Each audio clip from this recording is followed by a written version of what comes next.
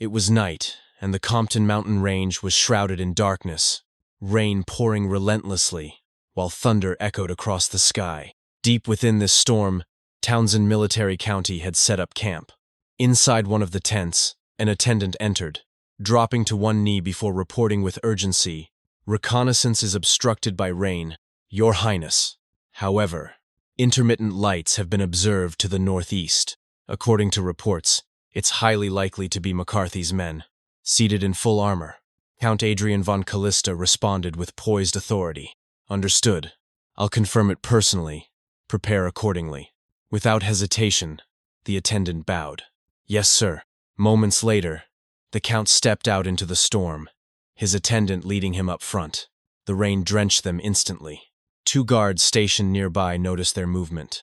One of them whispered to the other with disdain, "Coming to someone else's territory just to endure this hardship. All for that dragon lair, huh?" The other replied, "Guess we're trying to curry favor with the Townsend Dukes while we're at it." "Still, Count Callista, rumors say he's a wastrel better, that he's at least capable of command." The Count heard their words but didn't react outwardly. "My apologies," he thought silently. "The truth is, I'm not Count Callista. My name is Hans." Since childhood, Hans had served Adrian von Callista as his personal servant. At first, it was homework and chores. Then came swordplay and etiquette. After the previous head of the family passed, Hans had assumed nearly every responsibility, including estate management. Eventually, while my wastrel master drowned in drink and women, I handled everything. I acted as the Count's hidden proxy, even marching into battle in his place. I let go of resentment long ago. As a commoner, I was granted opportunities most never dream of, but even so, dying on a battlefield like this, it's not what I expected. They arrived at the reported destination. Hans pointed.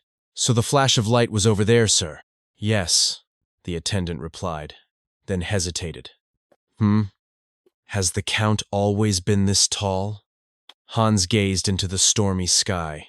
"Well, at least I look noble on the battlefield. Soldiers fight on the front lines. The commander's job is to survive in the rear. The visibility is too poor." Hans decided. "Let's return." "Yes, Your Highness." As they turned to leave, Hans reflected silently. "Yet sometimes I wonder if there is an afterlife." The attendant glanced over. "Your Highness, perhaps I should lead the—" Suddenly, he collapsed. Hans turned sharply, eyes widening in alarm. Soldiers shouted in the background, "It's an ambush! Count! Sir, this way!" Another soldier came running toward Hans, yelling, "Your Highness!" But it was too late. A spear struck Hans in the back, driving him to the muddy ground. "Huh? Is this how I die?" Blood pooled beneath him. The spear remained lodged in his back. To live my life always as a stand-in, only to perish so abruptly. Rain thundered around him. Soldiers screamed. His vision blurred. Sometimes I think, if there is a next life, I want to live a life where I'm recognized for who I am, where my actions are acknowledged, where my efforts are valued. A life meant for me. That was Hans's last thought, and then he opened his eyes. A girl's voice rang out, sobbing and desperate. "Please, my lord, please." Hans blinked, confused. "Huh? Madeline? She was supposed to be at the county. Why is she here? And why does she look so young?" The girl cried out again. "I didn't mean to disregard you, my lord. I won't ever do it again, please." "Is she begging me? What on earth is happening?" He glanced around and saw a young man holding a stick, staring at it in confusion. The man noticed a mirror in the corner of the room, looked into it, and touched his face. "Count Callista?" he whispered. "That face. It's me. I'm in Adrian von Callista's body." "Madeline!" he shouted and rushed toward her. She flinched, thinking he would strike her. Hans, now Count Callista, backed away, embarrassed. "Today is. What day is it? And the year?" Still bewildered, Madeline answered, "Year 853. His breath caught in his throat. His eyes widened, mouth slightly agape. "I've returned to the past. I'm in the body of my former master. 15 years ago, he sat on the bed, processing the impossible reality. After several moments of stunned silence, he slapped himself across the face. Ouch, that hurts. Lying back down, he stared up at the canopy above. Is this reality? This luxurious room? I can't look away. These soft, delicate hands. He never did any labor, not even held a pen. He stood up again, covering his face as he spoke. First, go out, Madeline. Startled, she bowed and ran out. As she moved, he noticed her legs bruised and battered. Undeniably, the world's greatest wastrel lord, Adrian von Callista. He sighed, rubbing his head. He stopped servants for petty reasons, treated them like toys.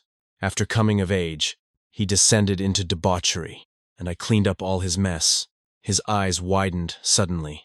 Wait, something's off. He bolted upright, hurried through the door, and entered what he expected to be his room. Instead, he found sacks and boxes stacked floor to ceiling. A storage room?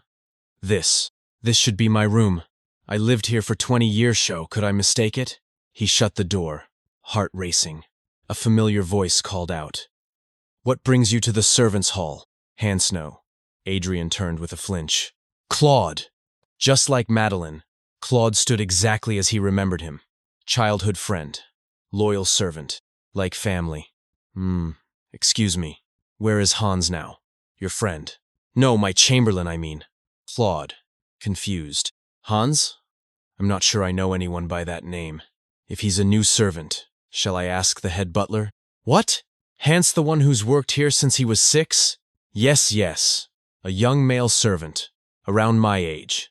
Claude looked uncomfortable. There, Claude muttered. What is this? His stone is strange and he seems off today. I'm sorry, but I don't know any such person. Adrian froze in place. What does this mean? That I don't exist in this world? A few days had passed. Early in the morning, 2 maids were chatting while carrying a laundry basket through the quiet halls of the Callista estate. Did you hear? One of the maids whispered. Some say they've seen the young lord at dawn these past few days. Her companion blinked in surprise. Huh? But he always wakes up late in the afternoon. That can't possibly. Before she could finish her sentence, the girls suddenly shrieked in fright. Callista had silently approached from behind and spoke in a calm voice. Over there. Startled beyond belief, the maids dropped their basket, scattering the laundry across the floor. Callista blinked, slightly embarrassed. Can you call the nanny? Sorry for startling you. The maid bowed repeatedly, her voice trembling. Yes, it's fine, my lord. I apologize. As they scrambled to collect the fallen laundry, the 2 exchanged whispers. Goodness. Truly before sunrise. That startled me. Shh. Today is June 17th, year 853. It's already been a week since I entered the body of 15-year-old Count Callista. I suppose I have to start accepting that I've become Adrian and will be living his life. Later that morning, the nanny arrived in Adrian's chamber and began dressing him. She commented with a soft smile, You've been waking up rather early these days. Adrian chuckled. Yeah, even when I try to sleep, my eyes just open. Shall I have breakfast prepared? He shook his head gently, offering her a small smile. I'd like to visit Mother first and pay my respects. Would that be all right? The nanny gasped, covering her mouth in surprise. Oh, that's a wonderful idea, my lord. Madam will be so pleased. Soon after, Adrian stood before his mother's chamber door. He took a breath and called softly, Mother. Inside, his sickly mother lay in bed, frail and pale. His younger sister, just a year apart from him in age, turned toward the door with a look of shock. Regina von Callistath, Countess of Callista. Owen von Callistath, current Count of Callista. Regina blinked. Brother, what brings you at this hour? Owen chuckled softly. Oh dear, what are you saying? Adrian stepped closer, his voice tender. No, it's just. I'm glad to see you. Owen gestured. Come in, Adrian. It's a lovely morning, isn't it? As Adrian approached the 2 women, his thoughts turned bitter. 3 years ago, when the former Count of Callista suddenly passed away, the shock left the late Countess bedridden. Adrian's younger sister, just a year apart, and his mother were all that remained of House Callista. Despite its remote location in the Rosenbaum Empire, the territory of Count Callista was once a noble house of wealth and honor, with a vast domain and a long history. But after the father's death, a 12-year-old Adrian inherited the title, and all that glory crumbled beneath his hedonistic rule. The house grew so poor they had to lease troops to other territories just to afford meals. Mother's health worsened, and she passed away. Regina had to bear the weight of the household, buried in debt. He sat by the bed. "Mother, I've been neglectful, haven't I? I'll come visit you often now." His mother smiled faintly. "My son, you don't need to overdo it. Just managing the estate must be burdensome enough." She reached out to gently touch his face. Adrian's expression turned somber. After a few quiet moments, he excused himself and stepped out of the room. "For the sake of the two who've suffered so much, I have to manage the estate properly." Just then, a voice called out, "My lord, Mr. Flynn has come to see you. May I escort him to the reception room?" It was Alman Butler of House Callista. Adrian's face brightened instantly. "Mr. Alman, please do that." Alman paused, puzzled by Adrian's overly enthusiastic tone. "My lord? Ah, yes, please do that. Mr. Alman has served since the days of the former count, a responsible and capable man. Every time the master struck the servants, Alman shielded them with his own body. Even when ignored, he never withheld advice and worked tirelessly to keep the estate afloat. But around this time, he resigned. The new butler, Side, was so incompetent he helped ruin the family finances. As they walked through the hall, Adrian glanced up at Alman with puppy-like eyes. "Please don't leave. Isn't there any way to stop Mr. Alman from leaving?" Alman knocked on the parlor door. "Mr. Flynn, I have brought the lord." A smug voice replied from inside. "Ho ho, my lord. A fine morning to you. Flynn, administrator of Callista Territory." Adrian narrowed his eyes. "Ah, Flynn, I remember now. That bastard treats the servants like slaves." Trying to keep his voice even, Adrian asked, "Is there some business?"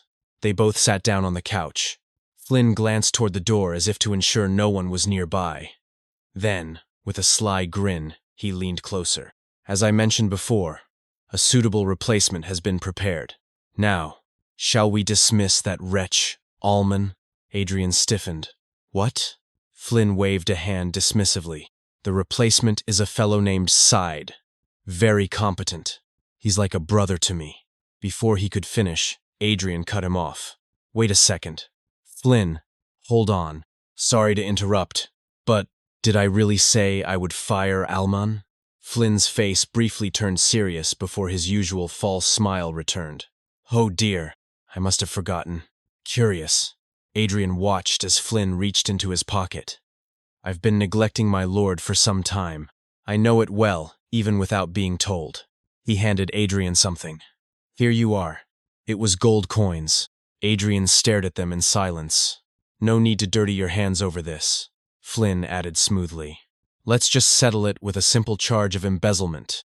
As always, I'll prepare the records for you." Adrian's hand trembled as he held the gold. 10 gold. A commoner family's monthly expenses are 10 silver. 10 gold is 20 months' worth of living expenses. Flynn is the administrator of Callista Territory. Apart from the Lord's meager stipend, he has no other income. In other words, this gold was stolen from our people. Adrian Callista, you took embezzled money as bribes and let the estate be manipulated by others? Mr. Alman wasn't just quitting, he was driven out. Everyone knew it was a false accusation and stayed quiet. And I was too young to notice back then. My reason and memories are more messed up than I thought. Adrian looked up sharply and shouted, "Oswald, are you there?" "Yes, my lord. What do you require?" Flynn blinked. "Oswald, the night bodyguard?" Adrian's voice rang out firm and cold. "Arrest Flynn immediately. He made corrupt requests and falsely accused my servant." "Imprison him in the dungeon!" Oswald burst into the room. "As your command, my lord." Flynn leapt up, sputtering. "My lord! Wait, my lord! You scoundrel, how dare you? This is absurd!" Oswald pinned him down with swift precision. Adrian rose to his feet.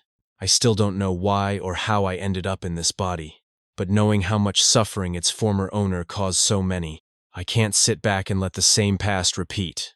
Oswald dragged the writhing Flynn down the hall. Flynn shouted indignantly, "Take it easy on me! Walk straight, you scum! Don't even know what you did wrong!" Oswald barked. Flynn sneered through gritted teeth. "That insolent brat dares! A sick woman and 2 brats! It's no exaggeration to say this collapsing house has only 1 knight left, and the biggest fool among them is the so-called Count. Easier to manipulate than a village mutt. That arrogant punk's finally trying to show pride." A cruel smirk spread across Flynn's lips. "But the world isn't so kind, you brat." Inside the dimly lit dungeon cell, Oswald shoved Flynn harshly to the ground. The iron door clanged shut behind them, echoing through the stone corridors. Flynn stumbled and fell forward with a thud. "Oh my!" he gasped, glaring up at the knight. "Aren't you handling people too roughly?" Oswald didn't flinch. His cold eyes bore into Flynn's. "Shut your mouth," he snapped. "Stay quiet until the Lord decides your fate." Flynn scowled from the floor. "Oswald, the son of a knight who served the previous count. That smug face of his has always rubbed me the wrong way, pretending to be loyal just because all the decent knights left. I'll get rid of him too. Once I sweet-talk Count Callista, he'll be gone. A mere knight, acting so high and mighty in front of me." He scoffed silently. "That so-called lord is just a 15-year-old brat, lazy and full of poor judgment." He recalled a memory-one that always amused him. "My lord," Flynn had once said, "it seems we need to raise the tax rate this time." Adrian, barely paying attention, had simply shrugged.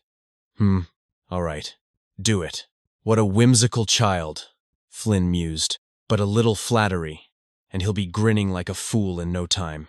Just then, footsteps echoed through the corridor. Adrian arrived at the dungeon cell, flanked by 2 guards. His expression was unreadable, his posture unnervingly composed. Oswald straightened. "Have you arrived, my lord?" Adrian gave a curt nod. "Yep. Is Flynn inside?" From within the cell, Flynn glanced toward the door. "If he starts yelling again like usual, I'll just kneel once and whine a little." He quickly forced a smile and greeted with exaggerated politeness. "Oh my, our esteemed lord has come in person." But the moment Adrian stepped into the light, Flynn froze. The boy before him was different. His aura was sharp, commanding utterly. Unlike the naive child he remembered. Flynn's face fell. "Huh? This guy. Is that really the empty-headed kid?" He dropped to his knees instinctively. "My lord, it was all my fault. Please, just one act of mercy." Adrian's voice was calm and resolute. "No need to beg me for mercy, Flynn." The knights nearby exchanged startled glances. "Count Callista, speaking with such authority?" Adrian continued. "From now on, all serious crimes within Callista territory will be judged through formal trials." Flynn's eyes widened. "Trials? You're joking." "Right, my lord? It's me, Flynn. Haven't I always been loyal to you?" "My lord!" Adrian turned without another word and began walking away, Oswald following close behind. Flynn's desperate cries echoed in the stone chamber, unanswered. A few days later, Flynn stood at the courtroom's center, his hands trembling at his sides. Once a powerful administrator despite his commoner origin, Flynn had wielded significant influence throughout Callista territory. Now, he stood accused of bribery, embezzlement, and breach of trust. His assets were being seized. He faced imprisonment, and as word spread, the entire territory was shaken. Flynn's downfall became more than just a trial, it was a warning, a message to every negligent administrator who had grown complacent in their power. In the castle halls, the servants whispered among themselves. "Did you hear about Lord Flynn's trial? How long has it been since we had a proper trial in the territory? Why did the Lord suddenly summon us? Sigh. Did someone upset him again? What whim is he acting on this time?" Meanwhile, Adrian stood before a gathering of castle servants. Allman stood at his side, overseeing the assembly. "Is everyone gathered?" Adrian asked quietly. Allman nodded. "Yes, Count. All the servants working in the castle have been assembled." The chamber fell into silence. Dozens of eyes turned toward the young lord. Adrian looked across the room, his gaze steady. After a long pause, he finally spoke. "How I've been as a lord so far. The servants who've served House Callista up close would know best." Confused murmurs rippled through the room. What's he trying to say?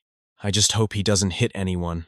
Then, to everyone's shock, Adrian bowed deeply before them, graceful, apologetic, and sincere. "I want to apologize to all of you." A gasp ran through the crowd. "I've lashed out, nitpicked, and even committed violence over absurd reasons," he admitted. The servants exchanged bewildered glances. "Why's he acting like this? What happened to him?" "I know one apology won't erase everything I've done," Adrian said, raising his head. "But I want the chance to make amends. I've been unreliable as the head of House Callista and as the lord of this land. But from now on, I will change.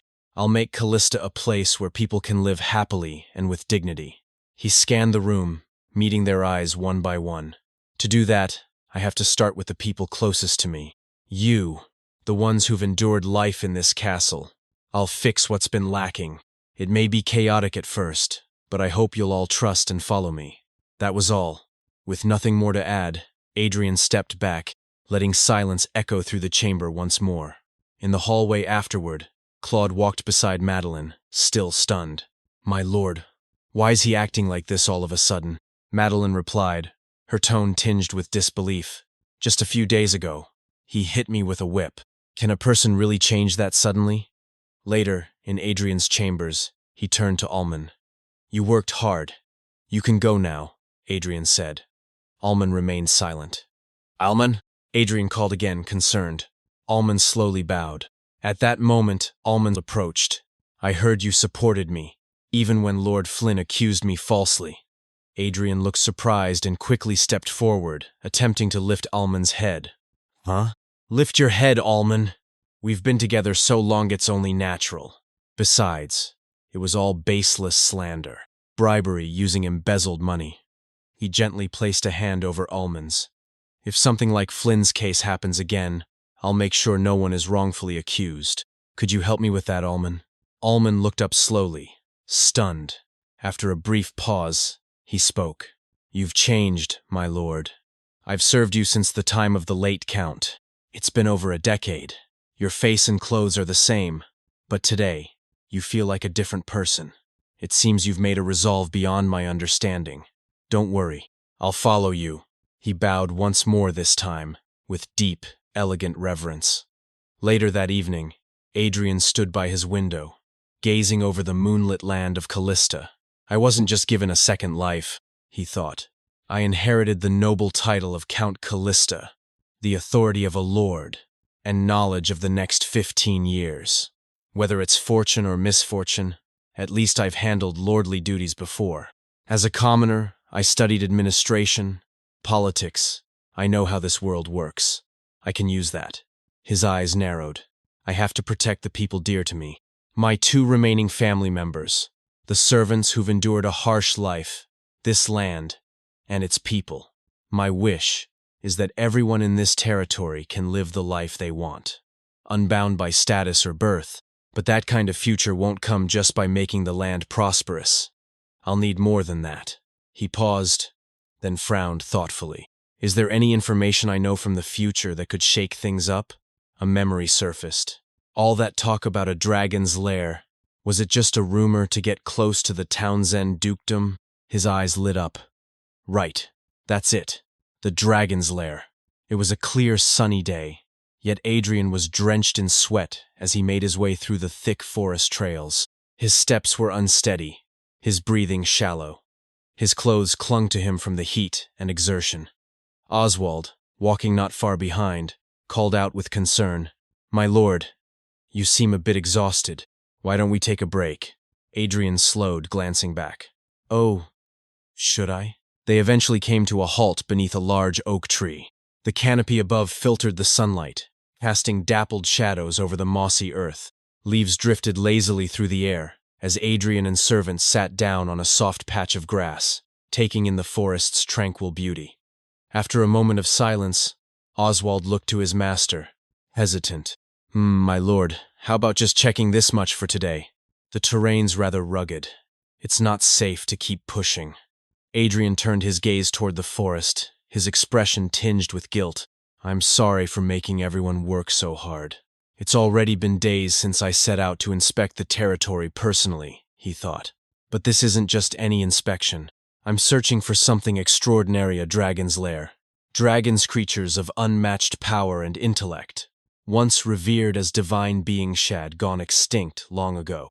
Yet, whenever one of their ancient lairs was discovered, the world reacted with hysteria, because those lairs contained treasures of immeasurable value.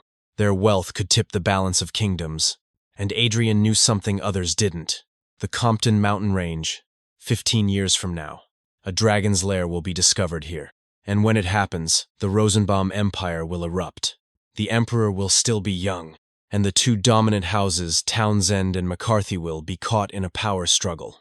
That lair would be found right at the border of the two houses, sparking a military conflict over ownership and Callista territory. It happened to sit on that very border. Adrian remembered clearly House Callista had once sent troops in support of the Townsend dukedom during the chaos. That's why I have to find it now, 15 years earlier. Without saying a word, Adrian rose quietly and slipped away from the resting group. He began running alone through the dense undergrowth. They say dragons hoarded mountains of gold and jewels enough to purchase a small kingdom. If I can find that lair now, it won't just stabilize the territory. It could fuel something far greater. The precise location hadn't been recorded in history, only that an herbalist, lost deep in an oak forest, stumbled upon it by accident and recognized it as a dragon's lair the moment he saw it. If he could recognize it at first glance, then so can I. Several hours passed. Night had fallen, and the forest was bathed in shadows. Adrian was now leaning against a tree, completely out of breath. His legs trembled with fatigue. It's not here. I can't find it. He glanced around, disoriented. Not even a ridge that looks remotely like a lair. Were the rumors about the herbalist distorted? His chest heaved. The sun's already set. This body. Why is it so weak? I'll have to start exercising once I get back. A distant voice called out through the woods. My lord! Adrian stiffened. They're looking for me. It bothers me to keep making the servants suffer like this. But if I ask them to help search, the lair's secret might leak. No, I can't get soft now. The existence of the lair itself could trigger civil war. I need to be careful. Then suddenly, the earth gave way beneath his feet. Adrian slipped too late to catch himself and tumbled off the side of a steep cliff. His scream echoed into the air as he flailed mid-fall. But by some miracle, his descent was broken halfway down the cliff. He slammed into a narrow, rocky ledge, groaning in pain. Am I stuck halfway down a cliff? He muttered, gasping. He clutched his ribs. I almost died twice just now. This is bad. I think something's broken. How do I climb back? That's when he saw it. Just beside him, almost hidden within the cliff wall, was a cave entrance. His eyes widened. He said you'd recognize a dragon's lair at first glance. And he wasn't wrong. This is definitely it. Perched precariously halfway down a cliff, such an absurd location had to be intentional. Probably an entrance for a guardian. After all, dragons mostly move through teleportation. Adrian slowly forced himself inside. The cave opened into a vast, hollowed-out space, hidden perfectly by the rugged canyons of the Compton mountain range. No wonder it remained hidden all these years. But now a new problem presented itself. How do I get back up the cliff from here? Oswald and the others would never be able to find this place. Even if I find the treasures, if I die here, it's meaningless. Yet curiosity pulled him deeper. Eventually, he stepped into a grand inner chamber and gasped. Wow, he whispered. Beautiful. Is this a dragon's domain? He staggered forward and realized with a shock that all the pain in his body was vanishing. Unbelievable. My injuries. They're healing? This was supposed to be an abandoned lair. Could the entire space be enchanted with healing magic? If so, even this chamber alone would be worth a fortune. He slapped himself. Get it together. Now's not the time to get overwhelmed. I have to explore every inch of this lair. This place, this lair, will become my greatest asset. I, who've returned to the past in someone else's body, need this more than anyone. Adrian spent hours combing through the lair.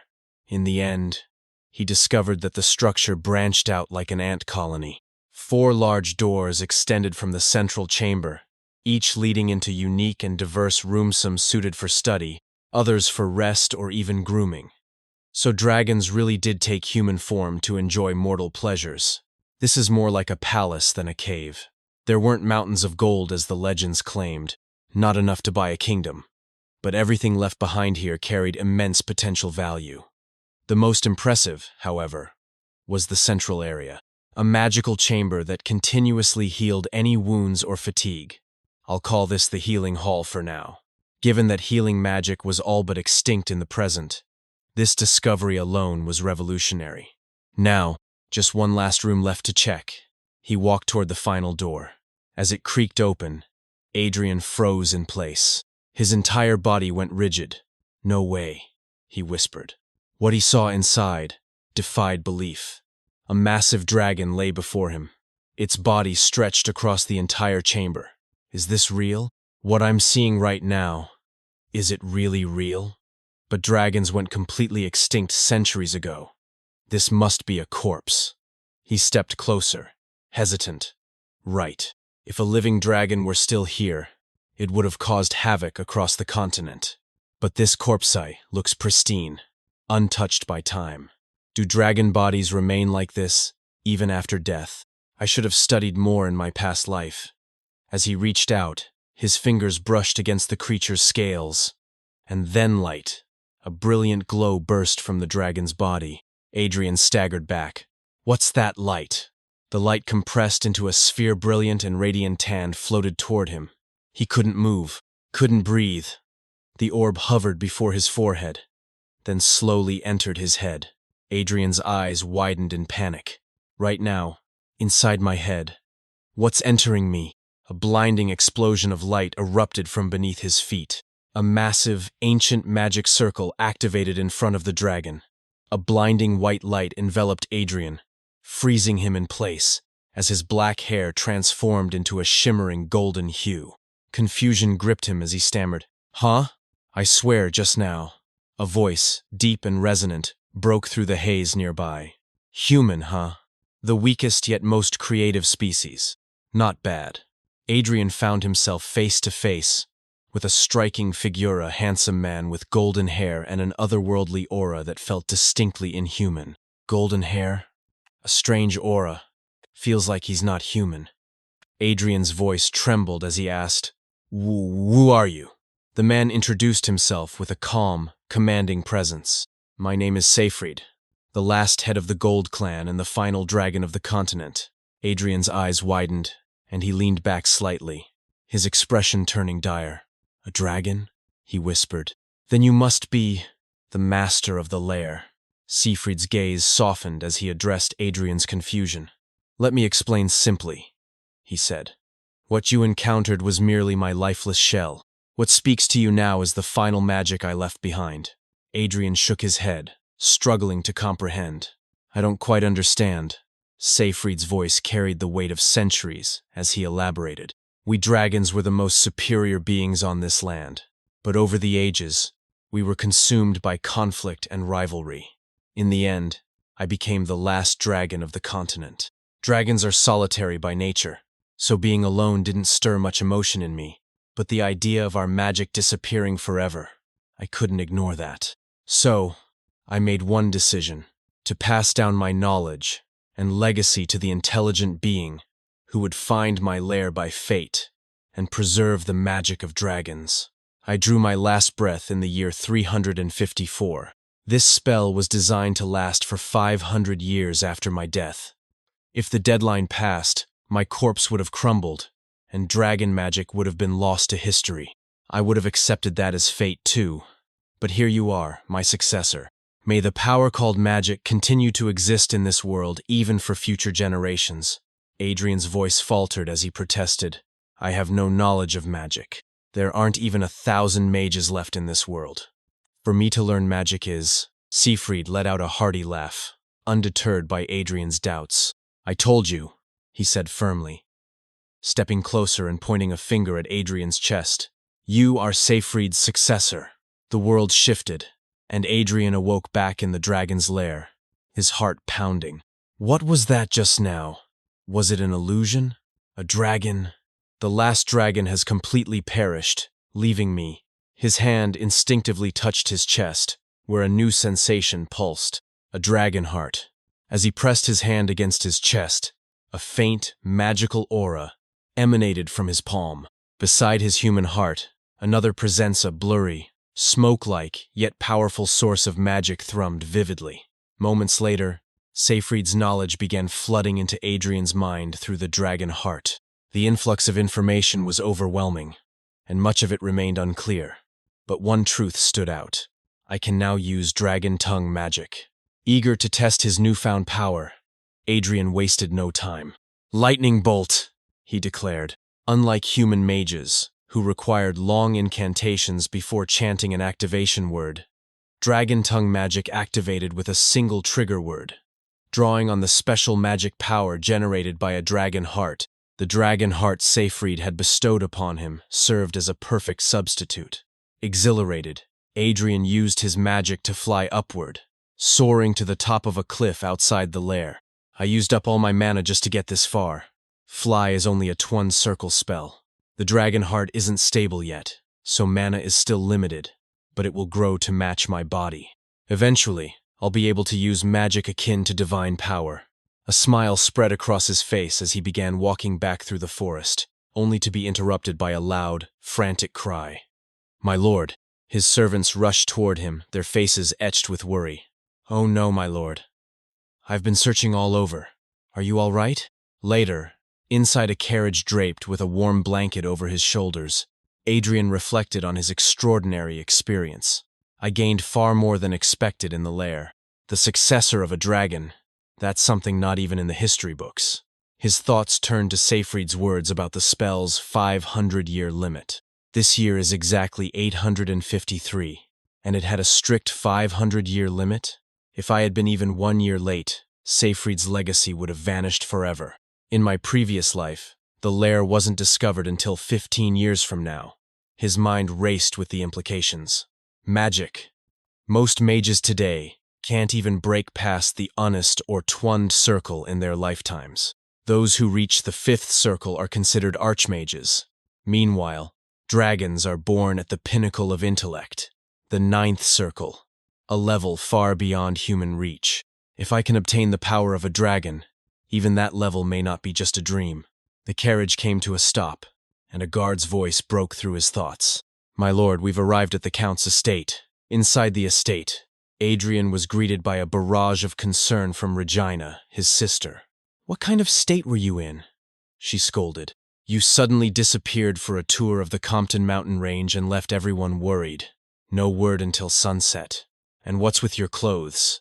Did you run into bandits or something?" Adrian waved off her concerns, though his voice betrayed a hint of exhaustion. "Don't worry, I wasn't hurt. I was hurt, but I'm fine now." Oswald, the loyal knight, dropped to his knees, his head bowed low. "I'm terribly sorry," he said, his voice heavy with guilt. "This lowly old knight failed to protect my lord." Regina's tone softened, her worry evident. "Brother, you've been pushing yourself too hard lately. Did something happen?" Adrian glanced at Regina and Oswald, their eyes brimming with concern, and quickly shook his head. "No, I'm fine. Everyone, go in and rest." Alone in his room at last, Adrian sighed and sank into his chair. Oswald, like Alman, was one of the former Count's close aides. He remained purely out of loyalty to Callista. Regina, Alman, Oswald. Thankfully, I still have people by my side who will help me. He called for Alman, who entered promptly. "Did you call for me, master?" Alman asked. "Alman, sorry it's late," Adrian said. "What about that thing I asked for before the tour?" "The servant list and the salary ledger, sir," Alman replied. "As you requested, they've been organized. Are you reviewing them now? It's already late, and I heard there was an accident on your journey." Alman's concern was evident, but Adrian brushed it aside with a warm smile. "I'm fine. Please bring them." Alman hesitated. Would you consider resting tonight and reviewing them tomorrow instead, pushing yourself for something not so urgent? I'm worried for your health, my lord. Adrian's smile widened. What if they can keep up with my changes? For the servants, their livelihood depends on daily treatment. How can that not be urgent? Besides, I've just finished a pressing matter. Could you bring them now? Alman bowed politely, a hint of curiosity in his voice. Understood. Please wait a moment. You said you've just finished a pressing matter. Was there something you needed to take care of during the tour?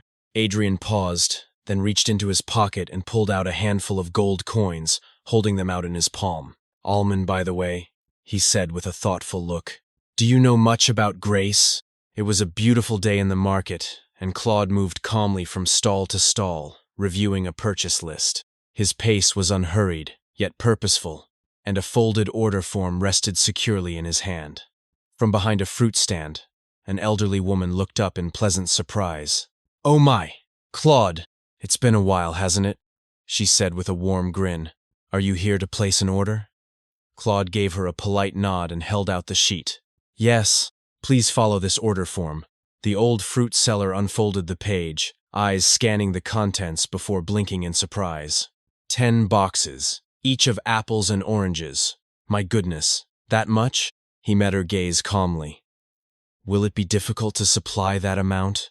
She quickly shook her head, her smile returning with twice the brightness. Not at all. I'm just happy. Her voice took on a nostalgic tone. The Lord has completely changed, don't you think? Ever since Flynn Nari was punished, taxes were slashed, and orders from the manor increased. Everyone's saying life's finally worth living. Who would have thought a day like this would come? She handed back the receipt. I'll deliver them by this evening. Claude bowed slightly. Thank you. Before he could turn to leave, the old woman handed him 2 crisp apples. And this is for you. Just a little thank you. Her smile softened. Isn't it thanks to you all serving the Lord well that things turned out like this? Claude accepted the apples hesitantly, seeming slightly uncomfortable under her gratitude. Praises like that are still hard to accept.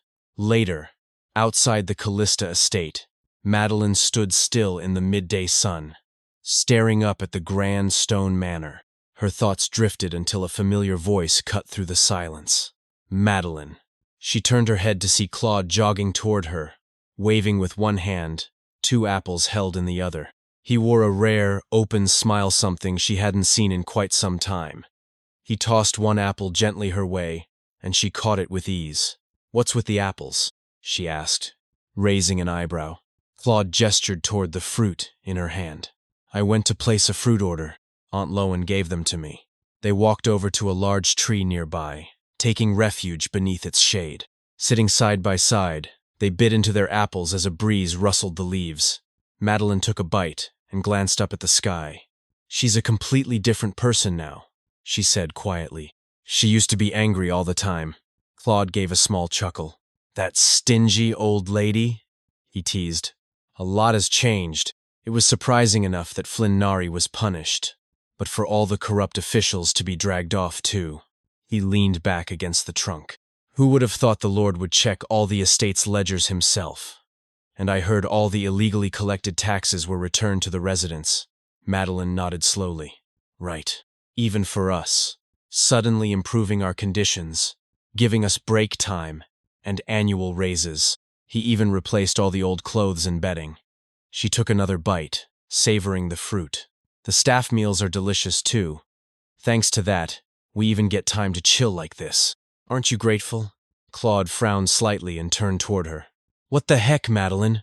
You were just talking smack a few weeks ago. Didn't they beat you over a petty reason? People don't change that easily. You've experienced it yourself, right?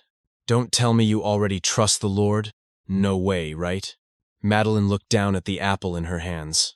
Her voice was quieter this time. That's true.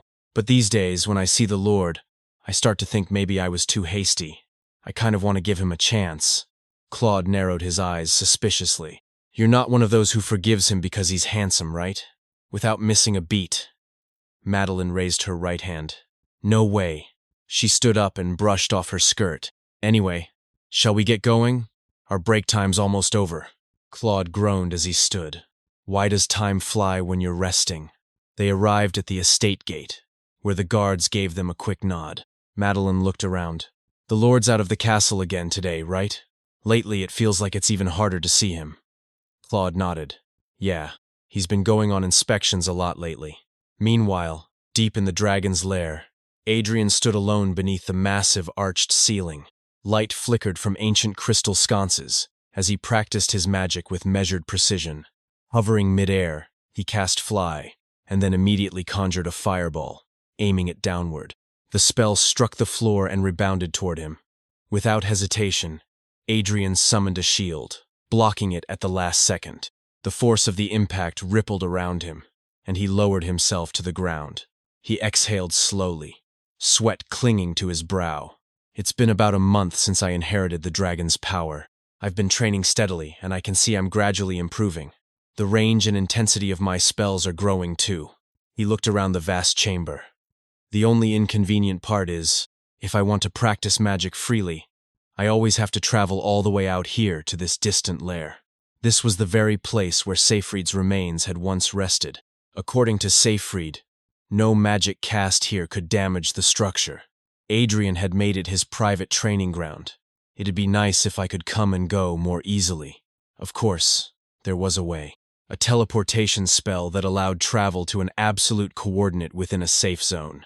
However, that was a 7-circle spell, the powerful Warp Gatia technique, far beyond his current level.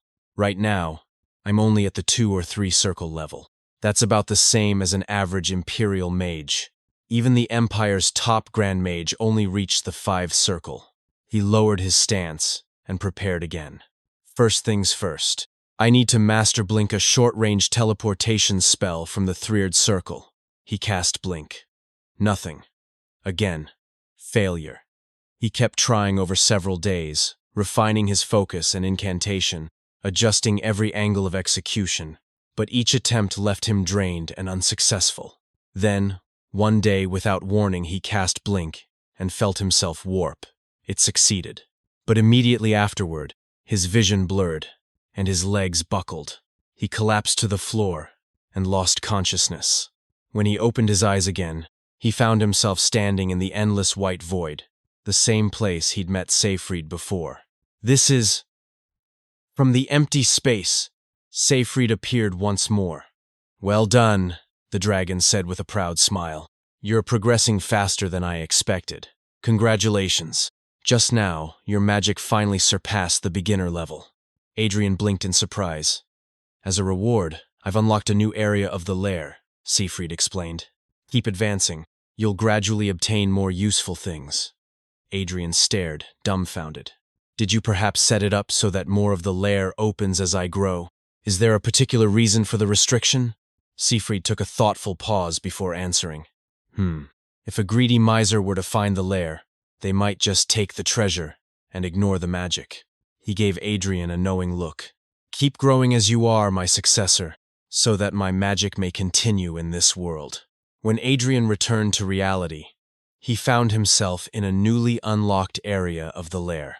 A hidden chamber, inaccessible through the main entrance, had appeared. He looked around in awe. No wonder the rumors said a kingdom could be bought with this lair. But I didn't see much gold or treasure before. Everything had been concealed with magic. Now, inside the sealed chamber, the real legacy was revealed. According to Seyfried, more treasures will be unlocked as time passes, right? Adrian examined a nearby shelf, eyes scanning ancient texts. What's written here? Is this ancient rune script? I can read it now, too. He read the names etched onto various objects. Queen of Tears. Afternoon in spring. Blessing of the gods. He opened one of the books. It detailed artifacts. Artifacts infused with transcendent magic. The effects of magic permanently fixed into the object. With magic nearly extinct in the world, such artifacts had become near mythical. Finding one was nearly impossible, and creating one, even more so. A backwater noble like me would never encounter one in a lifetime, and I'm nowhere near the level to create artifacts myself. He closed the book gently and placed it back on the shelf. Then, curiously, he pulled out another, and then another. Each tome detailed magical artifacts, dozens of them, cataloged and preserved. Wait, don't tell me. What's here? Are all artifacts? His eyes widened. This whole shelf. No, this entire room is filled with them. Inside the chamber, 10 artifacts were displayed in quiet splendor, each accompanied by an ancient book explaining its history and function in meticulous detail. Thanks to this, Adrian found it easy to select those that would be most useful to him at present. The first he chose was an artifact named Spring Afternoon. According to the book, it had been created by a 7th Circle archmage for his ailing wife. The ring held within it a healing enchantment, though not particularly powerful or efficient by the standards of traditional healing magic. Its simple effect of boosting vitality could be invaluable for someone in poor health. Healing magic is usually too inefficient to be practical, Adrian thought, inspecting the ring closely. But for Mother, whose body remains fragile, even something like this will be a great help. Next, he examined an artifact known as Dance of Shadows. Crafted by the Red Dragon Berestein, the piece looked deceptively simple. But when Adrian activated it, a faint red aura shimmered into existence, swirling like mist around his body. As it settled, Adrian vanished from sight entirely. Even in front of a mirror, no reflection showed. He experimentally jumped in place, marveling. There were no footprints, no sound. Even the sensation of weight seemed to vanish from his limbs. There's more to this than invisibility, he realized. It's like my very presence has been erased from the world. This is the true power of a dragon-made artifact. But that wasn't the most astonishing piece in the room. Adrian approached another artifact, and before he could reach out, it moved on its own, slithering through the air like a living creature. It coiled around his arm, fitting snugly in place. This one was called Breath of the Earth, and it was recorded as the only known artifact personally crafted by Seyfried the Gold Dragon himself. Its function was simple in theory, but revolutionary in practice. Warp. The coordinates were already fixed, bound permanently to Seyfried's lair. This will be enough to ease the suspicions from Regina and Alman, Adrian thought, recalling their growing concern over his frequent absences. I can travel back and forth without anyone noticing. No more sneaking around or wasting time. He clenched his fist in determination. With this, distance is no longer a problem. I can train freely. Who would have thought that learning magic could be this enjoyable? Later, Adrian rode through the forest on horseback, the artifact still on his arm. He glanced over his shoulder toward Mount Compton, a quiet resolution settling in his chest. This will be my last trip to the mountain, he thought. I suppose it's fortunate that this place is so deserted. But just as the thought passed, the ground began to tremble slightly beneath his horse's hooves. From the thicket ahead, a group of knights emerged, clad in full armor. Their leader raised a hand, signaling for his troops to halt. "Stop," he commanded. Adrian instinctively pulled back on the reins, his gaze narrowing. Then, in a loud, commanding voice, he addressed them. "As the Lord of Callista, I ask you this state, your identity. You have entered another territory with armed troops and without permission." One of the knights dismounted with a smirk. Well, so it's true. The Count of Callista is just a child," he said with mock amusement. "I am Count Pete Ross, commander of the 1st Imperial Knights." "A child?" Adrian bristled. "Sure, there's an age difference, and authority between capital and frontier nobles varies, but we're both counts." The least he could do is observe formalities. "Yes, Count Ross," Adrian replied coolly. "What brings you to Callista?"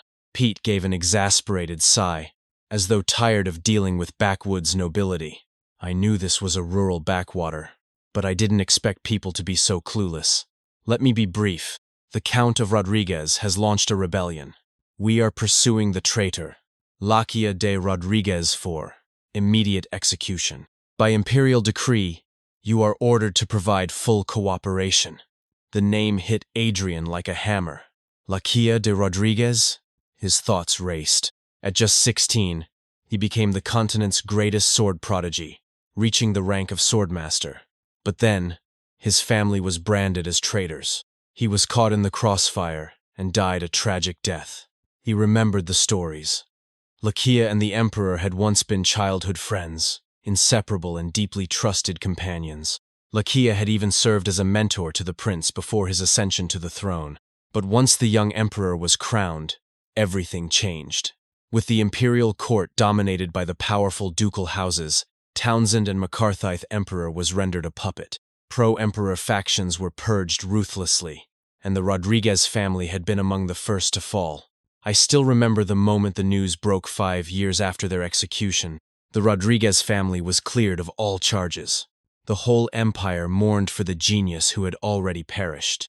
Lakia, who might have become a grandmaster, was lost forever at just 20 years of age. Adrian, with a stern look.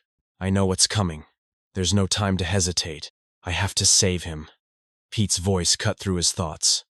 Hey, are you even listening? That criminal fled this way with critical injuries. Do you even understand how serious this is, boy? Adrian stared at him for a moment, then gave a sarcastic smile. He really thinks I'm some clueless, noble brat, he answered smoothly. Yes, Callista will cooperate. But let's not rush into this. Let's postpone the search until first light tomorrow and conduct a joint operation then. What do you think? Pete sighed again, clearly unimpressed. I doubt these backwater soldiers will be of any use. Our knights alone are more than capable of handling one wounded man. Adrian gestured toward the terrain around them. This isn't the capital, Count Ross. The Compton Mountains are no place for knights in full plate armor. Just look at your men. Pete turned and studied his troops. Many of them already looked winded just from riding up the slope. After a pause, he relented. Fine. We'll delay the search until tomorrow. Something like this happened during the lair scramble in my previous life, Adrian recalled. Even the powerful Townsend house had to ask Callista for help. Searching this mountain range is like hunting a needle in a haystack. If not for my memories, I wouldn't have found the lair either. Once alone again, Adrian rode deeper into the mountain range and cast a spell. Scanning! His magical perception spread like a wave. Widen the area. Go farther. Then, he felt Ita presence, a faint life signature, battered and clinging to consciousness. Found him. Spurring his horse into a gallop, Adrian rushed across rocky terrain until he spotted a figure collapsed on a massive stone slab. Blood soaked the man's clothes, his breathing shallow. Lakia de Rodriguez. Adrian dismounted and knelt beside him, touching his shoulder. The wounds were critical. Without healing magic, there was little he could do. I still haven't learned how to use healing spells properly, but the artifact should help. It's better than nothing. He slid the ring Spring Afternoon off his own finger and placed it onto Lakia's.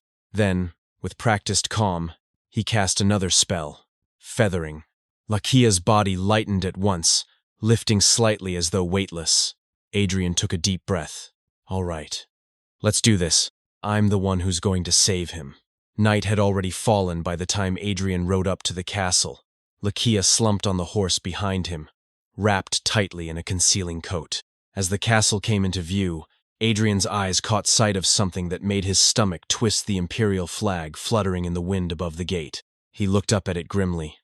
Oh no, he muttered under his breath. The knights had already arrived, just as he feared. It's all right. Just stay calm, he told himself, though his eyes betrayed his anxiety. Without hesitation, he reached for the artifact he wore pressed to his chest and activated the magic embedded within Dance of Shadows. In an instant, he vanished into thin air, leaving behind only the horse. Earlier, near the castle walls, a knight was busy plastering wanted posters. The citizens, crowding curiously nearby, erupted into concerned murmurs. What happened? One asked. Oh my goodness. Another gasped. They say a rebellion has broken out in the imperial city. The poster revealed the identity of the fugitive, Lakia de Rodriguez. Gray hair and bluish navy eyes. Wanted dead or alive. Back inside the castle, a knight stood stiffly at attention in front of Count Pete Ross. The wanted posters have been distributed across the entire territory. Starting from this estate, he reported. Pete gave a dismissive grunt. Callista. Truly a countryside backwater.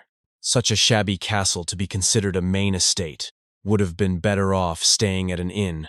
As a servant offered him a drink, Pete took a sip and immediately recoiled. "Look at this rude bastard!" he barked before hurling the chalice at the servant. "The water is lukewarm. Do you think you can treat an imperial knight like a joke?" The servant quickly bowed, trembling. "My apologies." A calm but commanding voice interrupted the chaos. "Please refrain from violence," Regina said as she stepped into the room. "You're accommodating a large number of guests suddenly and late at night, are you not? So I kindly ask you to excuse any shortcomings." Pete turned toward her, scowling. "Who are you?" "Regina von Callista, younger sister of Count Callista." Pete laughed derisively. "Callista is full of kids. Shouldn't the little one go sleep instead of meddling in adults' business?" Regina's expression didn't waver. "How dare you carry the name of the imperial house with such disgrace and insolence?" The laughter died in Pete's throat, his face frozen. "What did you say?" he growled. With narrowed eyes, Regina stood firm. "I stand here as the representative of the owner of this castle and this land, Count Adrian von Callista. Show proper etiquette and behave as knights and nobles should." Pete scoffed and turned away with annoyance. Arrogance must run in the siblings. Regina's stern face faltered briefly, replaced by worry. "Brother, where on earth are you right now?" Elsewhere in the castle, Adrian gently laid Lakia on the bed inside his room. He wiped the sweat from his brow and sighed in relief. He had successfully slipped in unnoticed. "It's a relief I somehow managed to sneak into my room safely," he whispered, glancing at the unconscious Lakia. "Sorry, Regina, I'll clean up the mess right away." 10 minutes earlier, he had been hidden under his invisibility spell, watching the exchange between Pete and Regina unfold. Things got worse than I expected, he thought, the grim realization sinking in. The wanted posters are already distributed, and there's nowhere to go. I didn't think the castle would be packed with knights, too. So the ones I saw in the forest weren't all. Rodriguez is in dire need of medical attention. At this rate, just then, a door creaked open. Adrian flinched instinctively. It was Madeline, one of the castle servants. He called out to her in a low voice. "Madeline." Startled, she nearly dropped the bucket of water she was holding. "Lord, I'm sorry. I thought no one was here." He raised a finger to his lips, signaling silence. "Right, this is the best option for now," he decided. "Madeline, can you quietly, and without anyone else knowing, bring Alman here?" A few moments later, Alman arrived, and the moment he stepped into the room, his face paled. "My lord?" he breathed. "I thought you were away, but it seems you weren't. You should head to the lobby immediately. They say a rebellion has occurred in the imperial city, and the Emperor's army." "I know," Adrian interrupted sharply. "You two. There's something I need to show you." He moved aside, revealing the bloodied and unconscious Lakia lying on the bed. Both Madeline and Alman were struck speechless. "This person is—" Alman began. "Don't tell me. The wanted," Madeline stammered. "Did you capture the traitor Rodriguez yourself?" Alman asked cautiously. Adrian sat down on the bed beside Lakia, his gaze steady. "He's not a traitor, Alman. I can't explain everything now, but he's being chased after being falsely accused. So I plan to protect him for now. But as you both know, I can't do it alone in this situation. I need the help of you two, Alman and Madeline." A heavy silence filled the room. "You must be wondering," Adrian thought bitterly. "I, Callista, am just a rural lord with no ties to the imperial house. There should be no reason to be involved with a powerful family like the Rodriguezes." He glanced at the two. "And besides, these two are my servants' people who must obey when a noble commands." Alman and Madeline exchanged uncertain looks. "In other words," Adrian continued silently, "they're also in a position where they could easily report this to another noble." "Even so, Madeline," he said at last, "can you take care of him? I'll assign you exclusively to my room." "I don't know how to treat wounds," she protested. "Just tending to his meals and cleaning his wounds is enough. I'll reward you generously. So please, just this once." Then he turned to Alman. "I need you to find a corpse that looks like him." Alman blinked. "What?" "A young man with a similar build and gray hair. It would be great if the eyes are bluish navy, but it's not mandatory. Both Almond and Madeline looked alarmed. "My lord, do you mean—" Almond began cautiously. "I know it's a heavy request," Adrian admitted. "It's difficult, but I'm asking. I must save this man.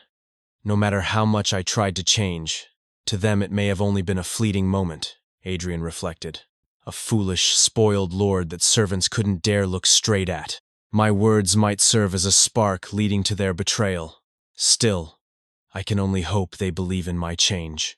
Adrian could only hope now. Right now, they have to trust me. Almond, after a brief pause, finally spoke. He addressed Adrian with a steady tone, asking if the Count was truly making this decision of his own will. "Among nobles," Almond explained, "there existed strict ranks, and while an imperial decree was as absolute as the sky, not to be defied, he personally served Count Callista." Almond hesitated, then asked whether Adrian had been coerced or pressured by outside forces. Adrian stood stunned by the question, cheeks tinged faintly with red. "That's right. I'm just a boy of 15 who inherited a countship.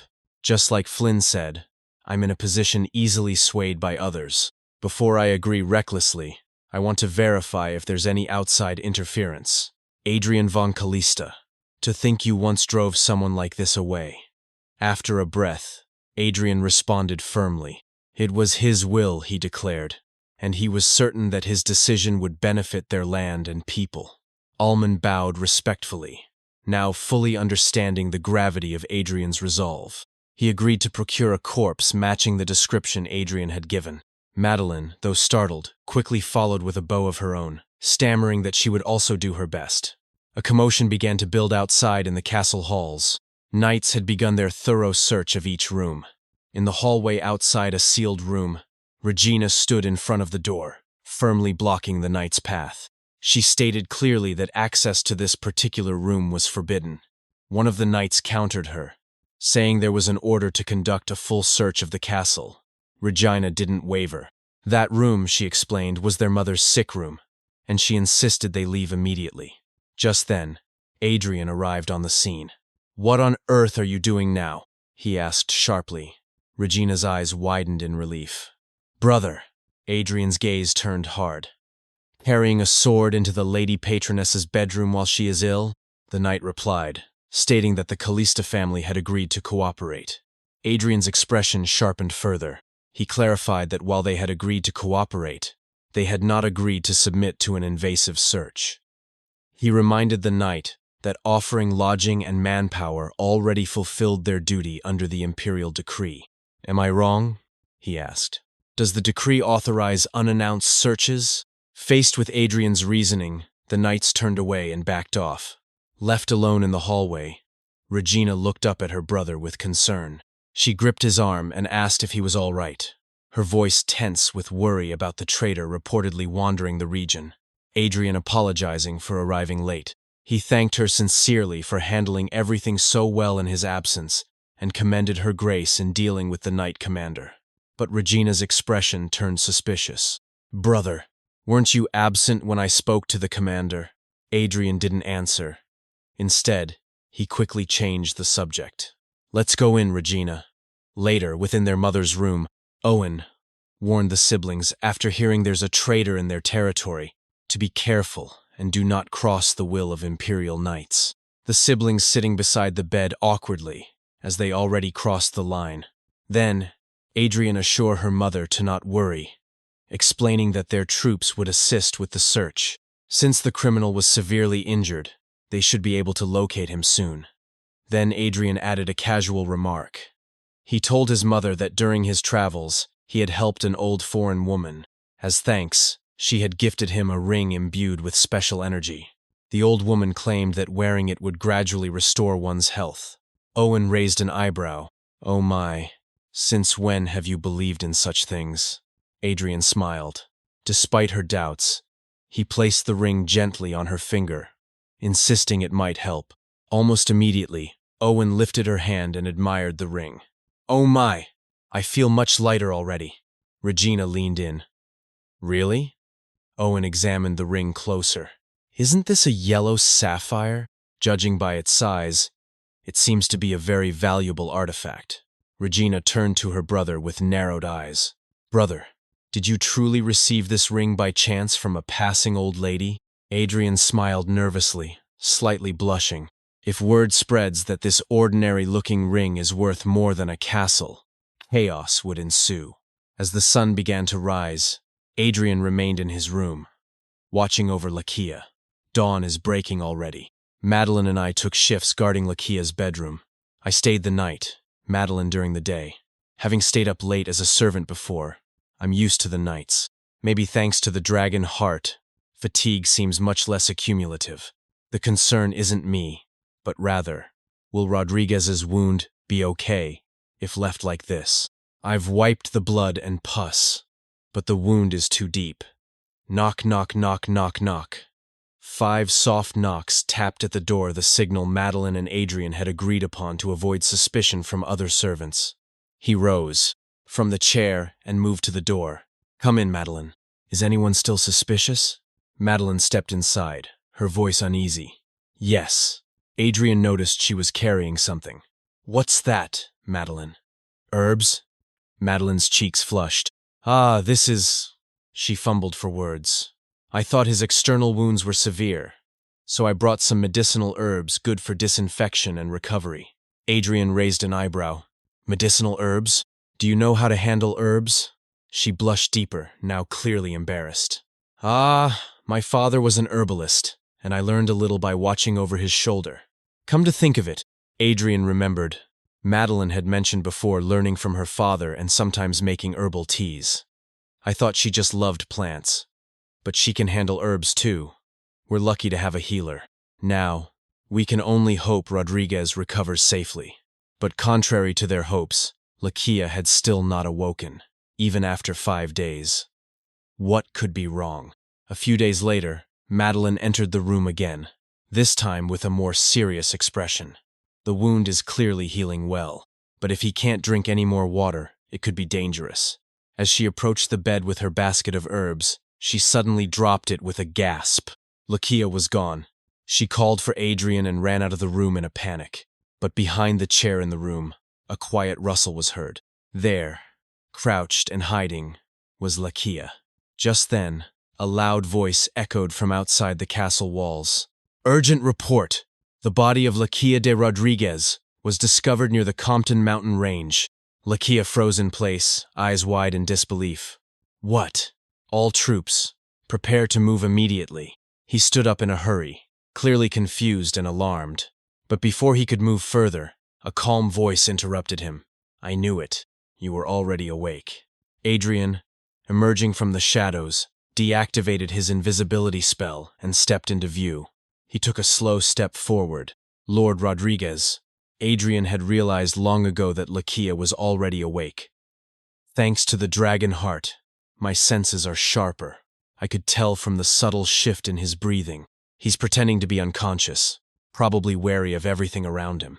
After all, he's a man on the run, branded a traitor, waking up in a stranger's bedroom, tended by 2 unfamiliar faces. Of course he'd be suspicious.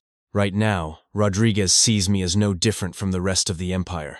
Suddenly, Lakia grabbed a nearby fireplace stoker and held it out like a sword, aiming it at Adrian. State your name, Lakia demanded. Are you with the ones outside? Adrian raised his hands slowly, his voice calm. Lord Rodriguez, please. But Lakia interrupted him, taking a step back. Don't come any closer. Adrian remained steady. Calm down. You're still injured. I'm not your enemy. Let me explain. Please, sit down so we can talk. Still tense but listening, Lakia finally lowered the stoker and sat back on the bed. All right, Adrian thought. From here on out, it's all up to how well I can convince him. He began to explain everything. Lakia listened in silence, occasionally frowning. So, you're saying the corpse they found was a fake? You arranged that? Adrian nodded. Yes. I dressed a corpse of similar build in your clothing and placed your signet ring on its finger. I apologize for using your family's possession without your permission. Lakia looked unconvinced. But Captain Ross of the Pursuers knows my face. A random corpse that sort of resembles me wouldn't fool him. Adrian replied. It's August. The body is decomposing quickly in the swamp.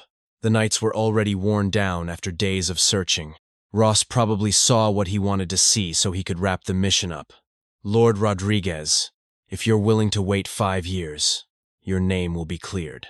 Would you consider going into hiding here, in Callista territory, until then? Lakia narrowed his eyes. How do you even know I was falsely accused? Were you involved in that incident? Adrian shook his head. I'm afraid I can't tell you that. Then what exactly is going to happen in 5 years? Lakia pressed. That too I cannot say. But if you can trust me. Lakia stood up suddenly. No need to say more. I appreciate your help, but I can't entrust my life to someone who won't answer a single thing properly. Adrian raised his right hand calmly. He was betrayed by everyone in an instant, branded a traitor, and saw his entire family purged. To him, everyone in the Empire must look like the enemy. Without a word, Adrian cast an illusion spell. Light shimmered and began to wrap around Lakia's body. Lakia gasped and stepped back in shock as his reflection subtly began to change. His navy blue eyes shifted to a soft citron hue, and his gray hair gradually turned black. Lakia stood frozen. That's impossible. An illusion spell. That's advanced fourth circle magic. And he didn't even chant. His wide eyes turned to Adrian, both amazed and fearful. How is this possible? Not even the Imperial Court's archmages can do that. Adrian met his gaze steadily.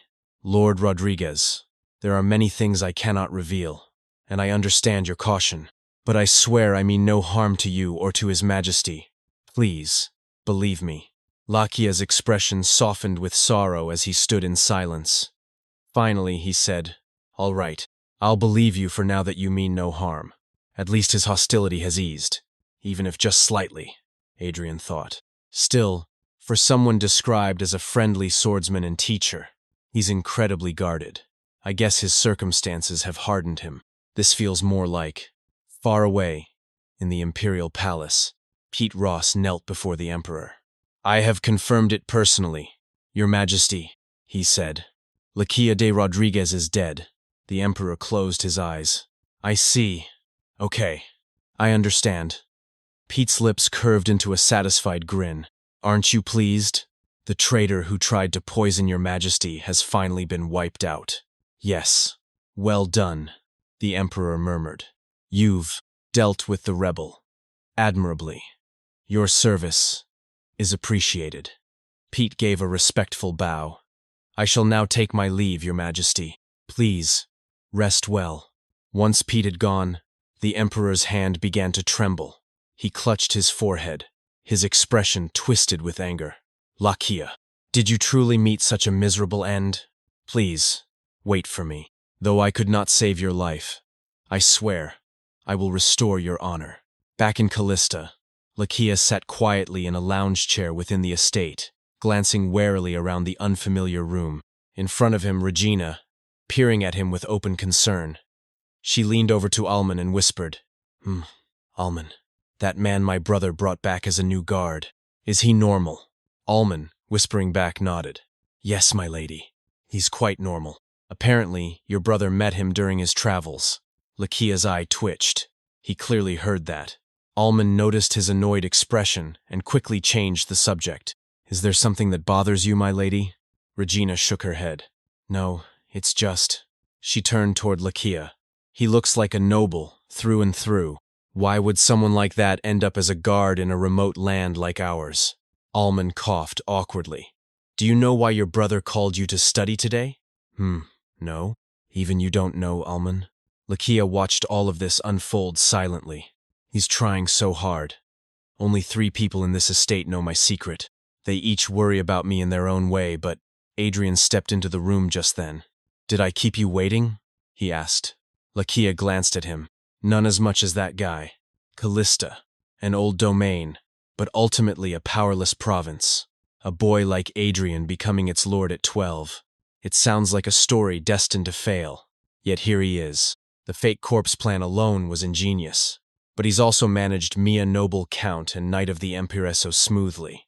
Too smoothly. Sometimes he feels more mature than I am. And the castle itself, the staff seem unusually cheerful. Even in the capital, It's rare to see such genuine energy. Is this place really being run by a 15-year-old? Adrian Callista.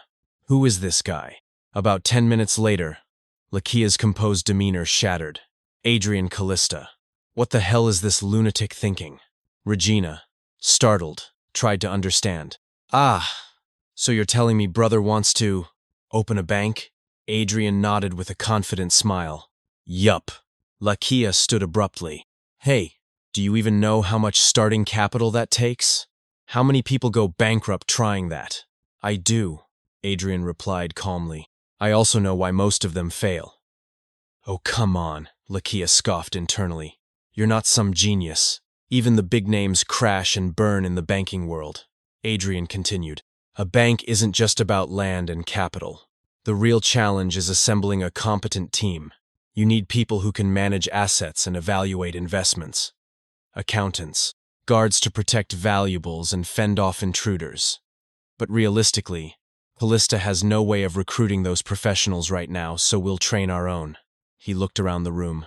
We'll open an academy here in the territory. It will be split into 2 tracks, accounting and security. He's thought this through more than I expected. Still, this is far from a realistic plan, Lakia thought. Regina looked concerned. But brother, will commoners even be able to afford tuition? Academies are usually for nobles. Adrian shook his head. You're right, Regina, which is why our academy won't charge them anything. Almond's eyes widened. Lord Adrian, are you saying you'll teach the commoners for free? What do you mean, Almond? They won't be students. They'll be workers in training. Do you expect unpaid labor? We'll pay them wages while they study. Almond stuttered. You'll pay wages. Everyone stared at Adrian in shock. To commoners, to attend your academy? Lakia stared in disbelief. Is he seriously saying this with a straight face? Almond addressed the gathered servants with a clear, authoritative tone. He concluded his explanation of the operational plan for the new staff academy, stating that its purpose was to support the founding of the Callista Bank. He informed them that the Count had decided the first students would be selected from among the current staff. Any who were interested, he said, should speak with him directly. One of the servants raised a hand, asking hesitantly whether they would actually be paid just to study at the academy. Almond nodded and explained that although their daily wages would be slightly reduced during the course period, they would still receive enough to maintain their livelihood. The announcement caused a ripple of chatter among the servants. Many looked intrigued. Should I try it too? One of them whispered. You're not exactly the brightest. Another replied with a chuckle. Then you should join the security division. Off to the side, Claude and Madeline exchanged quiet remarks. Claude frowned. He admitted that the more this went on, the less he could understand what the Count was thinking. Academies, in his mind, were for noble show were commoners like them, supposed to learn complex skills like accounting or security. Madeline, trying to encourage him, pointed out that Claude was always detail-oriented and good at math. He was usually the one trusted to run errands that required leaving the estate. She suggested he give it a shot. Claude scoffed. Running errands, he said, wasn't the same thing. Even if they learned something now, what would it really change? They were just servants. That was all they would ever be. Madeline fell quiet for a moment, before finally speaking again. She revealed that she was leaving the Count's estate. Claude looked at her in shock. What? What are you talking about all of a sudden? She explained that she had recently helped the Lord with something important, and as a reward, he had offered to let her study medicine formally. At first, she thought it was too much for someone like her, and she had considered refusing. But then she remembered a moment that had stayed with her. Lakia, sitting on the bed, looked up at her with gratitude. Lakia had asked. Adrian had nodded. Yes, her name is Madeline. It wasn't anything special, really, she had replied nervously. Just a little herbal medicine. You saved my life, Lakia had told her firmly. Thank you. That simple moment had filled Madeline with pride. She told Claude that it had felt good realizing that she could heal someone with her own hands, that the knowledge she had learned could actually save a life. Even if it was foolish, she wanted to try. She looked at him sincerely. While he still had the chance, she said, he should take it. Who knew? Maybe they could do something with their own hands. Claude didn't reply. He just stared at her, stunned and uncertain.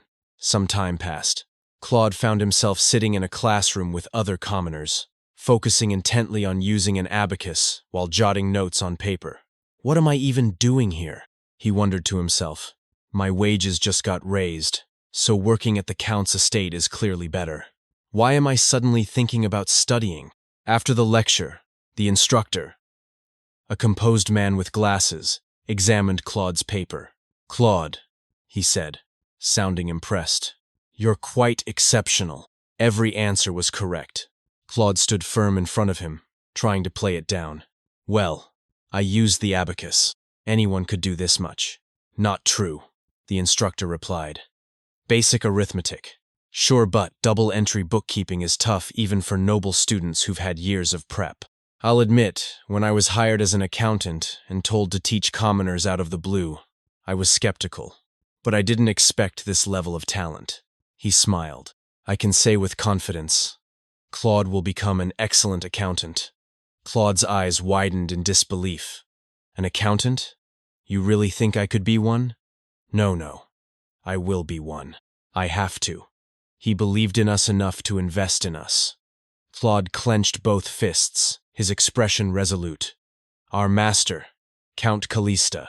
Elsewhere, in the training yard, Adrian stood looking worried. Ah, what is this? He murmured. Lakia, beside him, stared ahead in disbelief. Did I hear that right? Before them, a group of trainees were planking, trembling as they struggled to maintain the position. I said you're not good enough to teach, Lakia muttered, his voice dripping with disdain. You bunch of lowlifes. 30 minutes earlier, a group of applicants had swaggered into the yard, laughing arrogantly. Wow, what is this? Came 'cause I heard we'd get paid and this is what I get? One of them scoffed. You're the instructor? Another said with a sneer. You look more like a pretty boy than a fighter. Lakia twitched, with annoyance. Moments later, the scene had shifted. Those same men were now planking, bruised and breathless. Back to the present, Lakia growled. He muttered that accounting might be one thing, but the security division? It was full of thugs and street punks who only knew how to throw punches. Teaching people like this was a waste of time. Then, his frustration boiled over. You want me to turn this rabble into a knight order? They snuck me into this instructor role. Do they think just anyone can become a knight? Adrian quickly pushed Lakia away from the students, trying to avoid further embarrassment. I know it's a hard task. Let's just leave for now. A short while later, the two of them stood by a wall nearby. Lakia leaned against it, arms crossed, while Adrian stood before him, speaking. He mentioned that he had heard Lakia had once been the Emperor's swordsmanship instructor, and that His Majesty's sword skills were said to be near knight level. Lakia scowled. That was only because His Majesty insisted. Adrian shrugged. Are you seriously comparing him to commoners now? He went on to say that Lakia was a great teacher. Callista didn't have a knight order. Sir Oswald was all that was left, and he was quite old. Were commoners really so different from the Emperor? Lakia looked taken aback. What a shameless. But Adrian cut him off. Noble or not, people are still people. They come from different backgrounds, that's all. Everyone needs someone to recognize their potential and help them grow. I think you're the best person for that. This guy, Lakia thought, stunned. I knew he wasn't ordinary, but I didn't expect him to have such an outrageous conviction. Lakia warned that it would take more time and resources than Adrian might think. Adrian agreed and said he would fully rely on Lakia's expertise for the training. Curriculum. Lakia stared at him for a moment. You're really getting comfy with me, aren't you? He said. Adrian flinched. Huh? Lakia chuckled. At first, you couldn't even talk casually, all nervous. A memory surfaced, Lakia nagging Adrian for calling him with honorifics. Who uses honorifics with their bodyguard? Are you trying to get caught? Call me Lakia. You're Lord Rodrigue. Call me Lakia. Back in the present, Lakia muttered. It's better than being awkward, but you're way too relaxed now. Adrian grinned. You're just so reliable and kind. I must have let my guard down without realizing. Startled and slightly embarrassed, Lakia turned and started walking away, shouting over his shoulder, Ha! Enough with the cheesy nonsense. Anyway, I'm not forming a night order. Got it? Returning to the training yard, Lakia glanced at the trainees and froze. This guy. He was at the front earlier. He's held that stance even while I was gone? No, not just him. A lot of them are still holding out. Adrian's words echoed in his mind. Noble or not, people are still people. They come from different backgrounds, that's all. Everyone needs someone to recognize their potential and help them grow. I think you're the best person for that. A smile formed on Lakia's face. Everyone, stand! He commanded. Listen closely. To grow strong, you don't need just muscles or bravado. What you do need is grit and persistence. Whether it's anger or sheer stubbornness, it doesn't matter. Those of you still standing have shown that you at least have that. Don't forget what you learned today. Class begins now. I thought I'd spend the promised 5 years tucked away in this backwater estate, quietly keeping my head down. But maybe wasting time on something foolish like this isn't so bad after all. In the year 853, the Callista Academy was established to support the founding of the Callista Bank. It was divided into accounting and security divisions, and its students were exclusively commoners from the Callista estate. 3 years passed. Outside, in the Garden of Castilla, the sun shone brightly overhead. Owen, now looking healthier than she had in years, stepped outside to admire the blooming flowers swaying gently in the breeze. Regina came hurrying toward her mother, a servant close at her heels. Her voice rose in alarm as she called out, demanding to know why her mother was outside. Regina scolded her, insisting it was still chilly and she shouldn't push herself, even if she'd been feeling better lately. Owen simply smiled and told her that the weather was getting warmer, and she just wanted to go for a walk, the first in a long while. Owen then paused and inhaled deeply, remarking that it was the scent of spring, the damp earth, new sprouts, and flowers in full bloom. She said that the spring breeze had never quite reached the window of her room, and that she had forgotten what it was like for so long.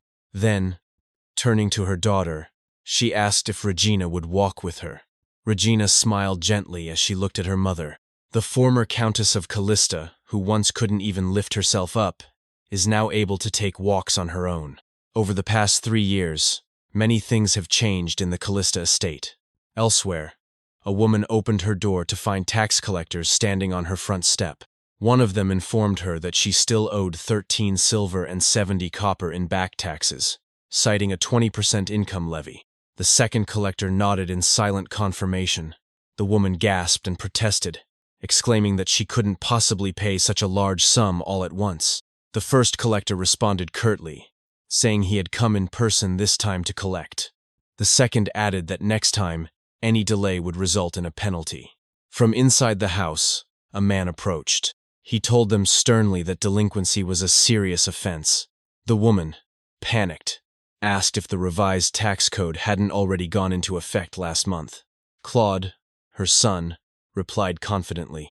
He explained that for low-income households earning less than 10 gold a year, the income tax had been adjusted based on the number of working members. With the additional long-term resident tax deduction applied, the amount they had submitted was correct down to the last copper.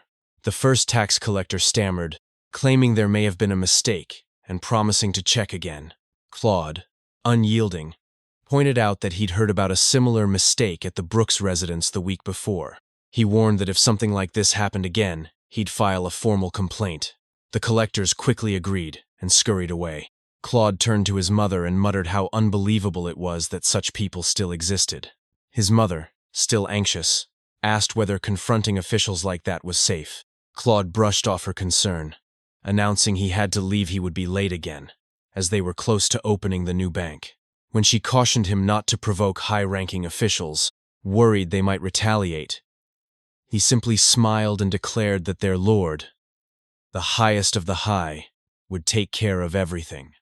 Inside the Castilla estate, a servant carrying a bucket of water approached one of the rooms and knocked. She murmured that she thought someone had just gone in. Another servant appeared and warned her never to disturb when that nameplate was hanging on the door. Seeing her confusion, she deduced she must be new. She apologized nervously, asking if something important was happening inside. The other servant replied vaguely that no one really knew. but she emphasized that when the nameplate was up, not even Sir Lakia, the Lord's personal guard, was allowed to enter. She chuckled and added that, of course, their Lord wouldn't be doing anything improper. Meanwhile, in the dragon's lair, Adrian was practicing his magic, as he often did. After casting a spell, the world around him shifted, and he once again entered the familiar white void. There, he was greeted by Seyfried. Adrian called out that it had been a while. 3 years, in fact. Seyfried noted with approval that Adrian had already reached the 6th circle, surpassing even the Imperial Court Mage, who was only at the 5th. Adrian admitted it still didn't feel real. Seyfried told him that he had also properly formed his dragon heart, which meant he could now wield large-scale magic. He added with a touch of awe that Adrian's growth over just 3 years in a human body, no less, was extraordinary. Seyfried reached out and patted Adrian's head. He asked if Adrian had begun training any disciples. When Adrian looked surprised, Seyfried explained that any great mage should pass their knowledge on. His dream had always been to leave magic behind in the world, something that would endure for thousands of years. Though it remained his greatest regret, what Adrian chose to do with the legacy was entirely up to him. Ever since I became Seyfried's successor, for the past 3 years, I've been continually unlocking new areas of the lair. Every day, hidden treasures poured out. After passing through a room filled with magical artifacts, I'd find myself in another chamber, glittering on all sides with mana stones. Just selling off what was lying around in there could have made me the richest person in the empire. But Seyfried didn't leave those things behind for my wealth or glory. So I, too, must pay the proper price for enjoying his legacy. Adrian shared that he had already begun thinking about his next steps. Decades ago, the human world had invented something called a bank. Using Seyfried's legacy as capital, he was planning to open one. Seyfried raised an eyebrow and remarked that such things had long existed under the name loan sharking. Adrian insisted it wasn't the same. He went on to explain that once the bank was successful and he had secured enough funds, he intended to establish a magic academy to carry on Seyfried's legacy.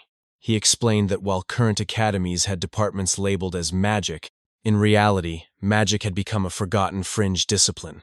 Few even attempted to become mages anymore, as most couldn't reach past the 1st or 2nd circle in their lifetimes. With the power Seyfried had left behind, Adrian said he'd revive magic not just with 1 or 2 disciples, but dozens, even hundreds, learning and passing it on to future generations.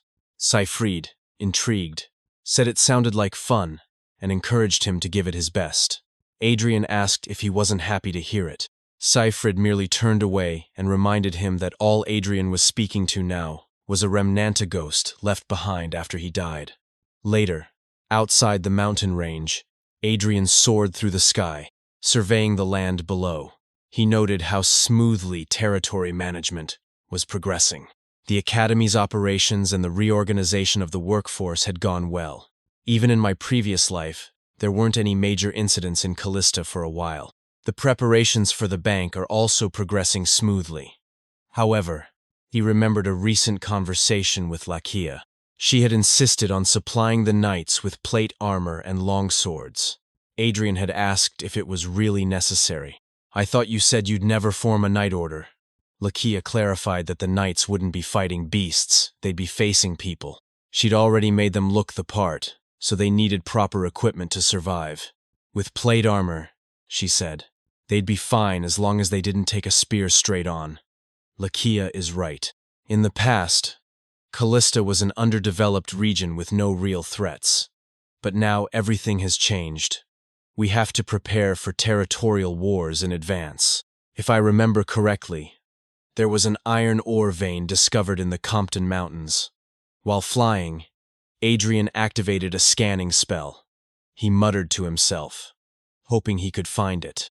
Suddenly, he spotted a golden light unlike anything he'd sensed before. He dropped from the sky to the ground to investigate. "What is that?" he muttered in shock. "That huge golden light? I've never felt an aura like this before." What he found shook him.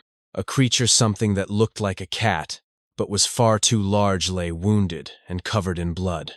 "No, it's way too big to be a cat," he murmured. "The wound is so deep."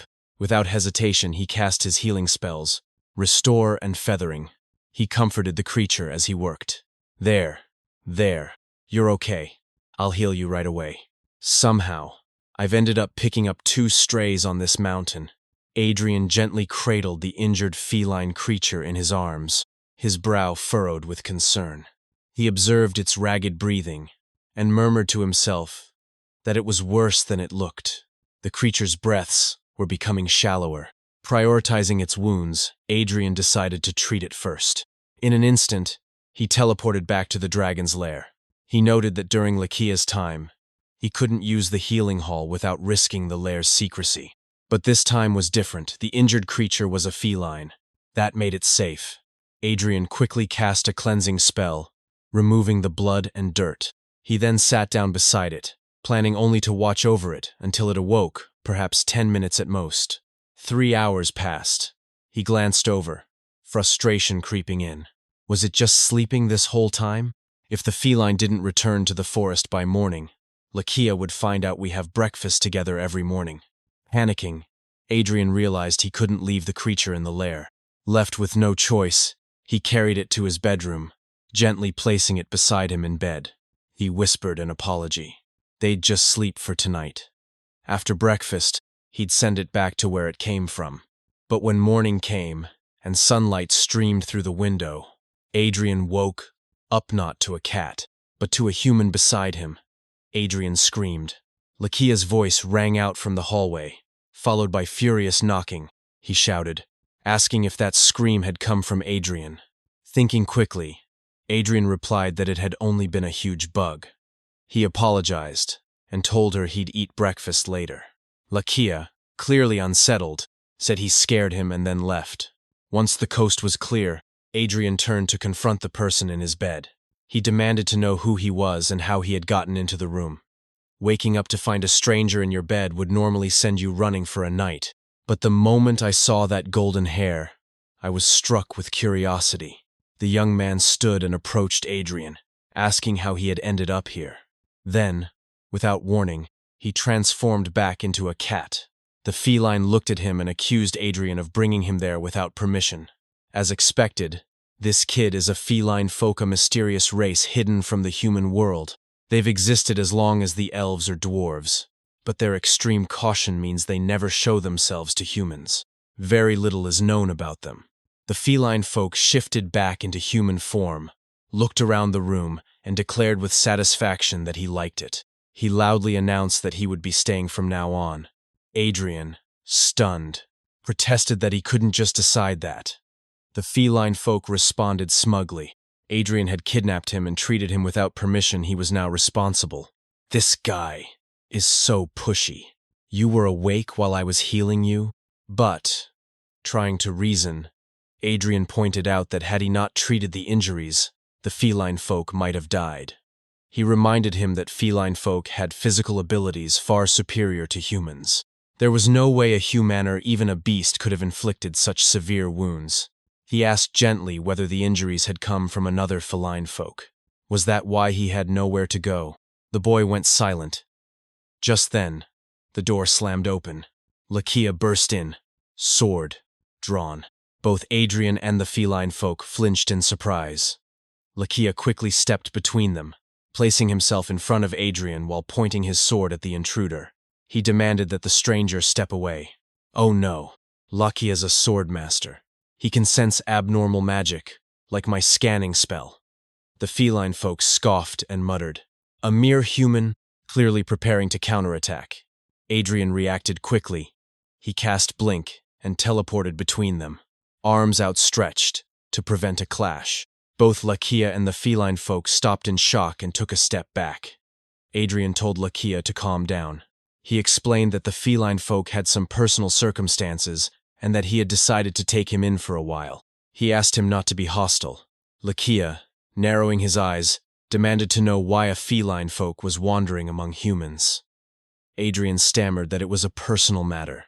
Lakia then pointed at Adrian, his anger boiling over. He berated him for letting an outsider into his bedroom without thinking, and even stepping in front of his sword. He shouted, asking if Adrian had lost his mind. Adrian apologized sincerely, admitting it had been a mistake. He said he did it because he knew neither of them would hurt him. Lakia fired back, explaining that feline folk had entirely different values and instincts from humans. He said he didn't know what kind of trouble the kid was in, but letting him in so carelessly was reckless. The feline folk cut in sharply. Asa. Not a kid. It's Asa. Adrian blinked. Oh, right. Asa. Your name's Asa. Come on, Lakia. Introduce yourself too. You. Come closer, shake hands. Reluctantly, Lakia and Asa shook hands. That's how my fateful encounters from the Compton Mountains doubled. Asa seems to have some complicated circumstances, but he'll open up and tell me someday. I don't want to push a kid who barely survived too hard. The worry is that both their personalities are a bit intense. Still, we'll get along fine, right? Sometime later, Asa burst into the room without knocking, shouting that he was bored and hungry. He demanded a snack.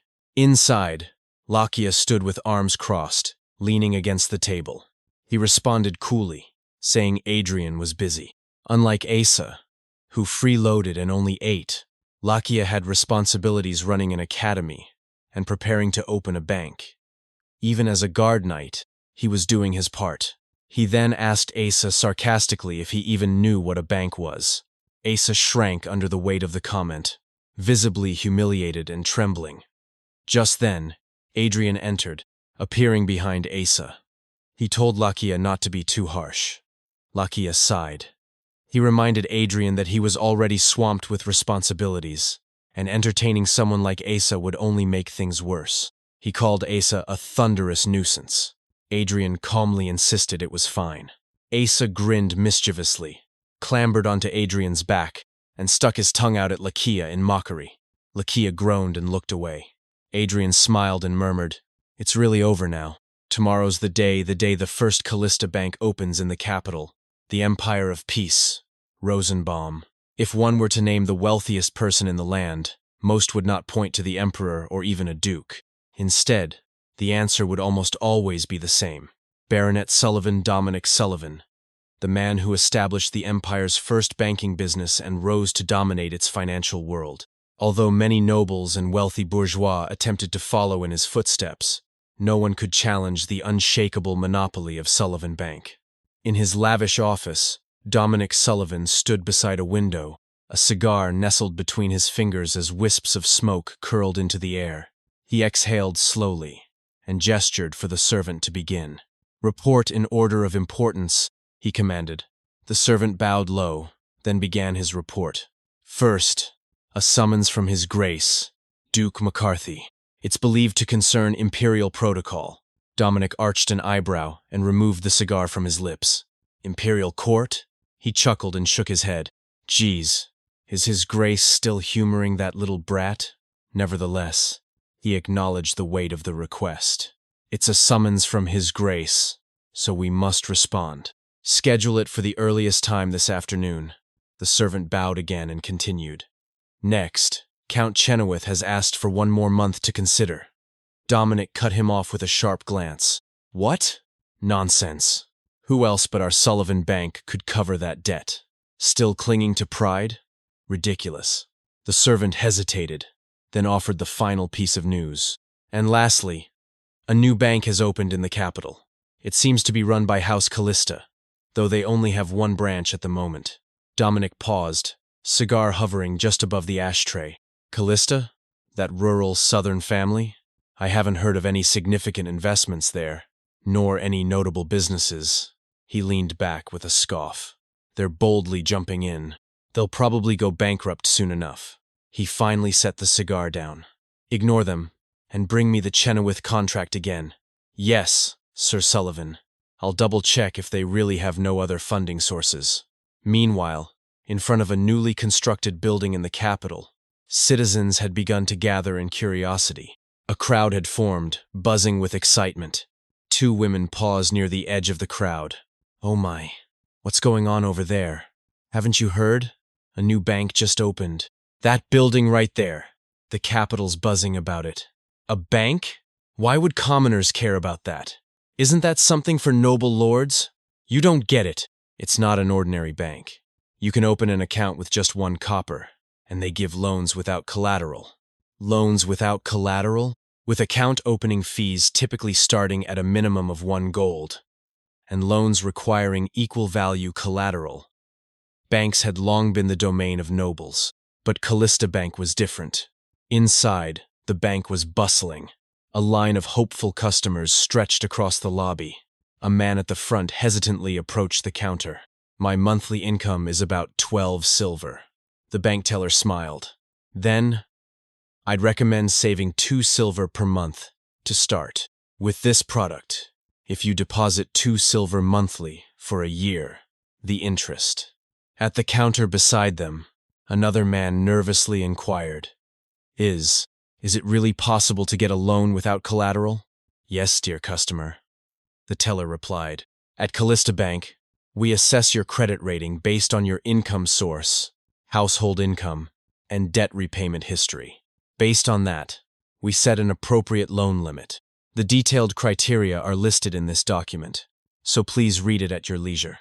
The customer took the paper and frowned, his expression clouding. Sorry, I can't read, so I don't quite understand. I'll come back another time.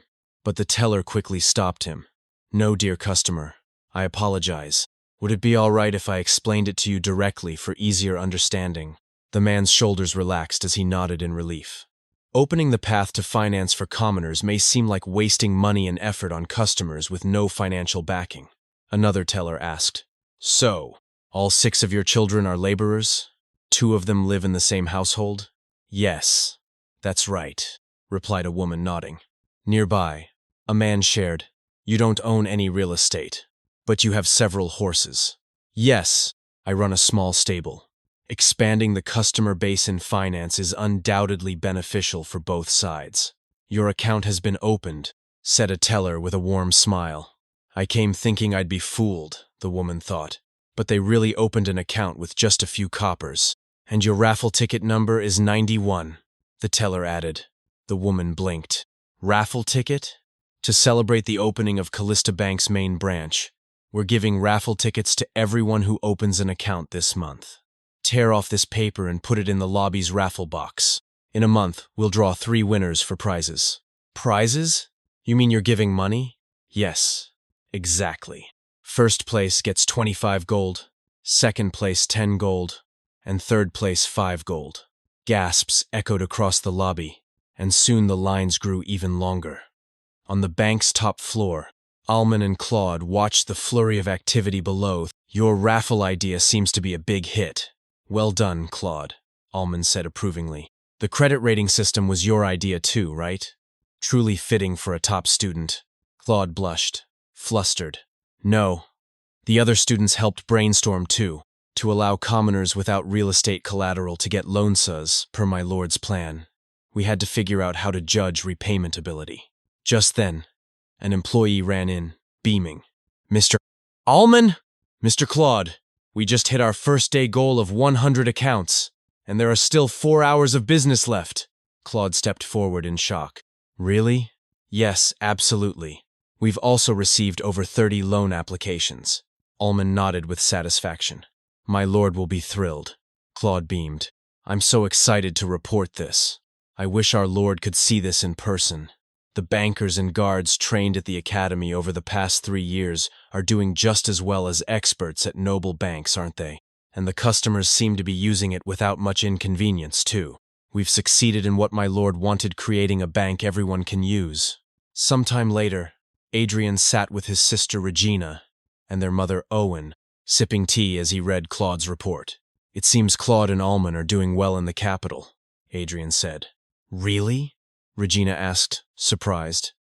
Yep, they easily exceeded the target, and it's going smoothly. We should give them all a hefty bonus. Regina smiled faintly. That's really impressive. It doesn't feel real. My brother, a bank manager. Adrian paused, then looked at her seriously. Regina, do you want to try it too? She blinked. What? Me, manage a business? When I was immature, you were learning management in my place. Haven't you ever thought about studying more or using what you've learned somewhere? You can do anything, Regina. Studying. Business, I'll help you. Owen sighed fondly. Geez, after all the hardship you went through nursing me. Regina looked down, her voice quieter. Even so, I don't really know what I could do in Callista. I don't have any special talent like you. Adrian took a breath. I've been thinking for a while. How about we go to the capital? Later that day, in another room, Lakia sat cleaning his sword while Asa lounged on the couch, lazily eating snacks. Adrian entered with a spark of excitement in his eyes. I've been thinking of going to the capital. Lakia looked up. Go to the capital? Yep. I want to introduce you to high society and stay a while to oversee the banking business. What about Laki? Lakia cut him off firmly. I'm your guard knight, so of course I'm coming. What a silly question. Adrian exhaled in relief. Clean. 5 years is the guaranteed time for Lakia's name to be cleared. For the past 3 years, he's dutifully served as a swordsmanship teacher and guard knight without complaint. There are many suspicious points, and setting foot in the capital would be awkward, but he's enduring well. All right, then Lakia's coming along, and what about Asa?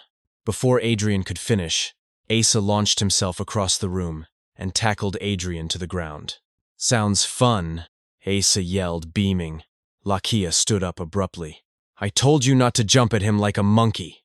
Asa huffed, hands on his hips. You're too clumsy, but I'm nimble, so it's fine. Don't be ridiculous. You think that frail body can handle the impact? He lifted Adrian with ease, cradling him like a baby. Asa scowled. What's that, you? Talking to your master like that?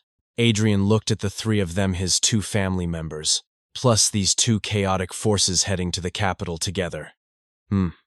It'll be fine, right? In the middle of the day, Regina and her mother sat inside a carriage, the final preparations underway for their long journey to the capital. As the horses shifted and the servants secured the luggage, Regina caught sight of Adrian standing near another carriage, his own belongings being loaded. She leaned slightly out the window and asked if he was taking a different carriage. Adrian nodded casually and said he'd be following behind in the one at the back, she shouldn't worry. But Regina furrowed her brow. It'll take half a month to reach the capital, she pointed out. Why go separately? Adrian paused, then admitted that he thought it best. The 2 people traveling with him still seemed uneasy around each other. He wanted to stay nearby for now.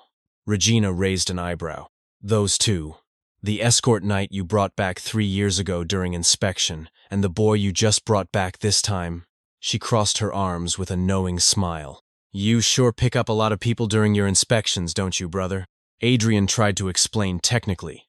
Lakia had saved him from bandits, and Asa had only helped him by chance. But Regina abruptly cut in, her tone sharpening. Even the ring you gave Mother was a coincidental gift from a lady you met on the way. Adrian stiffened, words failing him for a moment. Then, avoiding the question entirely, he told her to call him immediately if anything happened. Without waiting for a response, he turned around and walked off in an awkward retreat. Regina sighed, watching her brother's back as he approached Madeline, standing nearby. He's obviously keeping more and more secrets, she said quietly. How long does he plan to hide everything from us too? Owen with a gentle smile. Even if it's frustrating, let's trust him for now. He'll tell us when he's ready. She offered a small smile. He's a precious part of our family after all. With the arrangements settled, the carriages set off. Time passed, and after the long journey, they finally arrived at the capital. Inside the carriage, Asa stared wide-eyed out the window, his face sparkling with childlike wonder. Wow! So this is the capital? Lakia, sitting across from him, reminded him to sit still. The carriage was still moving, and he was shaking it.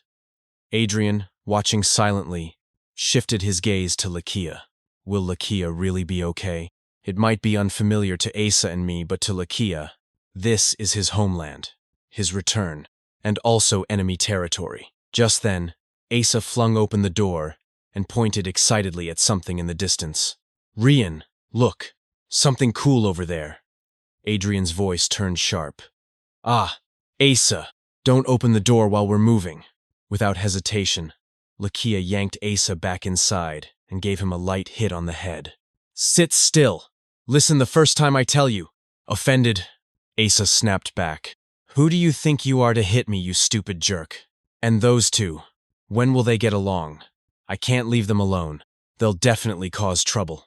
As the carriages arrived at the Callista townhouse, Ullman stood at the entrance, bowing with relief as he welcomed them. My lord, you've arrived earlier than expected. Adrian smiled and noted that traveling alone must have been tough for Ullman. Glancing at the building, he asked if this was the new townhouse for House Callista. He complimented Ullman for finding such a good location in such a short time. Ullman confirmed it was. There's still a lot to be done, but with some maintenance, it'll be fine. Townhouses are residences noble families keep in major cities outside their territory. House Callista didn't have one before we rarely visited the capital. But now, we finally have one. Not far away, Claude, spotting Madeline, called out in surprise. Madeline! She nodded and responded calmly. I'll be working as the lady's personal doctor. Adrian looks around the house. Seems we'll be spending more time here than in Callista territory for a while, though I've also arranged a route within the territory just in case. Inside the house, Adrian moved quickly through the hallway. Ullman caught up and asked if he planned to head straight to the bank. You've been riding a carriage for 2 weeks, Ullman said. You should rest. Adrian shook his head. Let Mother and Regina rest, but since it's my bank, I should check on it at least once. From nearby, Asa immediately butted in, brimming with energy. I want to go too. Let me come to the bank. Adrian gave him a look. Asa, we're not going there to play. We're checking on business. Asa protested. But you're taking Lakia. Lakia let out a sigh. Of course, I'm a knight after all. So, I'm just supposed to stay here. All alone? Asa mumbled, guilt spreading across his face. Adrian hesitated. Alone. Not quite. At the bank, Adrian, Asa, Lakia, and Ullman arrived to find a crowd far larger than expected. There seemed to be way more people than reported, Adrian murmured. Ullman explained. That's because today's the lottery draw. On a small stage, a banker lifted a piece of paper. We'll begin with the third prize. The lucky winner is number 318. From the crowd, someone shouted ecstatically. Me! It's me! I'm number 318! People around began murmuring in disbelief. Really? They're actually giving it? How much was third prize again? This is huge. Excitement surged. The crowd became wild and packed too tightly to move. Without warning, Lakia grabbed Adrian and lifted him to safety. Ullman managed to push through shortly after. Apologies, Ullman panted. Normally our guards manage the crowd, but today is an exception. Adrian nodded. Just make sure there are no safety incidents. Still, he glanced back toward the cheering crowd. Seeing it in person is impressive. To think the bank we built is running so smoothly. Asa looked up nervously. But there are too many people. Are we really staying here, Rian? Adrian considered. Yeah, maybe it's better to head back for today. Then a thought crossed his mind. Since we're in the capital, why don't we go shopping? Later, in the lively shopping district, Asa gawked at the displays and vibrant atmosphere. Wow, it's completely different from the markets back home. Adrian smiled. Of course, this is the capital. Want to start by picking out clothes? As a celebration for arriving, I'll buy you whatever you want. Asa gasped. Whatever I want. He darted through the store like a whirlwind, finally returning with his choice. I want this one. I choose this. Adrian and Lakia blinked. Such elaborate patterns. Adrian offered to have it tailored into a dress, but Asa firmly refused. No, don't cut or sew, just buy it as it is. I want this just like this. Adrian looked hesitant. It's just fabric. Are you sure? Of course, Asa replied with pride, draping it around himself. Everyone dressed like this where I'm from. Adrian chuckled. It really suits you, Asa. Is that a beast folk style outfit? Turning to Lakia, Adrian asked, What about you? As they exited the store, Lakia shook his head. Why would a knight dress up? Even if it's not for appearance's sake, Adrian replied. Wearing nicer clothes can lift your spirits. Like that sword of yours, don't you want a better one? Lakia stopped abruptly. This one's enough. Huh? Just now. Across the way, A nobleman walking with his entourage paused and glanced back at them. One of his companions leaned in. "Commander, is something wrong?" The man narrowed his eyes. "No, it's nothing. I thought I heard Laquia's voice." Laquia de Rodriguez. Meanwhile, back outside the Callista Bank, passers-by whispered among themselves after seeing a nobleman enter. That person who went in earlier. Wasn't he a noble? Seemed like it. Even nobles use this bank, huh? Inside, branch manager Poitier stood across from the visiting noble, bowing respectfully. "I'm terribly sorry, sir," he said. "Even with my authority as branch manager, I'm afraid I can't give you a proper answer." The noble's expression remained unreadable. "Then," he said calmly, "could you arrange a meeting with the owner of Callista Bank, Adrian von Callista?" As Adrian was preparing to return to the townhouse after shopping, he was suddenly approached by a bank staff member, informing him that a very important client had arrived and urgently requested to meet him. Curious and slightly wary, Adrian made his way back to the Callista Bank, where he found none other than Duran von Chinovis waiting. Duran, standing tall despite the heavy air around him, formally introduced himself as the eldest son of Count Chinovis. With a serious expression, he stated his purpose. He wished to apply for a loan of 7,000 gold from the Callista Bank. Adrian was taken aback by the amount, pausing for a moment in stunned silence. Before he could speak, branch manager Poitier reacted with visible disbelief. 7,000 gold? Even hearing it again, that's completely outrageous, Poitier exclaimed. How does the Lord intend to manage interest on a sum like that? Trying to maintain his composure, Adrian asked calmly what the funds would be used for. Duran looked confused at first, asking Adrian to repeat himself. Adrian explained that, while they recognized the Chenovis family as a venerable house, the amount he requested far exceeded a standard loan, and so they would require a clear explanation of the intended use. Duran was visibly surprised, his voice faltering slightly as he asked if Callista Bank truly possessed the capital to lend 7,000 gold. To this, Adrian replied with quiet confidence that, indeed, they did. Duran's shoulders sagged, and he finally confessed the dire state of his house. He explained that the Chenovis family had once been among the 10 wealthiest in the empire, thanks to their control over Chernichthe, largest granary region in the empire. Blessed by the goddess of the earth, the land was known to yield bountiful harvests with ease, supplying most of the Rosenbaum Empire's grain. For generations, the Chenovis thrived effortlessly as long as they managed their farmland with care. But all that changed when the current count, Duran's father, fell into gambling. Their liquid assets were quickly depleted, and to recover, he raised the stakes again and again, eventually putting up their entire estate as collateral. Now, the family's debts had grown to a staggering 7,000 gold. The only financial institution capable of issuing a loan of that size was Sullivan Bank, known for its overwhelming capital, but Sullivan had demanded Chernich itself as collateral. Duran's voice shook slightly as he pleaded, saying that while it might sound pathetic, Chernich was not just land, it was the symbol of their family's pride and legacy. They could not afford to lose it. So Sullivan Bank says it's just collateral, not a sale.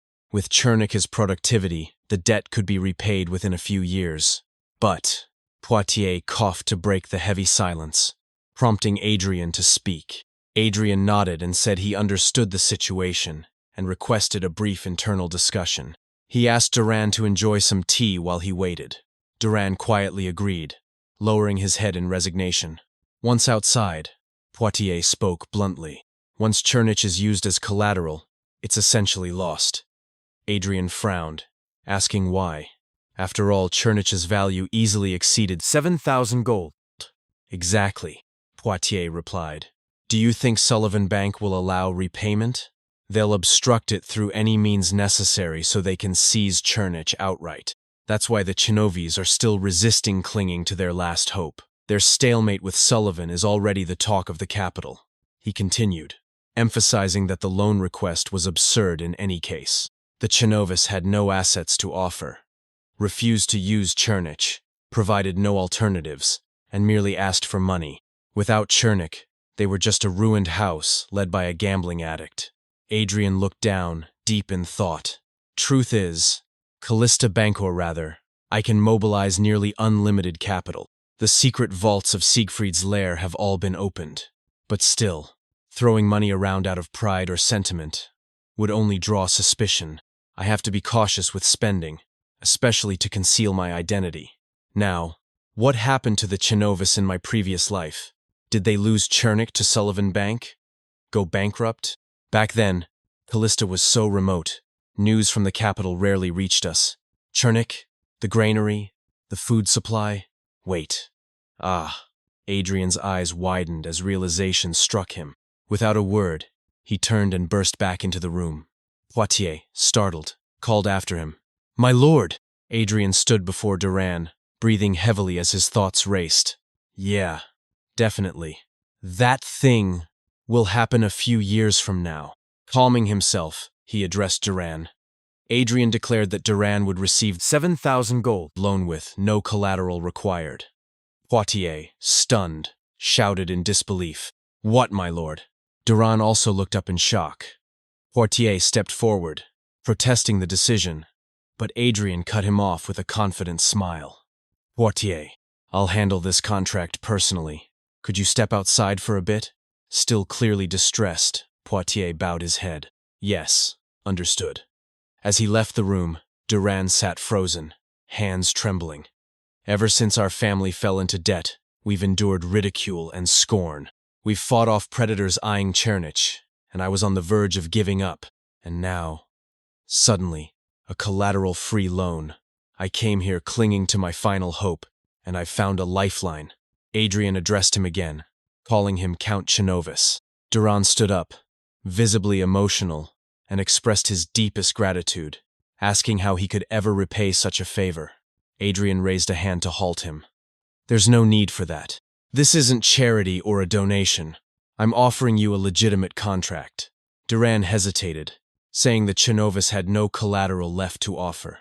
Adrian smiled slightly. That's all right. Just 2 written promises will suffice. Meanwhile, at the premises of the powerful Sullivan Bank, Baron Dominic Sullivan received word of the Chinovus family's sudden deal with Callista Bank. His eyes narrowed as he processed the information, and with a snarl of rage, he slammed his hand onto the table. Adrian von Callista, Count, he paced angrily, voice filled with frustration. 18 years old, inherited the title at 12.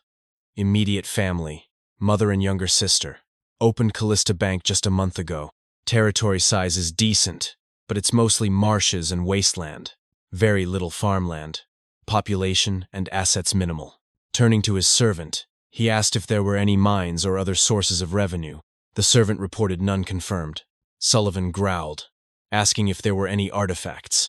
The servant admitted that Callista was so underdeveloped they lacked detailed information.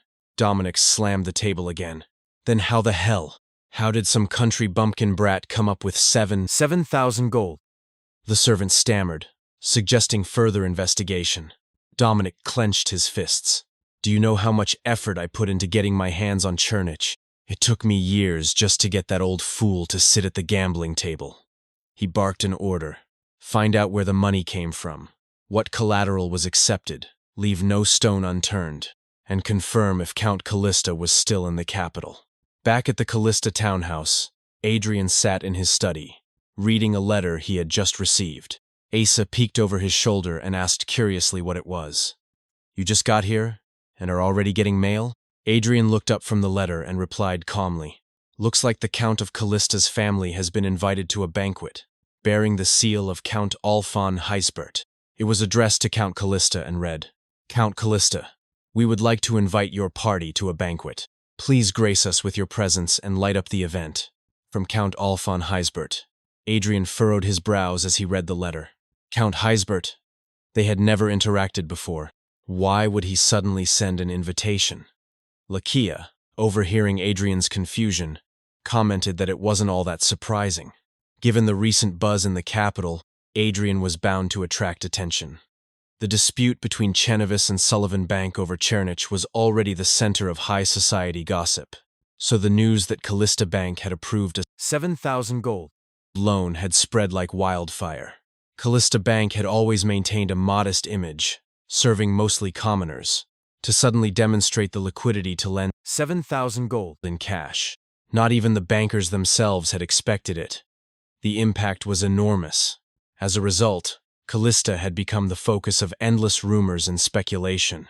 I told my family that, thanks to father's prudent financial management, we had ample reserves, but I definitely acted too rashly. I'll have to be more careful when handling large sums in the future. In the background, Lakia and Asa had begun bickering again. Adrian turned to them and asked if they were planning to accompany him to the banquet. Lakia responded firmly that he wouldn't be going. Asa quickly added that he didn't want to attend either. Adrian blinked in surprise. I can understand Lakia not wanting to go, given the risk of exposing his identity. After giving Asa a light smack on the head, Lakia elaborated that he simply hated banquets and formal events. Adrian then addressed Asa, pointing out that the boy liked having fun, and surely he'd enjoy a social event. Asa leaned forward, pointing a finger at Adrian and shouting that he was an idiot. He declared he didn't care about people he didn't know, and he especially hated places where he had to act formal. He just wanted to play with Rian. With a huff, he said he'd stay home and rest. Lakia watched with a smirk and commented that Asa at least knew how to maintain his dignity. Were there banquets like this where Asa used to live? Adrian wondered. That evening, the banquet commenced. Inside the grand hall, guests chatted while sipping wine, their conversations weaving through fashion trends and rumors. Isn't that style out of fashion? There's a new jewelry store that opened recently. Velvet's booming again, I hear. Really? Where did you hear that? As Adrian entered with his sister Regina and their mother Owen, the atmosphere shifted. Heads turned all at once. That's the rumored Callista family. Is that Count Callista? He looks so young. Is he even of age? You heard the story with Chenovis, right? A banking business at that age. Incredible. But isn't Callista County in some remote backwater? Look at that dress! I've never seen that design before. It's classic, but new. Which shop made it? Callista's making another bold move again. Among the curious crowd, a girl hesitantly stepped forward and approached Regina. With a polite tone, she asked for her name and whether they could be friends. Regina smiled with poise and introduced herself as Regina von Callista, warmly inviting the girl to simply call her Regina. The real reason I brought her to this banquet was to introduce her to high society. Regina possessed wisdom, passion, and brilliance. In her past life, she had been bound to nursing our mother and managing the estate, never able to make a single friend her age.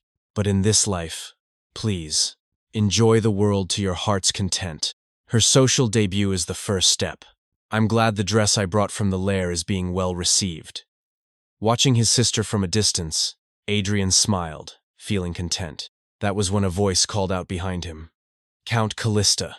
Startled, Adrian turned around and saw two well-dressed gentlemen standing behind him. The older man chuckled and apologized for startling him. He introduced himself as Count Milligan. The younger one introduced himself as Viscount Roxon. Adrian greeted them politely. Milligan congratulated Adrian on the bank's recent success, and Roxon praised the innovation of allowing accounts to be opened with just a single copper coin. Adrian thanked them, raising an eyebrow slightly at Roxon's enthusiasm. Then Milligan cleared his throat and changed the subject. He mentioned the 7-0 gold loan to Chenovis and noted that Adrian hadn't even taken Chernich as collateral. Roxon added that it was amazing a bank could risk so much. Adrian confirmed the news with a calm tone, stating that he couldn't disclose the full contract terms, but the details were correct. Roxon leaned in, asking how Callista could lend such a large sum. He pointed out that banks could go bankrupt if investments failed, and asked whether Callista had something substantial to rely on. Milligan grimaced and scolded Roxon for being too blunt. Adrian laughed lightly. He said it was fine, and noted that Roxon clearly had a deep interest in Callista Bank. Fortunately, he added, they were not currently in any danger of bankruptcy. The two nobles exchanged glances, then shifted tone. Milligan began explaining that he had a business venture, which had recently suffered losses due to the economic downturn. However, he was confident he could recover in the next quarter if he could secure just a bit of funding. Roxon followed suit, saying he was trying to repay a loan. His family heirloom was on the verge of being seized, and managing his territory was becoming increasingly difficult. Right. I expected this kind of situation to happen. Maintaining his professional composure, Adrian directed them to visit the bank during weekday business hours for a proper consultation. Milligan chuckled awkwardly and said that wasn't very stylish. Couldn't they just settle things right there? Adrian's expression grew serious. He repeated that all loans had to go through official consultations at the bank. That was the only way. Before the nobles could push further, Owen hurried over. She called Adrian's name with concern. He turned to her and asked what was wrong. Owen explained that she couldn't find Regina. She had stepped away to let the young people mingle, but when she returned, Regina was gone. Even the girls Regina had been speaking with had no idea where she went. Adrian offered a reassuring smile and told Owen not to worry. He suggested she rest while he searched. Owen nodded but remained uneasy. She muttered that she didn't think Regina was still in the banquet hall. It's the first time for both Mother and Regina at an event like this. She could have easily gotten lost, but she couldn't have gone far.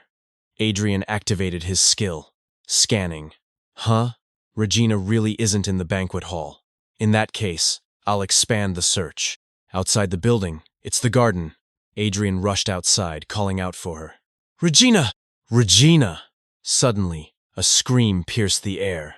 Adrian's eyes widened. That scream. That's Regina's voice. Without hesitation, he cast haste and sprinted in the direction of the sound. In the distance, he saw a man raising a weapon toward Regina. Adrian's expression twisted in horror. The reason Lakiaso, cautious about my safety, willingly let me attend the banquet. It was because of the single grand principle upheld at all Rosenbaum social events. No weapons allowed. Adrian immediately cast Blink, teleporting between the attacker and his sister. Regina gasped. Brother? Adrian shouted his next spell. Rejection. A powerful force hurled the attacker's weapon away. Just then, another voice chanted a spell. I have no fear in the face of any threat or hardship. O omnipotence, defend shield. A man appeared in front of Adrian, and a glowing magical barrier enveloped the man and the attacker. Adrian's eyes widened. This person is a mage? Adrian's voice rang out, his tone fierce and unwavering. There was a mage over there, and he didn't care who it was. In the face of someone threatening his family, he had no intention of backing down. Without hesitation, Adrian cast an offensive spell. Wind arrow, he cried, and a sharp gust tore through the air. The spell barely missed the mage's head, catching a few strands of hair, and nearly struck another attacker at the back. Both the mage and the man behind were left stunned. The mage turned, his voice trembling as he called out, Your Majesty! Regina's sharp voice cut through the confusion, her expression twisted in alarm. What are you doing, brother? Adrian froze at the words. Huh? Your Majesty? He muttered in disbelief. Eyes locked on the man who had lifted his hands calmly to show he meant no harm. 30 minutes earlier, Regina had been in the middle of a gentle conversation with the other girls at the banquet. One of them asked her what Callista was like. Regina responded with a fond smile, explaining that it was very different from the capital, simpler and quieter, but she liked its peaceful atmosphere. Then, suddenly, Regina flinched and glanced toward the window. One of the girls noticed. Regina? Ah, I'm sorry, Regina said quickly. Would it be all right if I went to get some fresh air alone for a moment? Oh my, of course. Don't feel pressured. Go ahead, the girl replied warmly. The garden of Count Heisbert is quite famous. You might enjoy taking your time to look around. Thank you for your consideration, Regina replied before excusing herself. After she left, the girls resumed chatting. That dress, I didn't get to ask where she bought it. She must be very tired. It's her first banquet after all. Meanwhile, Regina strolled quietly through the garden, admiring the flowers. What kind of flower is this? She wondered aloud. A voice nearby answered, It's a lilac. She turned, surprised. The man who had spoken offered a polite smile. I apologize if I disturbed your thoughts, but it's a scent I also enjoy. So I spoke without thinking. Are you very interested in flowers? Regina was momentarily flustered as she faced the stranger. Actually, I don't know much about flowers, but the scent is so nice. I was thinking about what it would be like to plant these trees on the streets of the territory. The streets? The man repeated curiously. Well, they're quite expensive, so they're hard to find even in noble gardens. They're even less suitable as landscape trees.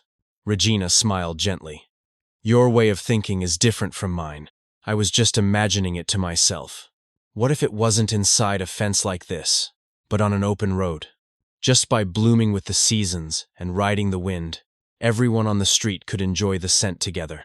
What could be a more efficient form of happiness than this? The man looked at her in awe, his cheeks tinged with a blush.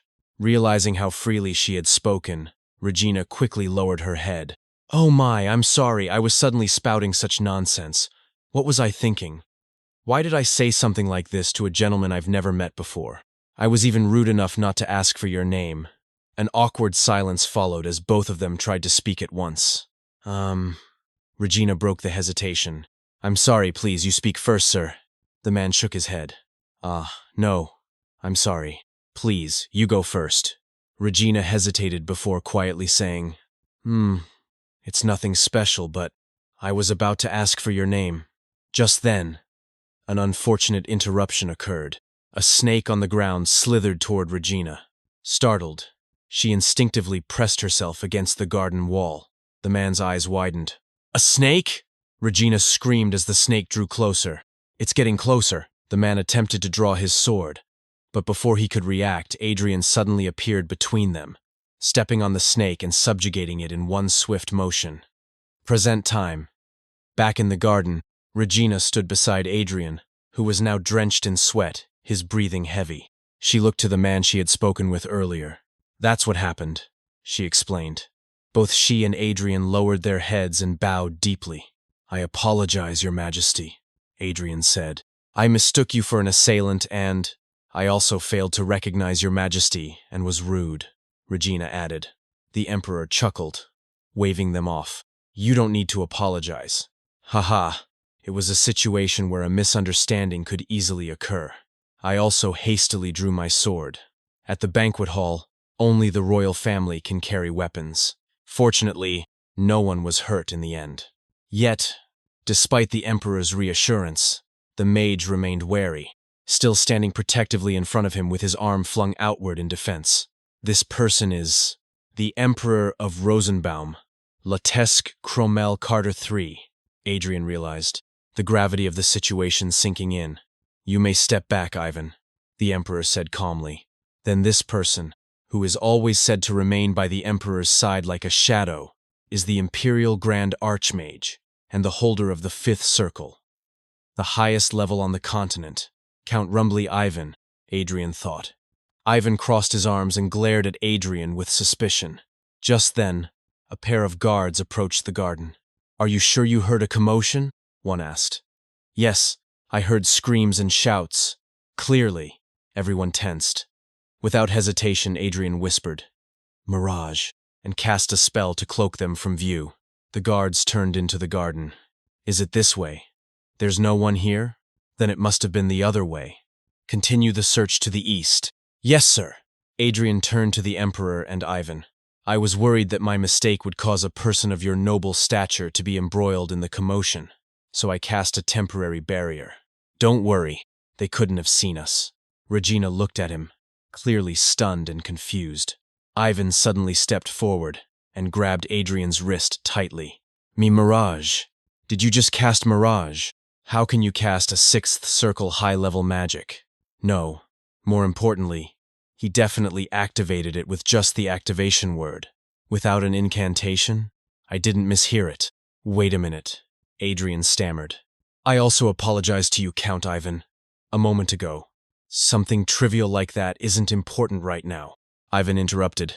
The Emperor placed a hand on Ivan's shoulder, calming him. Thank you for your consideration. Thanks to you, I was able to avoid a difficult situation. May I know your names? Ivan, still caught in disbelief, protested.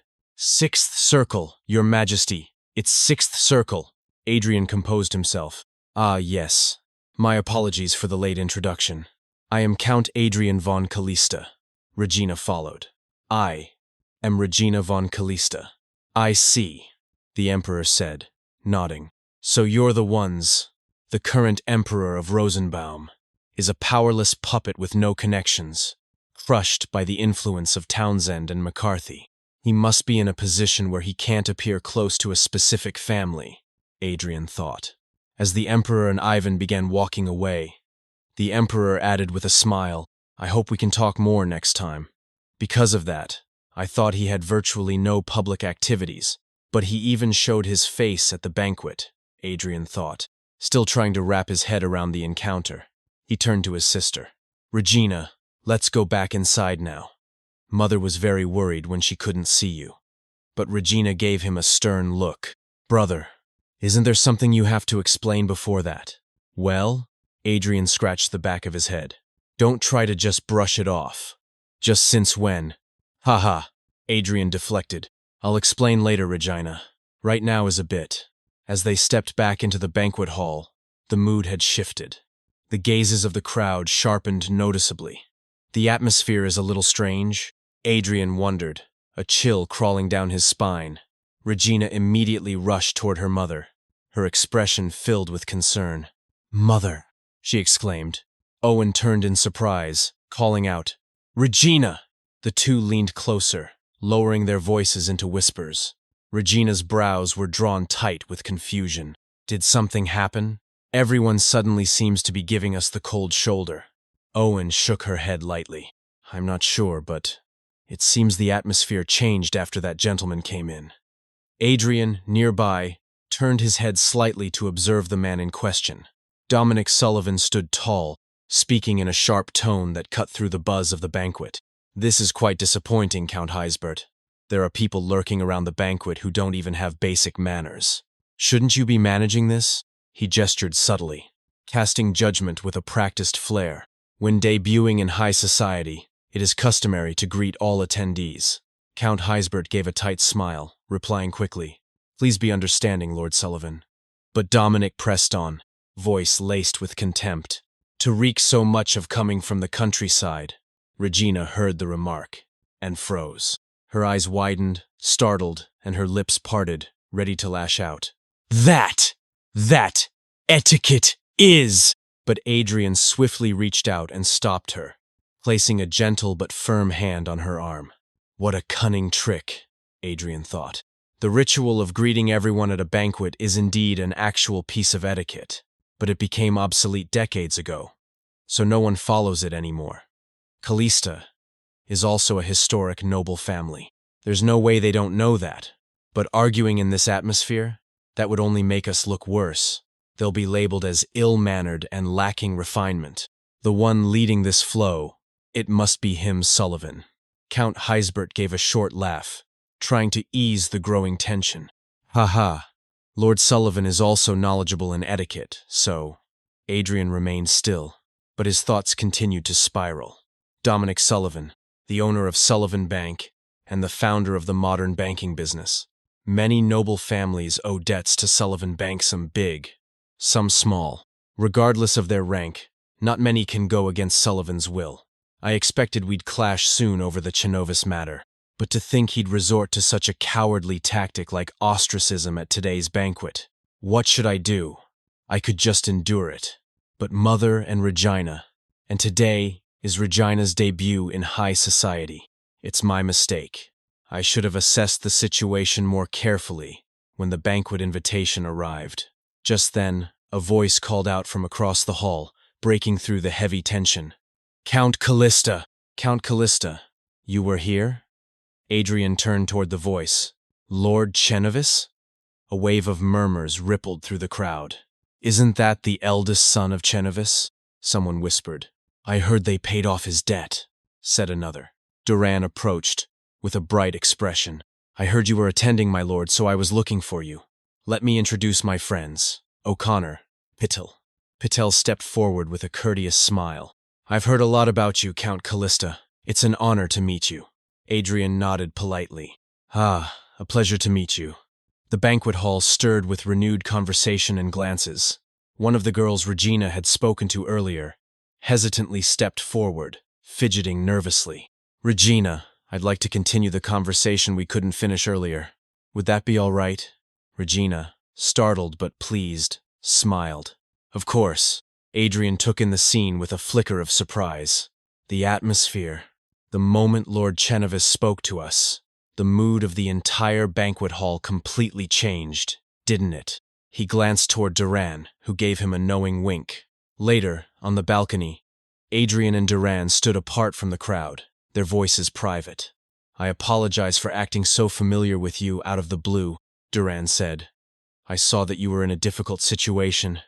This isn't the first or second time Lord Sullivan has tried something like this.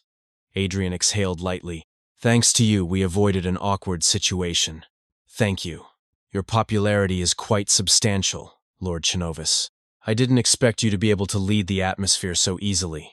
Duran rubbed the back of his neck sheepishly. It's not me, but thanks to my father's reputation. Adrian tilted his head slightly. Your father? You mean Count Chennevis? Duran nodded. Originally, my father was a man of good conduct, welcomed everywhere in high society. Though now, he only has the notoriety of being a gambling addict. If it weren't for you, Count Callista, I wouldn't be here right now. Thank you so much, my lord. You saved our family. Adrian's eyes widened at the sincerity in Duran's voice. Helping the Chennevis family wasn't because I felt pity for them, he thought. I had no idea what kind of person the Count was, or what his reputation was. After hearing Poitier's explanation, I made that decision on the spot by piecing together information from my past life. What would have happened today if Lord Chennevis hadn't turned out to be a good person? It was the same with the incident involving His Majesty, the Emperor. If His Majesty hadn't understood so mercifully, or if it had escalated to a confrontation where we both got hurt, I really was rash in so many ways. Creating the future I want requires more than just capital and magic. I need information. After returning home from the banquet, Adrian sat with his mother and Regina, revealing a small part of his secret, that I became a mage for some reason, he said carefully, and that I'm stronger than an archmage. He couldn't say more. It's not that I don't trust my family, Adrian thought, but as I am now, I'm not powerful enough. I have to minimize any factors that could pull me into the Empire's internal struggles. If even the slightest rumor about the rare dragon spreads, a conflict I can't control will arise. Owen brushed her hand through her hair, letting out a slow breath. I knew he was hiding something, but I can't believe you became a mage. Regina, still full of energy, added, It was really no joke, Mother. What was it, the activation word? Even the Imperial Sorcerer said it was strange. Adrian turned to her. Regina, about the magic. Don't tell other people. Regina nodded solemnly. Right. It's a secret. Then her curiosity returned. Do those two who are always with you know? Adrian hesitated. It just happened. Regina's expression flared with outrage. Really? You hide it from your family, but you told your friends who you've barely even known. Isn't that too much? Sorry, Adrian mumbled. Outside the room, Lakia and Asa stood behind the door. Lakia sighed, muttering under her breath. I can hear everything. Asa looked stunned. Friends? Back inside, Owen met Adrian's gaze firmly. Adrian, you don't have to tell us everything. However, you must never do anything dangerous. Understood? Your safety always comes first. Adrian gave a soft smile. I'll make sure you two have nothing to worry about. Thank you for always trusting me. Later that night, Adrian stepped out into the cool air and quietly made his way toward a small shed beside the house.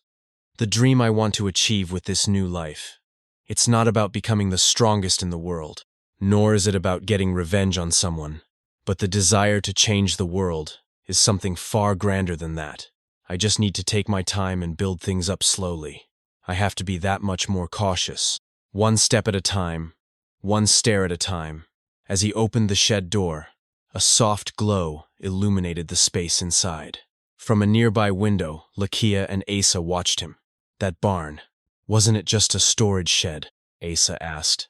What's Adrian doing over there again? Lakia turned away from the window. Leave him be. It's not the first time he hasn't told us everything. Asa pouted, acting all cool. You were staring because you were curious too. I told you to fix that annoying tone of yours, Lakia snapped. Who are you to lecture me? You started it. Asa shot back. Meanwhile, in her room, Regina lay on her bed, deep in thought. Her cheeks were flushed red as she pulled a pillow over her face. Lilac, she whispered into the soft fabric. Adrian stepped out of the shed under the moonlight. Like that, with everyone lost in their own worries, the night in the capital passed. Elsewhere in the capital, a man balanced another card atop a precarious pyramid of playing cards. His brow furrowed, and he whispered to himself, "Be careful, Jeffreyon." A sharp voice called out, breaking his concentration. The entire structure collapsed in an instant. A woman glared at him from across the room. If you have so much time, stop slacking off and get to work. Jeffreyon let out an exaggerated sigh. How are we supposed to work when there are no requests? Then go find some, she snapped back. He raised his hands in mock surrender. We're an information guild. For Pete's sake, should we go outside and hand out flyers? What kind of screw-loose noble would come to our guild anyway? The rumors have already been circulating for ages. Master, you should just give up already. She exhaled slowly, clearly frustrated but out of arguments. Just then, a voice called from outside. Excuse me, I'm looking for a lost bird. A knock followed. Outside the worn-down building stood Adrian and Lakia. Adrian glanced at the exterior skeptically. Is this the right building? It's more run down than I expected. Lakia nodded. Until 5 years ago, this was the place. The door creaked open, and Jeffreyon stood in the doorway, blinking at them. What color is the bird you're looking for? He asked dryly. Adrian replied, It's blue. I have plenty of time and money, Adrian thought. The one thing I lack is information. That fact became painfully obvious during Count Heisbert's banquet. My memories from my past life are mostly confined to Callista, or only involve major events that affected the Empire at large. So I decided to visit the Information Guild. Lakia mentioned the Lucen Guild. Their guildmaster, Annabelle. Inside, Adrian was soon seated before Annabelle herself. She wore a confident smile and immediately cut him off as he tried to introduce himself. For someone like Count Callista to visit us, it's an honor for our guild, she chirped. So you know who I am? Adrian asked, somewhat surprised. How could I not know the owner of Callista Bank and the savior of Chinavis? She beamed. Plus, you just recently made your official debut in high society. Her eyes scanned the room. Your escort knight also looks familiar. That's strange. Who could he be? And over there. Her expression turned serious as her gaze landed on Asa, currently in his feline disguise. She reached out and scooped him up, stroking his fur with fascination. I've never seen such a big and cute cat before. Oh my. What soft fur. But why is it so heavy? It's not fluffy. It's just chubby, isn't it? 30 minutes ago, Asa had thrown a tantrum, bouncing in place. I want to go. I want to go. I want to go too. Lakia commented. You just had to stay quiet like a cat. Adrian sighed. All right, I get it. So stop it and let's go. Annabelle of the Lucen Guild. They say she built the guild from scratch at a young age with impressive skill. It's a relief they haven't figured out who Lakia or Asa really are. Just don't bite them, Asa. You just arrived in the capital, Annabelle said, brushing Asa's fur. So you must have few connections. How did you find our guild? We've been gaining some fame recently. Could that be it? Adrian met her gaze calmly. Lucen Guild once had one of the best information networks in the capital and was thriving. But you touched someone's collection, and they retaliated. The guild collapsed, nearly dissolved, and nobles, wary of that someone, now avoid you. There was a pause. That question earlier. You were just testing whether I knew about that, weren't you? Annabelle's eyes narrowed slightly, a subtle grin forming. Everyone knows Lord Angus is trying to isolate our guild, she said, slowly. But no one knows it's because of the collection. Where did you get that information? Adrian gave a soft sigh. To find that out, isn't that your job? Annabelle's grin turned sharper. She gently lowered Asa to the floor, her mind racing. To most people, Adrian von Callista is seen as a young and naive noble, she mused. She tied her hair into a ponytail and crossed the room to her desk. I see I've underestimated you, Count, she said with a more professional tone. Establishing a proper business relationship starts from when both parties are on equal footing. What information have you come to obtain? Adrian leaned forward slightly.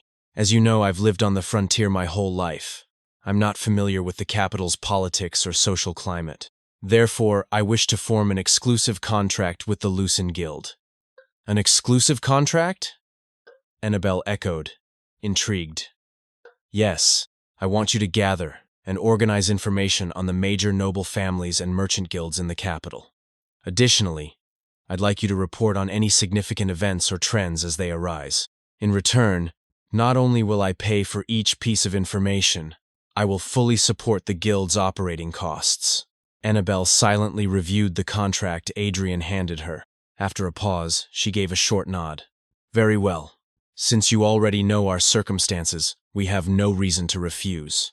All right, Adrian thought, satisfied. Normally, an information guild would be reluctant to accept backing from an unknown noble house. In that sense, it's almost fortunate the Lucin Guild is currently struggling financially. As a sample, Annabelle said, setting the papers aside, shall we discuss the 3 most influential families in Rosenbaum today? Adrian raised an eyebrow. 3 families, not 2? Yes, those 2 are so famous even you would know them, Townsend and McCarthy, the ducal families that stand as the empire's pillars. They've been vying for power for decades. In reality, they're the ones devouring the empire from within. The young emperor is little more than an empty figurehead. How scathing, Adrian noted internally. The 3rd is the Marquisate of Krauser, Annabelle continued. It's a family with over 400 years of history, yet little is known about what they actually do. The current head, Marquis Scheiban Krauser, has lived in seclusion for over a decade. Some say he's in his 20s, others say he's over 50. What's strange is that both ducal families are desperate to bring Krauser to their side even though the Marquis has declared neutrality. Krauser, Adrian blinked. A family I've never heard of in my past life. Lakia didn't seem to know of them either. That means they never caused any major incidents and stayed distant from powerful factions. But still, something feels off. Please investigate the Krauser Marquisate separately as well, Adrian said. Here's the payment for today's information. Annabelle's eyes sparkled when she saw the pouch of coins. She jumped up and shouted with glee. Jeffreyon. It's money, money. We can eat meat now. Jeffreyon groaned. Don't shout, master. You're ruining our image. After all that careful build-up, you blow it by jumping like a kid? Outside, as they walked away from the guild, Lakia glanced sideways at Adrian.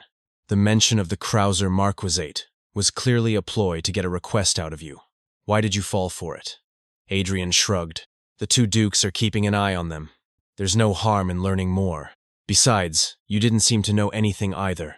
That may be true, but still. Back at the Callista townhouse, Allman burst into the entrance hall, breathless. My lord, there's a guest in the drawing room. Adrian looked up.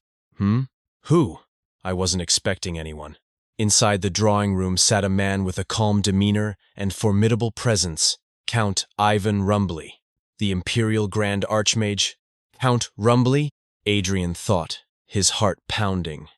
Right. I used dragon tongue magic without restraint, right in front of him. Even if His Majesty overlooked the offense, what about the magic? There's no way I can cover this up like I did with my family. Is my identity going to be exposed now? Count Callista, Ivan said. Adrian straightened up, startled. Yes? I believe you already understand the reason for my visit, Ivan said sternly. Adrian swallowed nervously. Yes, that is. Suddenly, Ivan shouted with desperation. Please accept me as your disciple, Count. Adrian's mind went blank. He stared at Ivan, stunned. Pardon? What did I just hear? Adrian blinked in confusion. Was Count Rumbly really asking to become his disciple? Adrian tried to clarify. Was the Count truly asking him to be his master? Ivan, standing proudly, insisted with a smile that Adrian should call him by name. "Please call me Ivan," he urged. Adrian panicked, slightly. "Oh no, we're not close enough. I couldn't possibly call you so familiarly." Ivan insisted again, puffing his chest in exaggerated pride. "Please speak comfortably to me as well. I am no longer the wretch who speaks informally to his master." Adrian shook his head. "I can't. This person already treats me as his master." He spoke more firmly. "I cannot do that, Count Rumbly. You're older than me and a unique archmage. How could I possibly teach you? There are rules of etiquette and laws." But Ivan's expression turned dark and sharp. His voice thundered. "There is no such thing in magic. The world of magic is judged solely by skill, not age, rank, wealth, or power. Striving for a higher realm is a mage's calling and purpose." He jabbed a finger upward as though pointing toward the heavens. "Isn't it the way of magic that the strongest rises to the top?" Then he bowed deeply and declared with startling intensity, "Therefore, Count Callista must be my master." Adrian was left stunned. "Huh? But first of all, my magic is not on a higher level than yours, Count Rumbly." Ivan gasped. "Huh? That can't be. I saw you cast Sixth Circle Magic Mirage with just the activation word." Adrian hesitated, then calmly corrected him. "No, it was just Third Circle. Invisibility magic." Ivan looked flabbergasted. "What? But you clearly said Mirage at the time. You must have misheard." "How could I use such high-level magic?" Adrian answered cautiously. Ivan's brow furrowed. "Then, are you saying not only I, but His Majesty the Emperor also misheard it?" Adrian's face paled. "That is— Oh no." He brought up His Majesty. Adrian began to panic. At that moment, Lakia burst into the room. "His Majesty? Did you meet His Majesty the Emperor, my lord?" Adrian flinched. Lakia? "I haven't told Lakia what happened yet." Ivan turned sharply. "How can a guard knight interrupt a conversation without permission?" Adrian quickly stepped in. "I apologize for startling you, Count Rumbly. This person is not just a guard knight, my close friend. I know it's rude, but would you please allow him to join us?" Ivan's demeanor softened. "Oh, if that is Count Callista's wish." Adrian offered his thanks, and Lakia bowed politely. Once everyone was seated again, Adrian explained what had happened to Lakia. After hearing it all, Lakia's response was surprisingly indifferent. "So that happened." Lakia's reaction was calmer than expected. "I thought she'd be angry that I attacked His Majesty, even if it was all a misunderstanding. Perhaps she just wanted to know how His Majesty is doing lately." And more surprising, Count Rumbly doesn't recognize Lakia at all. Ivan interrupted Adrian's thoughts. "Anyway, His Majesty asked me to convey his greetings. He said he returned safely, thanks to you. The magic I used on Lakia was Fourth Circle illusion." Count Rumbly, having reached the Fifth Circle, should have noticed the traces of magic. Yet he shows no recognition at all, even with Lakia standing before him. "This is the first time I've met another mage. Aside from myself, I still lack information." Ivan squinted slightly at Lakia, puzzled. "That guard knight, have I met him somewhere before?" Lakia turned to Ivan and asked plainly, "So, Count Rumbly, were you asking for our Lord's teachings?" "That's right," Ivan affirmed. Lakia glanced sideways at Adrian. "I think it's a very good proposal, my lord." Ivan's eyes lit up. Oh, isn't it?" Lakia nodded. "Isn't it true that your magic skills are excellent, my lord? His Majesty already knows that fact." Ivan clapped his hands in agreement. That's right. You understand." Then Lakia pressed further, cool and strategic. "Helping the Imperial Grand Mage is the same as helping His Majesty the Emperor. If someday His Majesty recognizes that effort, wouldn't it be a great help to your lordship's future?" Of course. Also for the advancement of magic." "Lakia, he's using me to get closer to His Majesty." Adrian went quiet, overwhelmed. Finally, he nodded. "All right, I will help you as much as I can." Ivan jumped with joy. "Really? But," Adrian added firmly, "I'm only offering advice. This is not an official master-disciple relationship. Please don't reveal my identity or status to others." Ivan nodded eagerly. Yes, of course," Adrian added, And please don't use honorifics with me. Ivan chuckled. All right, Count Rumbly Ivan, the Empire's only mage to reach the fifth circle. Despite his youthful appearance, he's said to be well over 40.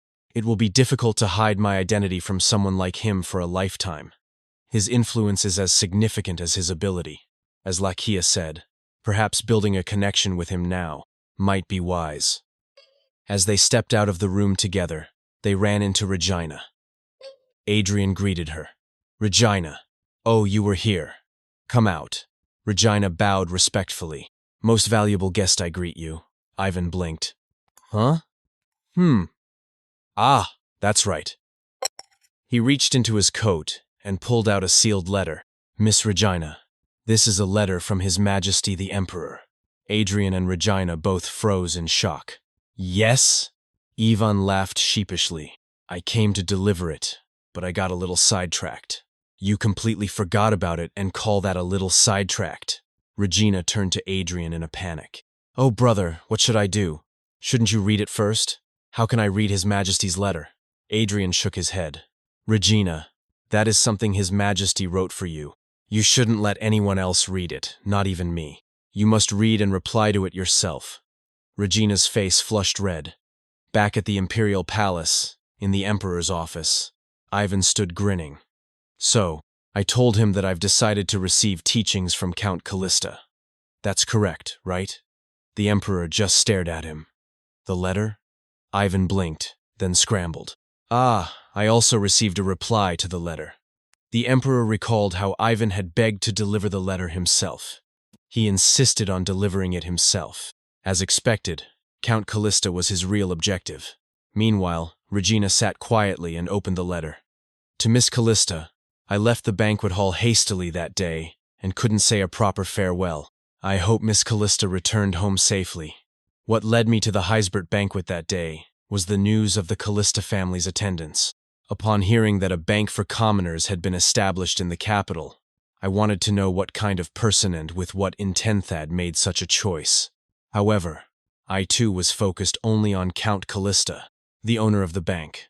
I never realized that Miss Callista had such a wise and upright heart. How comfortable and enjoyable that short conversation was. Therefore, Miss Callista, if it doesn't cause you any inconvenience, would you be my friend with whom I can exchange letters? Regina's face turned crimson. She covered her mouth with her hand, then stood up abruptly, then turned back again. What do I do? She gasped. Peeking out with only half her face showing, she called to Ivan.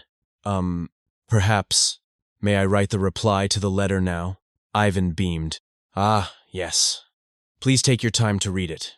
In the meantime, I'll have a conversation with my master no, Count Callista. Regina sat at the table and with focused eyes began writing a reply to the Emperor. Later, the Emperor received her response and read silently. To His respected Majesty, I once again humbly beg for your forgiveness for my thoughtless behavior and my brother's mistake at the last banquet. Even reflecting on that commotion again, in the midst of it all, it's nice to be able to remember, where the scent of lavender lingered on every gust of wind. The memory of that moment remains vividly in a corner of my heart. If you would allow me to exchange letters with His Majesty and recollect that fragrance again, it would undoubtedly be a great honor and joy for me. Therefore, may I await your reply? The Emperor's face turned red. Regina, anyway, a person like His Majesty will surely share his future with a high-ranking princess from another country. Emperor, anyway, I will surely live a life as a puppet, unable to move anything according to my will. But perhaps it would be all right to just exchange stories. As another letter from the Emperor arrived at the Callista estate, Adrian silently watched. The atmosphere seems unusual. Adrian found himself deep in thought, questioning whether it was truly right to leave things as they were. What had the life of His Majesty the Emperor been like in Adrian's past life? He tried to recall, but nothing particularly memorable came to mind. Since the Empire's true power had always been in the hands of the ducal families Townsend and MacArthur, Emperor had been more a symbolic figure than a sovereign ruler. The two houses had simply selected a suitable foreign princess at an appropriate time and arranged for His Majesty to marry her. The only memory I have of him is that marriage ceremony. Adrian reflected with a quiet sigh, sinking deeper into his thoughts. I only opened the floodgates of change, he reminded himself. Now, the rest is up to them. It's their lives and they will change them with their own hands. Time passed, and soon Callista Bank began to draw significant attention throughout the capital. Among the commoners especially, the trend of opening an account spread like wildfire, almost as if it had become a citywide fad. Before long, nearly everyone had a Callista account. In one of the bank's meeting rooms, Claude stood before Adrian, delivering a report. He explained that they fully expected to reach their monthly target for new accounts, and thus intended to continue running the promotional lottery event only until the end of the month. He added that, based solely on account numbers, they were now almost on par with the main branch of Sullivan Bank. Claude also noted that even residents from areas near the capital had started visiting frequently after hearing rumors. However, he admitted somewhat awkwardly that examining the assets of such newcomers posed certain difficulties. Adrian perked up, his eyes glinting with excitement. He pointed out that demand was starting to spread beyond the capital, and jokingly suggested that it might be time to consider opening new branches. Claude, however, hesitated. "Oh, that might be a bit difficult," he said, then quickly apologized. "Ah, it's nothing. I overstepped my bounds." Adrian reassured him with a calm smile and encouraged him to share any opinions freely. "If you have something to say, feel free." Reluctantly, Claude elaborated. He noted that since most of Callista Bank's customers were commoners, the average deposit amounts were quite small despite the large customer base. At the moment, deposits and loans were barely balanced. Expanding branches and increasing loans at this point, he feared, could risk draining the bank's cash reserves. Adrian continued to smile silently, simply listening. Claude couldn't help but wonder, why is he smiling like that? Then Adrian spoke. "Yes, you've assessed the situation perfectly." He trailed off thoughtfully, then brought up something unexpected. "Regarding that, I'm thinking of starting that business you proposed last time." Claude froze. "Huh? That idea." It was just a crude concept. It was scrapped because of a fatal flaw that made implementation practically impossible. But Adrian waved off his concerns gently. "It's all right, Claude. I'll handle the countermeasures." Meanwhile, at the port, a man was busy counting crates. 44, 45, 46, 47, all right. All 50 boxes of dye have been accounted for. That'll be 30 gold. The merchant he was dealing with, a member of the Hoffman merchants, handed him a piece of paper. The man eyed it suspiciously. "What's this?" "It's a bit different from an account certificate," the merchant explained. "Ah, so you haven't heard. It's called a check, issued by Callista Bank. If you take this to the bank and show it to them, they'll give you 30 gold. The man raised an eyebrow. "Callista Bank? The one that even accepts commoners as customers? You're saying this little scrap of paper is worth 30 gold? Why even make something like this?" "To be precise," the merchant clarified, "it's 30 gold I already deposited in advance. It's just heavy to carry cash around." The man nodded. "That's true. 30 gold is hard to carry even with both hands. Gold is heavy." Even so, he was skeptical. "How am I supposed to trust a piece of paper like this?" "I'll take my payment in cash, like usual." "I don't carry cash anymore," the merchant replied easily. "If you're that suspicious, we can go collect it at the bank together." And so, they went. At Callista Bank, the teller inspected the check carefully. After verifying the serial number and signature, they handed over a pouch of 30 gold. "See?" the merchant said, satisfied. "I told you, no problem receiving it." The man who received the gold was still in disbelief. "What in the... Is this really possible?" he wondered. Gold coins are heavy and take up a lot of space. Large merchant guilds dealing in huge sums go to great lengths to transport money. They often spend fortunes hiring mercenaries for protection and, still, accidents happen, and money is lost. But if I use this thing called a check, I can carry even a massive amount in my pocket. After leading a merchant guild for years, I know. Callista Bank's checks, they'll soon spread across the empire. Elsewhere, at the Sullivan estate, an attendant was reporting to Dominic Sullivan. It has been confirmed, my lord. The Hoffman merchants have also begun working with Callista. Dominic slammed his desk furiously. How dare they? Who raised those nobodies into one of the top 10 merchant guilds? The servant continued cautiously. It appears this check has begun to spread among merchants. Since they have to visit the bank to redeem the check, many are persuaded to open accounts during the process. And now that major merchant guilds are frequenting the bank, even nobles who were watching from the sidelines have begun to visit. Dominic's voice shook with anger. Damn Callista. It was just a cheap bank for commoners and desperate fool sand now this. All because of one stupid piece of paper. He picked up a Callista bank check and inspected it closely, scratching at the surface. Bank seal, serial number, signature, amount. Nothing special. High-quality fiber with silk threads, a visible overlay pattern. It's water-resistant and won't tear easily. He sneered. We can make something like this ourselves. I don't care if it's identical. Prepare to issue checks from our bank, too.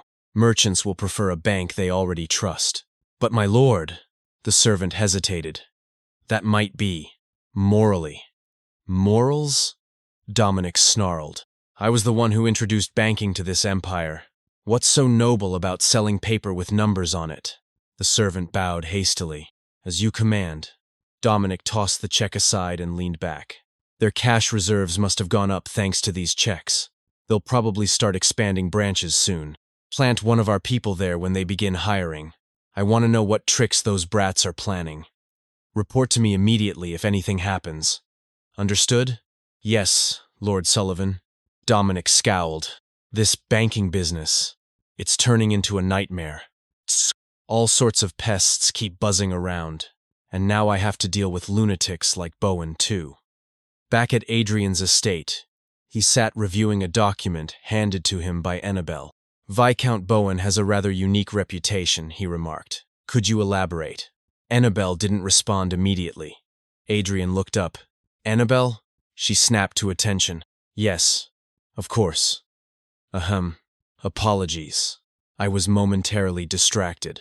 This man, Count Callista, truly isn't ordinary, she thought.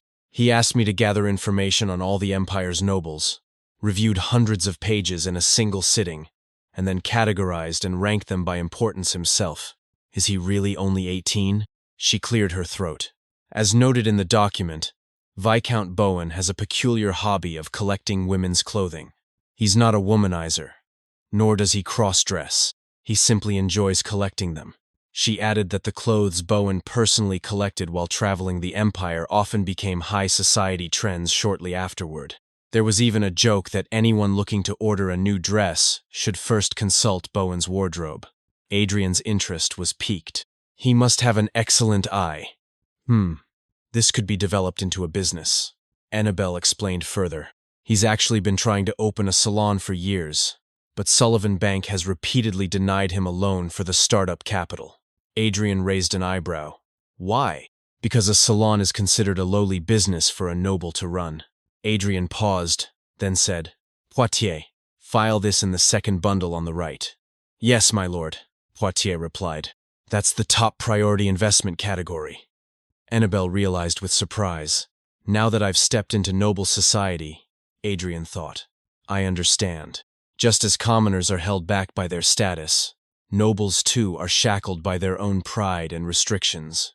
I've let too many talents wither away in the past. For a time, I'll focus on changing the future I once thought was set in stone. Later, as Adrian walked down the hall beside Alman, he asked, How are things in the fief? It's on an upward trend with no major issues, Alman reported. Thanks to your foresight, the number of new residents is steadily rising.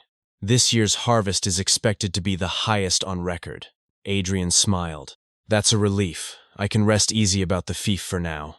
And so, he thought, until now, I hadn't realized that changing the future for the better might also bring about an unwanted disaster.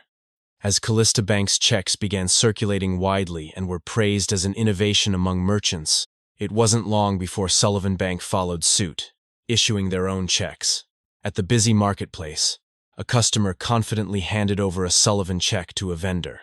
The vendor, raising an eyebrow in surprise, asked if Sullivan was now issuing checks too. The customer confirmed it with pride, explaining that the checks had already been in use for some time. He added that he intended to use only Sullivan checks moving forward, citing the bank's long-standing reputation and extensive branch network. The vendor nodded thoughtfully, remarking that it had been quite a hassle having to go all the way to Callista's main branch before. Back at Callista Bank, Poitier reported to Adrian with a grim tone. The market share of Callista's checks was declining faster than anticipated. Sullivan Bank's enduring stability seemed to be swaying large merchant guilds, who were now moving significant sums through them. Adrian remained composed. He said it was only natural for a latecomer to join a successful business. After all, Callista Bank had already achieved its initial goal, expanding its customer base. What mattered most, Adrian added, was the unique technology that only Callista Bank possessed. In time, he was certain customers would recognize the difference. He shifted topics. There was a customer who had requested a meeting that day. When Adrian entered the meeting room, he was immediately greeted with a dramatic gesturia, bouquet of flowers held up by a man kneeling on one knee. The man gasped theatrically. "Oh my, you must be Count Callista?" Adrian recognized him at once. Viscount Bowenth, eccentric nobleman known for his collection of women's clothing. They said he had a pioneering eye for fashion trends and was always a step ahead. To be honest, Adrian had once been concerned, based only on what he'd heard, that Bowen might have some indecent interests. But, now that they had met in person, he could see clearly this man simply adored women's fashion with pure devotion. Bowen took a delicate sip of tea, then suddenly placed the cup down with flair, launching into speech. In an animated voice, he admitted he had been shocked upon receiving the document from Callista Bank. At first, he had suspected it might even be a scam. He never imagined he would not only be approved for a loan but also receive an investment proposal. Adrian confirmed it. He proposed that Viscount Bowen personally run a salon. There would be no obligation to repay the investment. Instead, Callista Bank would receive a portion of the profits. Viscount Bowen was overwhelmed. Tears welled up in his eyes as he burst out emotionally. Everyone had mocked his collection, treating him like a deranged pervert.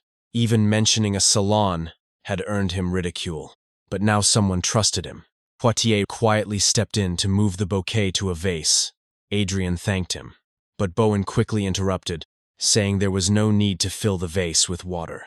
Adrian and Claude both looked puzzled.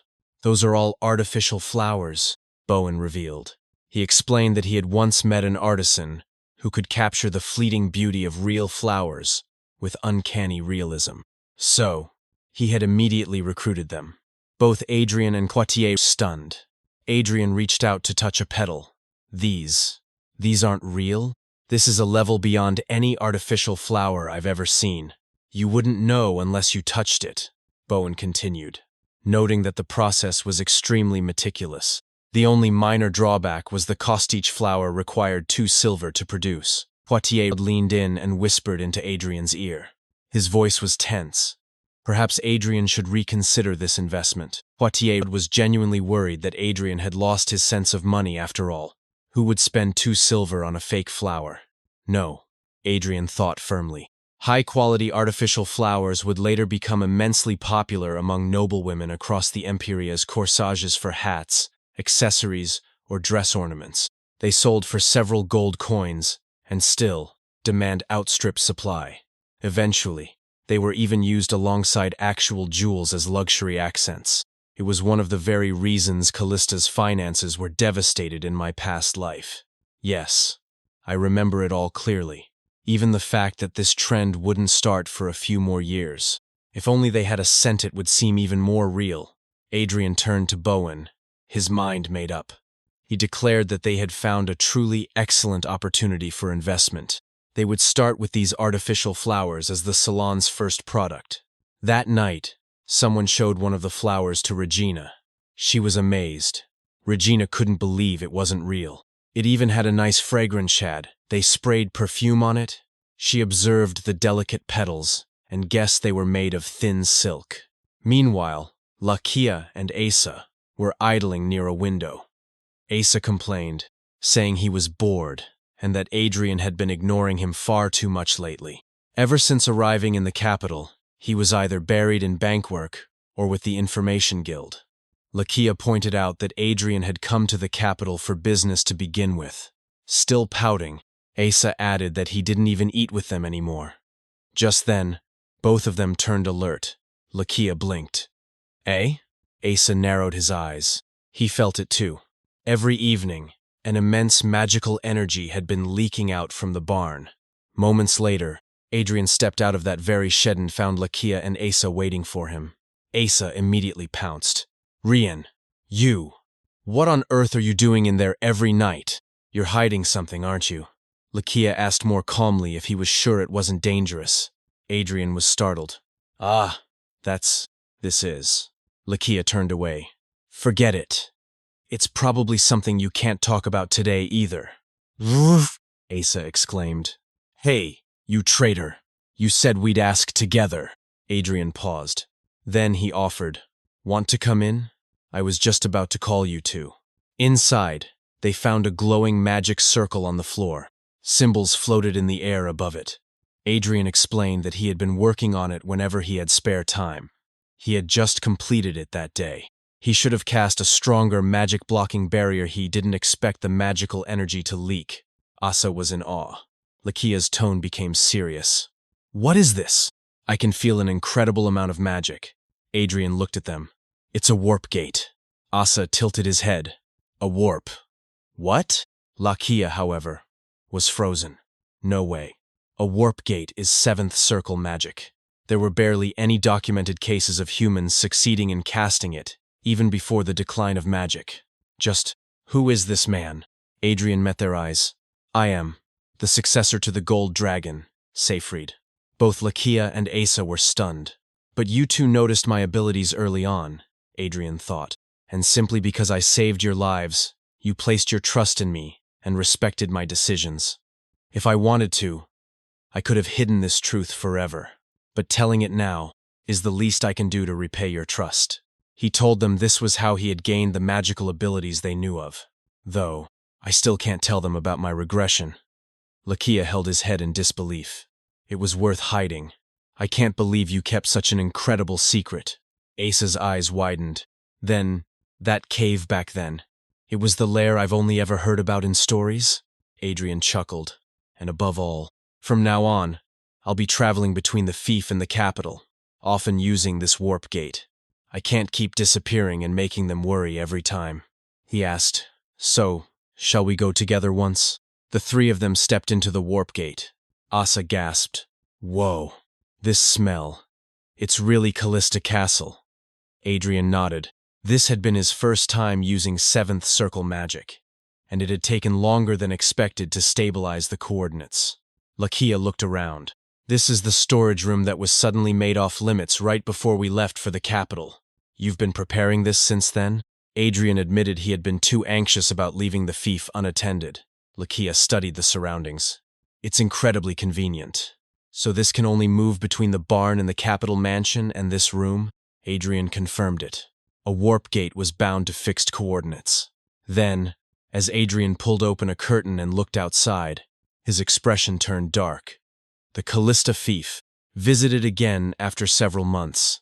That place had become a living hell. At the Callista estate, rain poured heavily as Adrian, Lakia, and Asa stepped out into the downpour. They approached one of the servants hurriedly. William, what in the world is going on? Adrian demanded. The servant gasped in disbelief. My lord, but I was sure you were still in the capital. We'll discuss that later. Adrian cut in. Explain the situation first. William quickly reported that a major flood had struck the fief. The river, swollen from a week of relentless rain, had finally overflowed that dawn. Their priority had been evacuating residents from low-lying areas. Are you all right, my lord? The roads must be flooded, William asked. Adrian's heart sank. Right, around this time every year, it rained for weeks in Callista. But the river never overflowed like this. I would have remembered a disaster this massive. Why has the past changed? William added that the damage to the western plains was particularly severe. Adrian's eyes widened. Callista County had never been rich, despite its size. The eastern region was mountainous and barren, and the western lands had once been swampland dune inhabitable and infertile. That was why I spent years on reclamation projects, draining the swamps, mixing sand into the soil. It had become fertile land that attracted settlers with promises of prosperity and security. It was working, wasn't it? But William confirmed their worst fears. The overflow had submerged most of the reclaimed land. Fortunately, most of it was farmland and not residential. Lakia asked urgently if the residents had all been evacuated. William nodded. Most were evacuated in the morning. The knights are checking for any stragglers. Adrian's voice trembled. It's my fault. The swamps were natural buffers, absorbing rain during the monsoon season. But I filled them all in. Asa jumped in. What? Seriously? How is a natural disaster your fault? That's right, Lakia agreed. It's been years since the reclamation. No one could have predicted this. Adrian shook his head internally. No, this didn't happen in the past, I remember. I thought I could control everything because I knew the future. I thought compensating for weaknesses would ensure better outcomes. But what if I was wrong? What if I've caused something irreversible? What if all my choices so far were mistakes? Lakia suddenly grabbed Adrian's arm, snapping him out of it. Get a hold of yourself. Now is not the time for self-blame. You're the lord of this land, act like it. Find a way to resolve this first. Adrian blinked, regaining his composure. Right. William, what are the servants doing now? They're moving materials from the underground warehouse, per your previous orders. Stop that immediately, Adrian ordered. Have all hands focus on evacuating residents instead. Lakia, let's join the knights and assist with relief efforts. Understood. I'm coming too, Asa chimed in. Adrian straightened his posture. Lakia was right. Saving Callista comes first. Any casualties so far? Adrian asked. None reported. Thanks to road maintenance, the evacuation was fast, a servant replied. And the western region? Sir Philip is inspecting it now. Evacuate anyone living near the river or on hills. The ground may have softened. Before he could finish, Sir Philip arrived on horseback, soaked and breathless. Big trouble. The bridge downstream. Adrian's expression darkened. The bridge collapsed completely? Aren't there around 20 households on the other side? When did it collapse? Were there people left behind? Sir Philip shook his head. We're not sure. It was already destroyed when we arrived. Lakia pointed ahead. My lord, look. Across the river, a woman waved frantically, shouting through tears. My lord, over here. There's a critically ill patient in the village. We can't cross. Please help us. The knights murmured behind them. Can't we detour upstream? Too dangerous. It's all flooded. Could we build a temporary bridge somehow? Adrian dismounted, picked up a stone, and tested a levitation spell. Fly is too unstable in this weather, he muttered. The wind's too strong. He turned to Lakia. Keep the knights quiet. Understood. Adrian approached the broken edge of the bridge. A few knights cried out nervously. My lord, please stop, it's dangerous. Adrian braced himself. In a situation like this, I can't back down. He raised his hand. Because I am the successor to the gold dragon, Seyfried. Kinesis, he chanted. Boulders lifted into the air. The knights gasped in disbelief. Did he just? What kind of magic is that?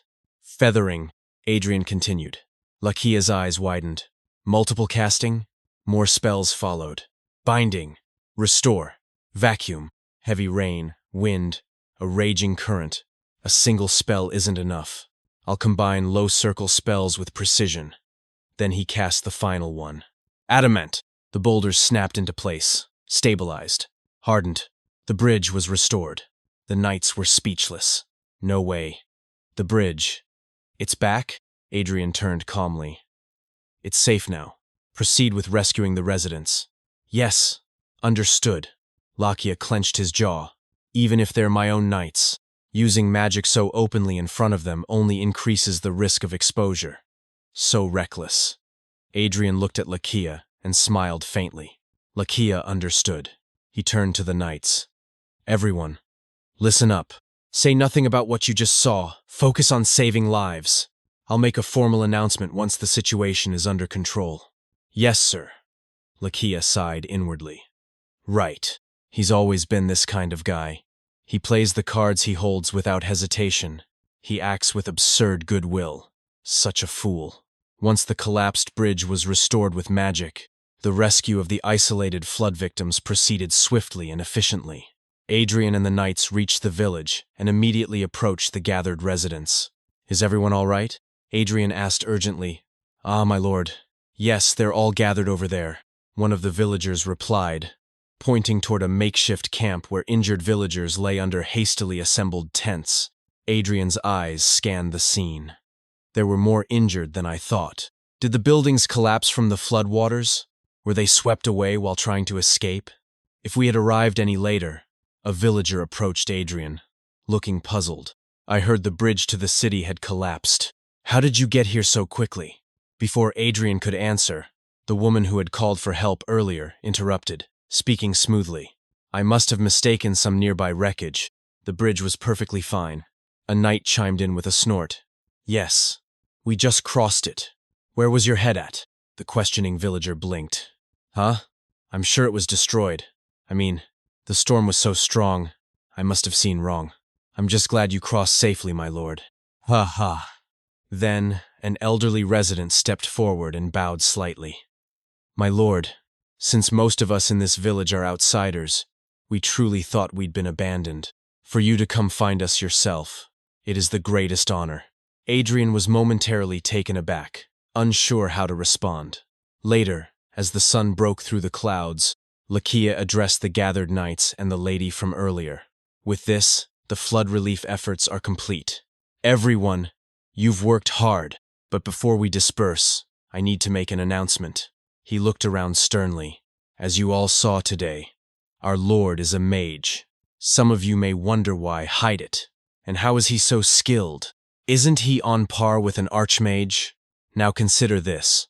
If you were powerful nobles, and you heard of a young count who inherited his title at 15, who wields the continent's most powerful magic, but has no defense except that magic.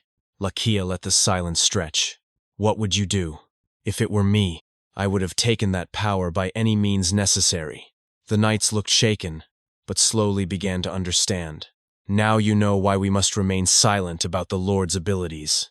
Yes, sir, the knights chorused. Lakia turned to the lady.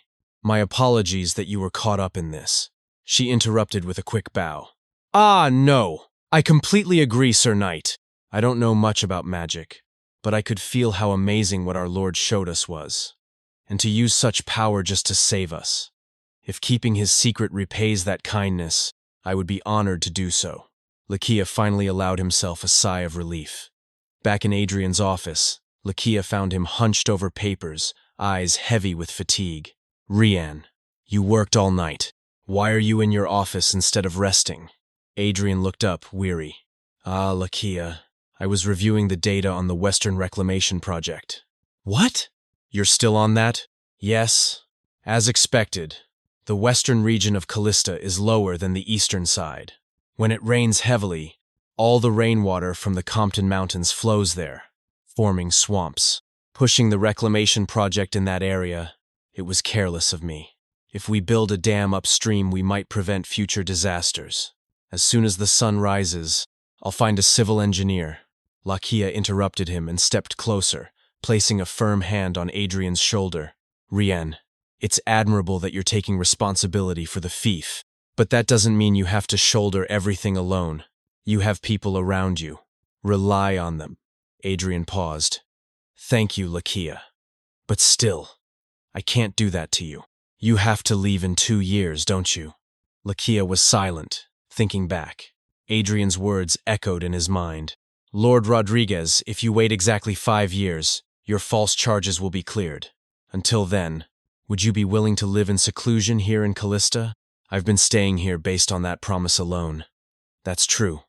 But, Adrian continued, voice quiet. To be honest, I've always felt sorry toward you, even if it's under a false identity. For someone like you, I burdened you with the title of escort knight to a frontier noble family. Captain of the knights, even. Lakia hesitated. That's... Before he could finish, Adrian pulled something from beside the desk, a sword. Would you accept this? Lakia took it, confused. A sword? He unsheathed it slowly. Yes. It bothered me that you've been using such an old weapon. I originally planned to give this to you after revealing my magic, but the timing didn't work out. I wanted to present it with a flourish, like, ta-da.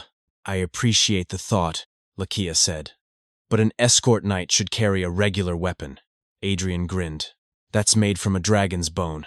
Lakia froze. What did you say? It's an alloy called olifant mithril mixed with dragon bone. Only a dragon can properly refine it. It's the only material that can withstand a swordmaster's aura. I found it in Seyfried's lair. It felt right to give it to you. Lakia's eyes widened. His grip tightened. Then, without thinking, he grabbed Adrian by the shoulders and shook him. Do you have a brain in that head or not? There are gifts you can give and gifts you absolutely can't. Do you even understand the value of a dragon's armament? Adrian just smiled. I do, Lakia, but compared to the help you've given me, this is really nothing. Lakia's voice dropped. What about Asa? Don't you trust him too?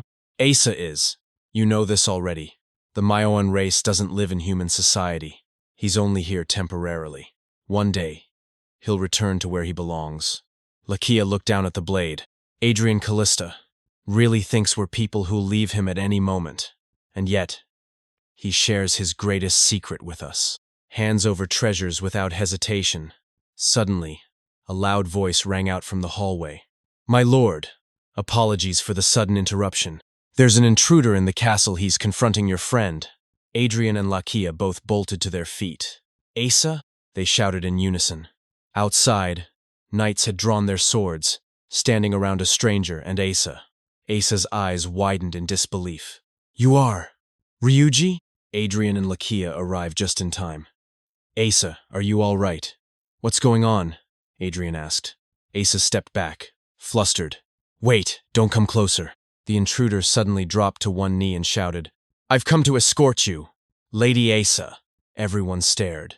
Lady Asa? Inside Callista's estate, the atmosphere was calm yet filled with tension as Adrian sat across from Ryuji, the cat-person warrior. Adrian spoke first, his tone polite but firm, acknowledging that Ryuji had been Asa's guest. He apologized on behalf of his knights, explaining that they hadn't recognized Ryuji and might have acted rudely. After confirming his name, Adrian asked if he was indeed Ryuji. Ryuji confirmed his identity and introduced himself as a warrior of the cat people. He expressed gratitude for Adrian's hospitality toward Lord Asa, but declared that Asa should not remain among humans any longer. He announced that he would personally escort his lord back to their homeland. Adrian exhaled deeply and thought to himself that he had anticipated this day would eventually come. Asa was, after all, a member of the cat people, and it was only natural that someone would come to retrieve him. However, before Adrian could continue his thoughts, Asa suddenly jolted upright and screamed in defiance. No, I'm not going back.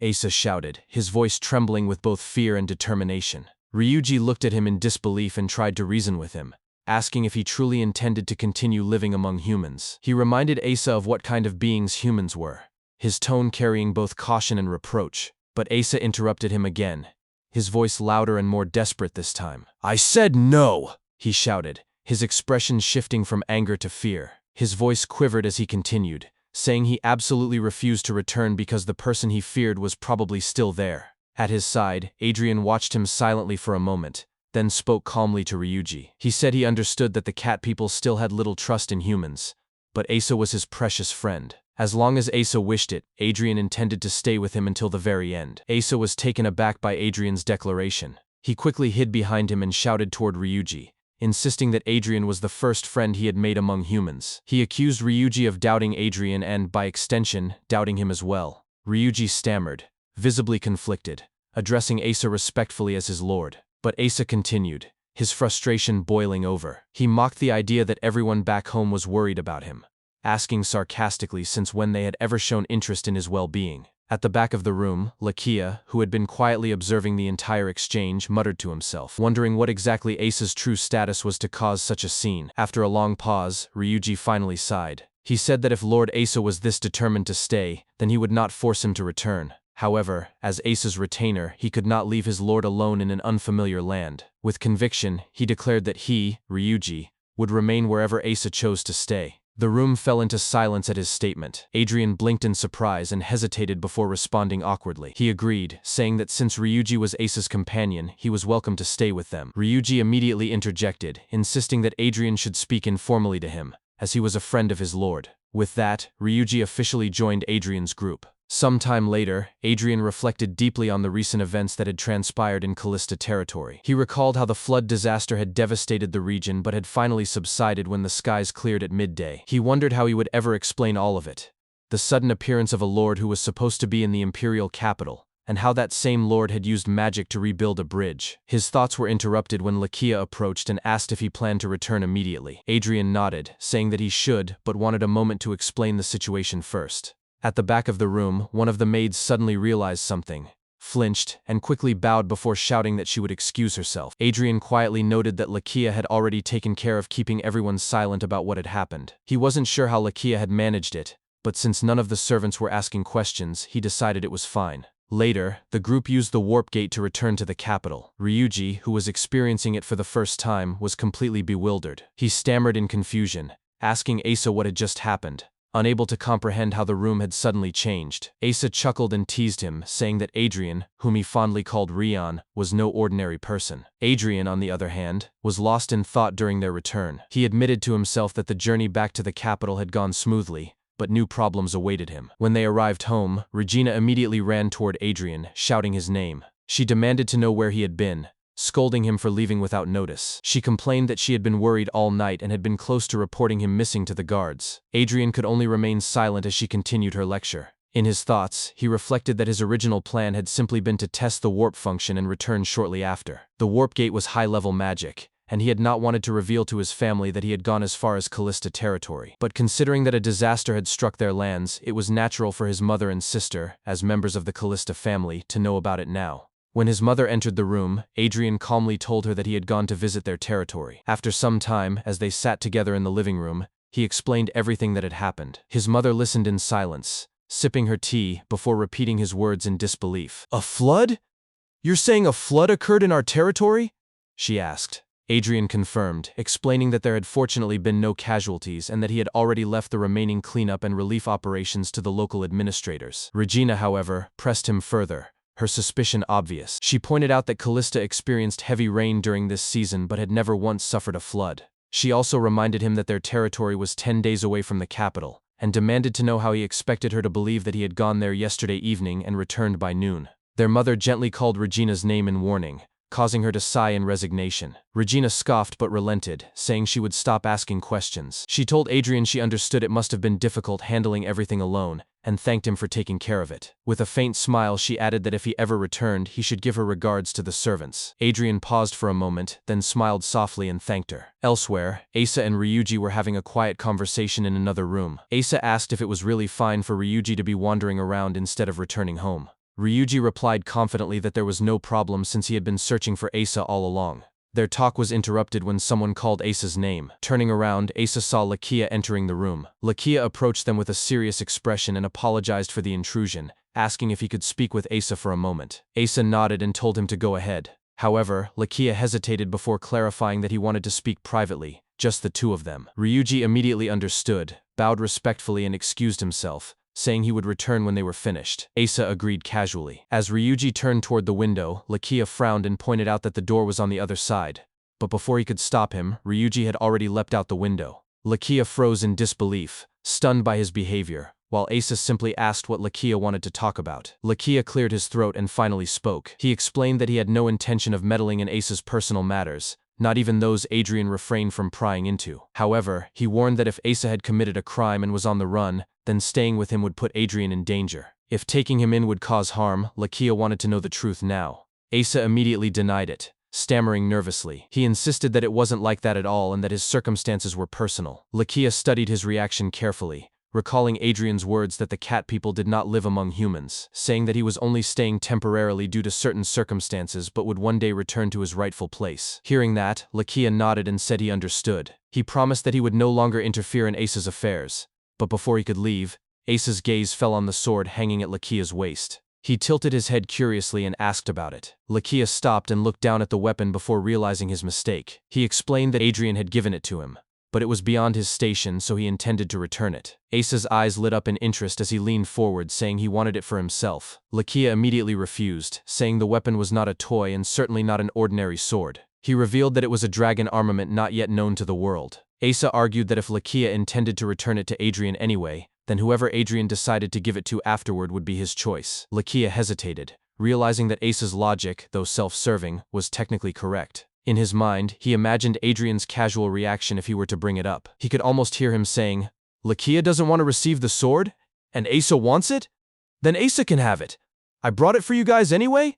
Panicking at the thought, Lakia hurriedly turned away and declared that he would just keep the sword himself. Asa immediately shouted in frustration, accusing him of being petty for not letting him have it. Lakia retorted that he had received it first, and the two began bickering loudly. From another room, Adrian, who was still speaking with his mother and sister, heard the noise and sighed quietly to him. He muttered under his breath, wondering if they were fighting again. A few days had passed since the great flood that struck the Callista territory. Now, Adrian and his sister Regina were seated inside a carriage, its wheels softly rumbling along the cobbled road toward the imperial palace. The afternoon sunlight streamed through the curtains, painting golden streaks across the interior. Regina sat with her hands clasped tightly on her lap, her expression a mixture of awe and anxiety. She turned hesitantly to her brother and spoke in a nervous tone, admitting that she was unfamiliar with proper imperial etiquette. She asked whether she might appear rustic or rude before the nobles and the emperor himself. Adrian gave a reassuring smile and told her not to worry. He reminded her that they were invited as guests of His Majesty the Emperor, and that she could hold her head high with pride. Hearing that, Regina took a deep breath and nodded, her expression softening slightly. She replied with a small but determined, "Okay?" As the carriage rolled onward, Adrian's thoughts drifted back to the day before, the moment they had received the imperial invitation. It had been only a few days since the flood incident that had swept through Callista territory. During that time, Lakia had chosen to focus on his personal training, determined to master the sword he had received from Adrian. He had called it excessive and vowed to become skilled enough to wield it properly. Asa, meanwhile, had been spending much of his time in conversation with Ryuji. Adrian recalled how Asa had cheerfully shouted to him that morning that he would be with Ryuji all day, which had been a relief. Now that Adrian had revealed the truth about Seyfried to both of them, he thought it might be time for him to re-enter the lair and resume the magical training he had neglected. But his quiet contemplation had been interrupted that afternoon when Regina burst into his room without warning. She had flung open the door, shouting his name,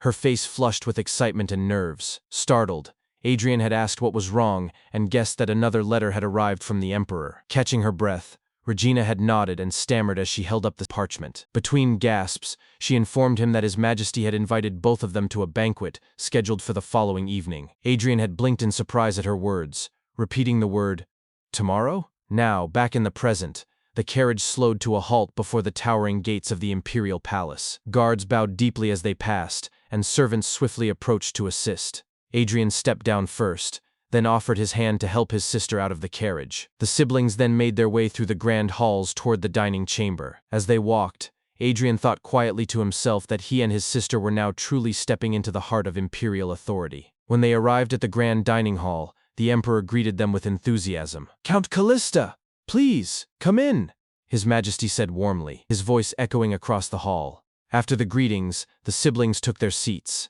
The Emperor smiled and remarked that their previous meeting had been rather sudden in many ways, and he had been eagerly anticipating another chance to speak with Adrian again. Adrian bowed his head respectfully and responded that it was an infinite honor to be granted such an audience. As he lifted his gaze, his thoughts drifted briefly. He noticed that the guests present were only himself, his sister, the Emperor, and Count Ivan Rumbly, His Majesty's most trusted aide. In his previous life, Adrian recalled that the Emperor had never aligned himself with any noble faction. The fact that he now held a private meal with specific nobles was both curious and unexpected. Across the table, Count Ivan greeted him cheerfully, his voice filled with genuine delight. He exclaimed that it had been far too long since they had met and that he had nearly forgotten Adrian's face. Adrian smiled faintly and inclined his head slightly in response, offering his greetings in return. His attention then shifted toward the emperor, and he couldn't help but notice that his majesty seemed somehow different from when they had first met. There was something subtle but distinct in his presence, perhaps a change in demeanor or intent. Soon after,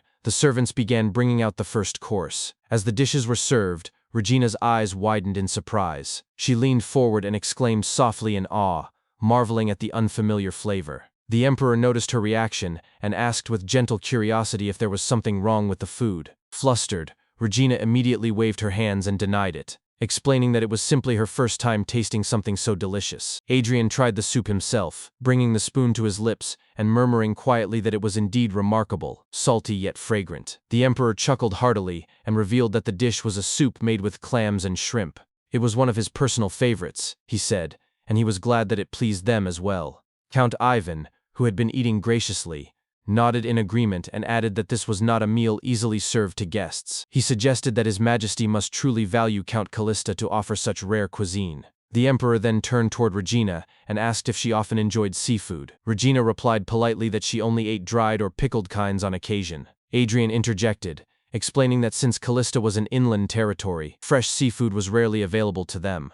The emperor laughed and said that the capital was not so different. Fresh seafood spoiled easily during transport, and depending on the weather, was often unobtainable. He admitted that it was expensive and considered a delicacy reserved for nobles. Adrian listened in silence and thought to himself that even the emperor had foods he could not easily enjoy. The emperor continued, saying that it was a shame that such fine dishes were limited to the privileged few. He wished that more people could experience the same taste. Hearing that, Adrian paused for a moment, quietly reflecting. He thought that His Majesty truly was unlike other nobles of the empire. As the meal went on, more dishes were brought to the table, and time passed pleasantly. When dessert was served, Regina smiled warmly and expressed her gratitude, saying that it was an honor to be treated to such a splendid meal. Adrian added that he too was grateful for the opportunity to taste such rare and precious foods. Internally, he noted that everything had gone smoothly so far. No hidden tensions, no unexpected conversations. He wondered if this gathering truly had been arranged for nothing more than friendly conversation. Then the emperor cleared his throat and spoke again. He said that if time permitted, he would like to continue their discussion. Adrian nodded and agreed without hesitation. However, the emperor then added with a light tone that he wished to continue the conversation not as the emperor addressing a count. Adrian blinked in confusion. Not as the count? He echoed quietly. He glanced at Regina, who blushed slightly and tilted her head, unsure what to make of the statement. Before either could respond further, Count Ivan suddenly stood up, his energy bursting through the calm atmosphere. With a wide grin, he grabbed Adrian by the arm and shouted to the emperor that he wished to borrow Count Callista for a while. The emperor laughed and gave his permission but warned Ivan not to drag Adrian too roughly. Adrian barely had time to react as he was half pulled out of his chair and toward the door. Startled, he asked in confusion where they were going and tried to protest that they had not finished the conversation. Ivan simply urged him to hurry, insisting that he would understand soon. As they reached the hallway, Adrian managed to shout back to his sister that he would return shortly, and asked her to attend to His Majesty in his absence. When the doors closed behind them, silence filled the dining hall for a moment.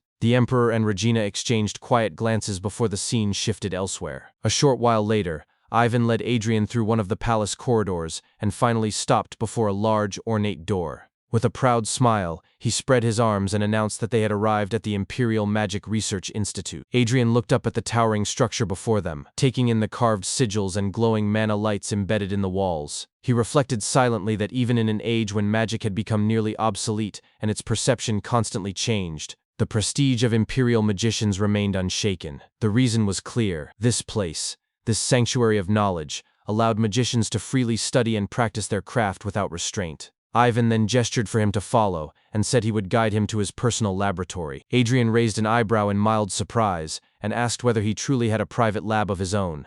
Ivan laughed proudly and explained that every magician affiliated with the Imperial Institute was assigned one. As they walked through the corridor, a man suddenly turned a corner and bumped into Adrian. The stranger dropped a small crystal orb, but with remarkable reflexes, caught it before it hit the ground. Adrian immediately apologized and asked if the man was all right. Instead of accepting the apology, the magician turned sharply toward him and snapped in irritation, calling him inconsiderate for standing in the way like an idiot. Before Adrian could respond, the man had already walked off. Ivan let out an exasperated sigh and muttered that the man was a rude brat. Then, with a soft chuckle, He told Adrian not to mind it. Magicians, he said, often thought they were the most important people in the world.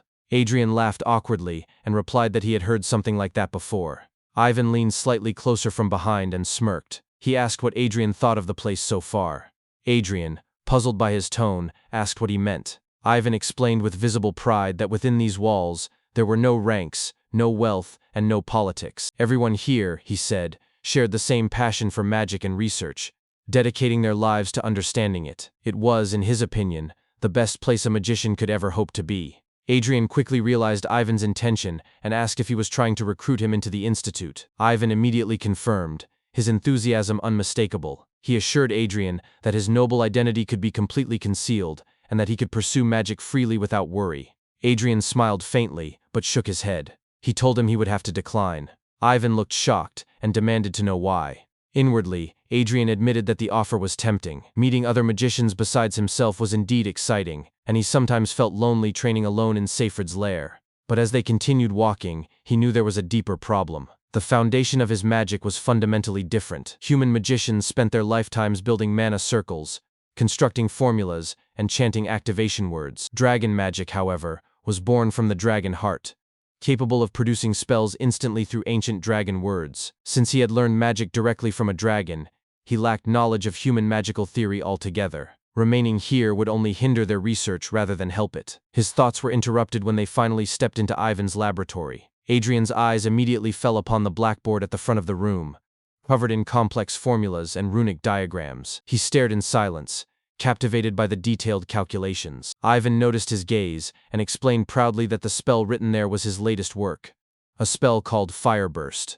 It was an upgraded version of the first circle Fireball, developed into a fifth circle attack spell, though not yet complete. He admitted that since his specialty had always been defensive magic for the Emperor's protection, his offensive techniques were still lacking. The main issue, he said, was the instability of the mana during the activation process. Adrian remained focused on the blackboard, studying every line. After a moment, he finally spoke, addressing Ivan directly. "Count Rumbly," he said as he pointed at the drawing of a magic stone on the board. "If it's not too presumptuous of me, may I try fixing this myself?" As Adrian stood before the blackboard filled with complex magical formulas, his gaze sharpened with deep concentration. He began solving the intricate spell patterns that Count Rumbly Ivan had been struggling with. While doing so, a series of thoughts crossed his mind. He reflected that for any mage, creating a new spell was considered a once-in-a-lifetime achievement, proof that they had reached the very pinnacle of their field. Because of that, spells under development were treated as sacred, and it was an unspoken rule never to reveal or interfere with another mage's work. Yet, as he worked through the equations on the board,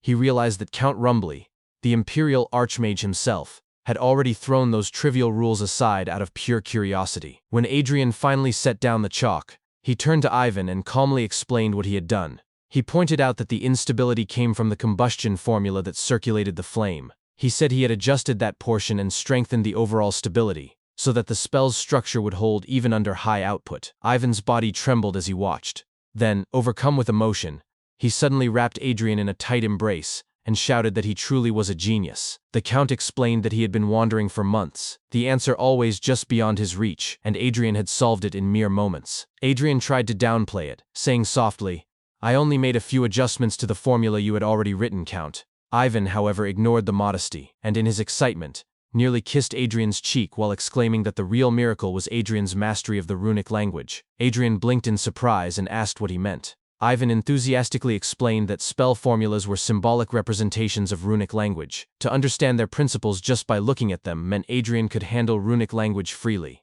Adrian paused at that revelation and began piecing it together in his mind. It made perfect sense now. Though it had been his first time seeing a human spell formula, he had instinctively understood the principles behind it. Runic language, he realized, was a linguistic translation of dragon tongue magic, and human magic was a reconstruction of those same principles into formulas. In other words, dragon tongue magic was the foundation of human magic itself. If both systems worked on the same foundation, then it meant he could study both together. His eyes lit up as he thought to himself that this was far more fascinating than he had imagined. When he finally came to his senses, he straightened up and bowed his head.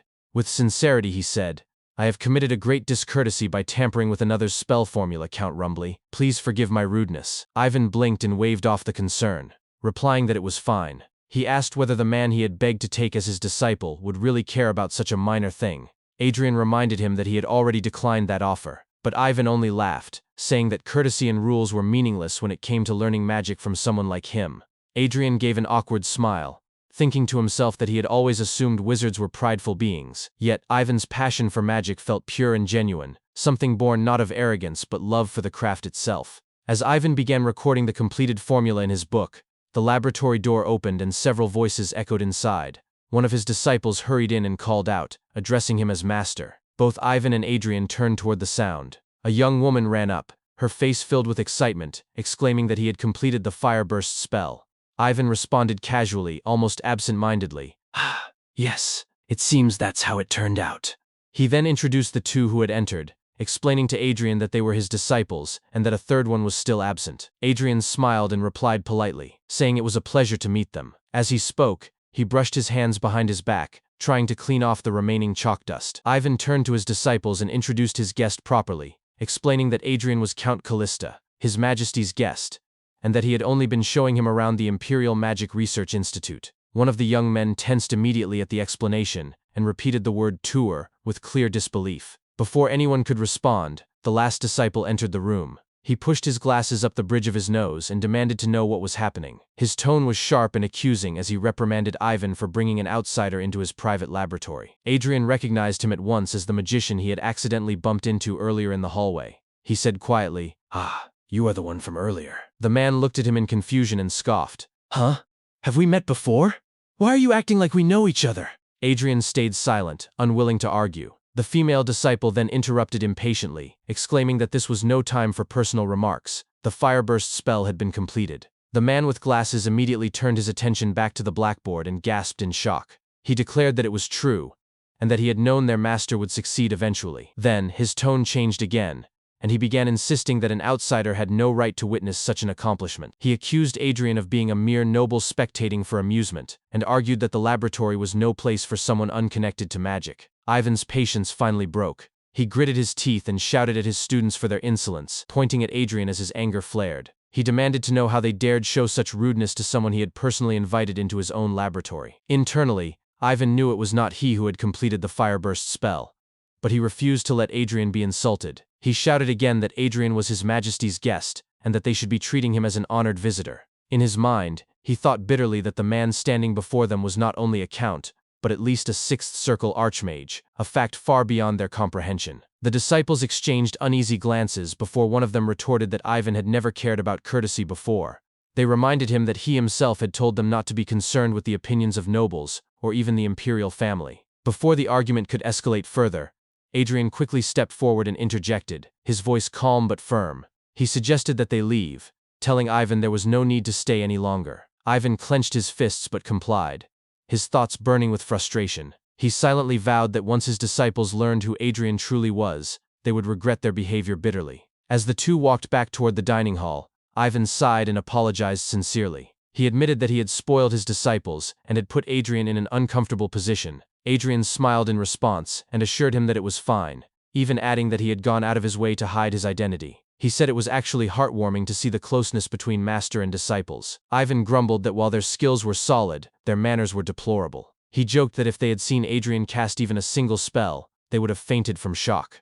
Adrian thought silently that despite their immaturity, the three disciples must have been the most talented among the imperial mages, given Ivan's tendency to value skill above all else. He believed they would one day become the Empire's next generation of archmages. A small thought crossed his mind. If possible, he would like to ask for their help with his own secret plans in the future. When they arrived outside the dining hall, Ivan peeked through the slightly open door and froze. He leaned back toward Adrian and whispered with a mischievous grin that perhaps they should have stayed away a little longer. Curious, Adrian glanced inside and was immediately startled by what he saw. His sister Regina was seated comfortably beside the Emperor, the two of them chatting and laughing together as if they had known each other for years. The Emperor was saying that their first social gathering had been suffocating, to which Regina agreed, adding that she preferred quiet conversations with people she felt at ease with. He then asked how she had been adjusting to life in the capital, and she responded softly that she had been doing well, thanks to His Majesty's kindness. Adrian turned to Ivan, his expression filled with disbelief. "When did those two become so close? I knew they were exchanging letters, but—" Ivan simply burst out laughing and teased him, saying that even the great Count Callista was clueless when it came to romance. Later, after leaving the imperial palace, the siblings sat in their carriage as it rolled through the streets. Adrian spoke first, expressing relief that Regina's first visit to the palace had gone smoothly. He told her she had done well. Regina, lost in thought, didn't respond immediately. After a quiet pause, she turned to him and asked softly whether men generally preferred quiet and graceful women. Adrian blinked in surprise and thought, somewhat incredulously, that she was asking him for relationship advice. He hesitated, fumbling for words, and asked if she was worried that His Majesty might dislike her. Her cheeks flushed red at his question, and the air grew heavy with awkward silence. After a few moments, Adrian spoke again, his tone gentle. "Regina, you harbor feelings for His Majesty, don't you?" She hesitated but eventually nodded. She explained that it wasn't because she wanted to become empress. She simply enjoyed meeting the emperor, speaking with him, and sharing quiet moments together. She asked in a trembling voice if she was being childish, admitting that she knew she should consider the opinions of society and the emperor's position. Adrian moved to sit beside her. He told her that while he couldn't know the emperor's heart, he would always be on her side as her family. He told her to follow her feelings without worrying about others. Regina smiled warmly and replied that she understood. As they rode in silence, Adrian remembered Ivan's words earlier that day. When he had asked whether he should intervene in his sister's situation, Ivan had laughed and told him to leave them be, explaining that at that age, the more one tried to stop them, the stronger their feelings grew. Adrian sighed inwardly, thinking that while he couldn't exactly cheer for her, as her brother, he would at least make sure never to stand in her way. A few days later, Adrian reflected quietly on the recent chain of events. The entire incident had first come to light at the main branch of Sullivan Bank in the imperial capital. At the counter that day, a flustered bank teller had struggled to explain himself to a furious customer. The man before him was the head of Huffman Trading Company, a respected merchant whose temper had begun to flare. The teller's voice trembled as he said that the deposit on the customer's check had already been withdrawn. The merchant froze for a moment, then snapped in disbelief, demanding to know what the teller was talking about. He insisted that his check was right there in his hand and accused the bank of trying to cheat him. The teller, pale and sweating, stammered that the current ledger showed the check is already paid. The man's anger erupted as he slammed the counter and shouted, demanding where his 50 gold had gone. His voice carried across the marble hall, catching the attention of everyone nearby. Other customers began whispering among themselves, curious about the commotion. They muttered that something was wrong with the checks and expressed shock at the amount involved. Someone recognized the man as the head of Huffman Trading Company, pointing out that he had been the first to switch to Sullivan Bank when they began issuing checks instead of sticking with Callista. Within hours, the uproar had spread beyond the capital. In the private office of Dominic Sullivan, the bank's head, one of his attendants stood stiffly while delivering his report. He explained that the issue was not isolated. Similar incidents had occurred at the Maxton and Somerville branches, and they had already confirmed 3 clear cases of counterfeit checks. Dominic slammed his hand on the table, his face contorted with anger, demanding to know who was behind such audacity. His attendant, swallowing hard, continued his report and explained that the counterfeit checks were too sophisticated to detect. Not even trained bank employees could tell the difference between real and fake documents. Because of that, they couldn't accurately determine how many forged checks were circulating in the market. Dominic's patience broke. He cursed aloud and struck the desk again. Then, gritting his teeth, he gave an order. They were to recall all checks within 2 weeks. Only the person who had originally issued a check could withdraw it at the same issuing branch. And after that period, all withdrawals would be refused across every branch of Sullivan Bank. His attendant gasped in alarm, insisting that 2 weeks was far too short. He warned that many customers would be unable to exchange their checks in time, and suggested extending the deadline to several months. Dominic shouted back furiously, "Only contact major customers. Do I look like I have time to worry about small fry right now? Who knows how many more counterfeits will appear if we wait months?" Before the attendant could respond, another worker burst into the room, panic clear in his voice. He cried out that check withdrawal customers were flooding the main branch at that very moment. Dominic raised an eyebrow and muttered that perhaps it was good timing, considering they were planning to recall checks anyway. But the attendant, panting, clarified that the problem wasn't withdrawals. It was that people no longer trusted the bank itself. Nobles and major trading companies were pulling their deposits all at once. He stammered that at this rate, it would turn into a full-scale bank run. Hearing this, Dominic fell silent. The anger drained from his face, replaced by disbelief. He remained still for a long time, then finally sank into his chair, covering his face with one hand. His voice was low and strained as he muttered, "What about Callista?" His attendant blinked in confusion and asked what he meant. Dominic's eyes flashed with frustration as he repeated through clenched teeth, "Callista Bank.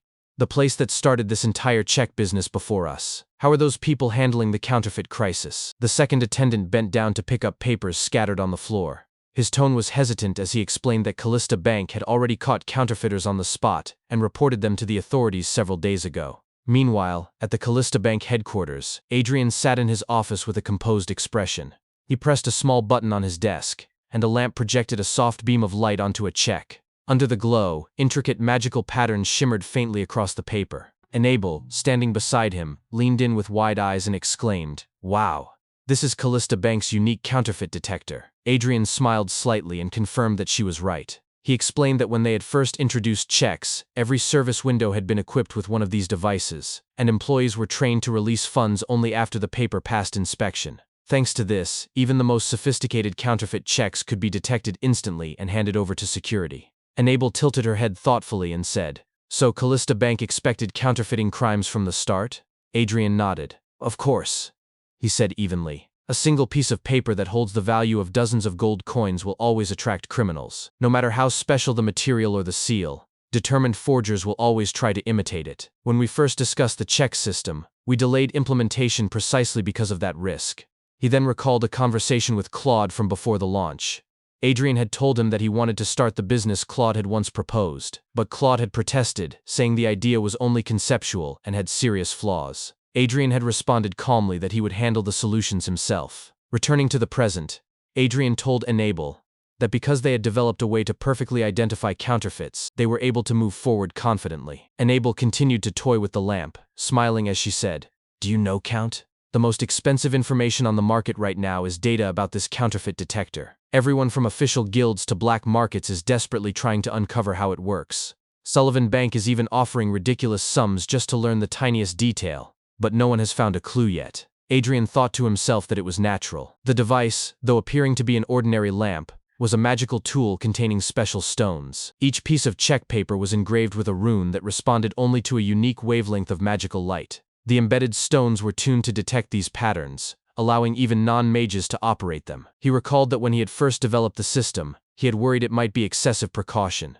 But seeing Sullivan Bank's chaos now, he felt nothing but relief. He chuckled quietly and said aloud, "Even if you tried to sell this, no one would ever figure it out. This device is made with our bank's exclusive technology." Enable pouted playfully and leaned closer behind his chair. "Oh my! That's such a cruel thing to say, Count. I'd never sell anything related to you, even for billions. You're the benefactor who saved our Lucen Guild from bankruptcy. Thanks to you, requests are pouring in, and we've hired so many new employees." Adrian laughed, telling her that he too was grateful for the guild's help.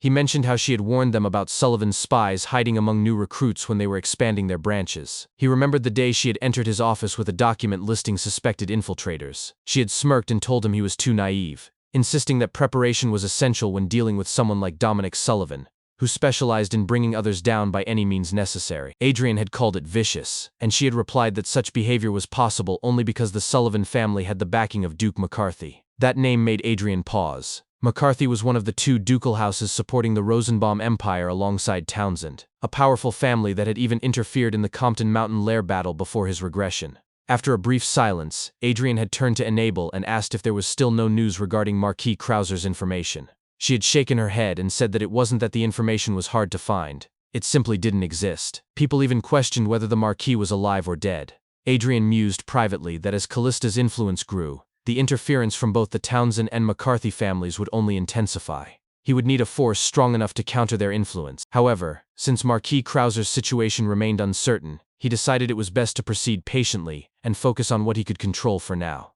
Turning to Enable, he asked if she knew any trading companies in Somerville. "Of course," she said lightly. Somerville is also Jeffrion's hometown. Adrian asked if any of them specialized in seafood distribution. She tapped her chin thoughtfully and said she would have to check, though there should be plenty since Somerville was the Empire's largest coastal region and renowned for its seafood cuisine. Adrian rose from his seat and announced, "Perfect. I'm planning to open a seafood restaurant." Enable blinked in surprise and asked if he intended to expand into Somerville as well. Adrian shook his head and replied that he planned to open it right there in the imperial capital. Her eyes widened as she shouted, "What? Count, seafood is expensive in the capital for a reason. Even with the fastest carriage, delivery from the coast takes 3 days. Adrian cut her off with calm assurance. "It's fine. I'll solve the transportation issue myself. I want Guild to handle two things: securing a reliable food distribution network and developing recipes that fit the capital's tastes.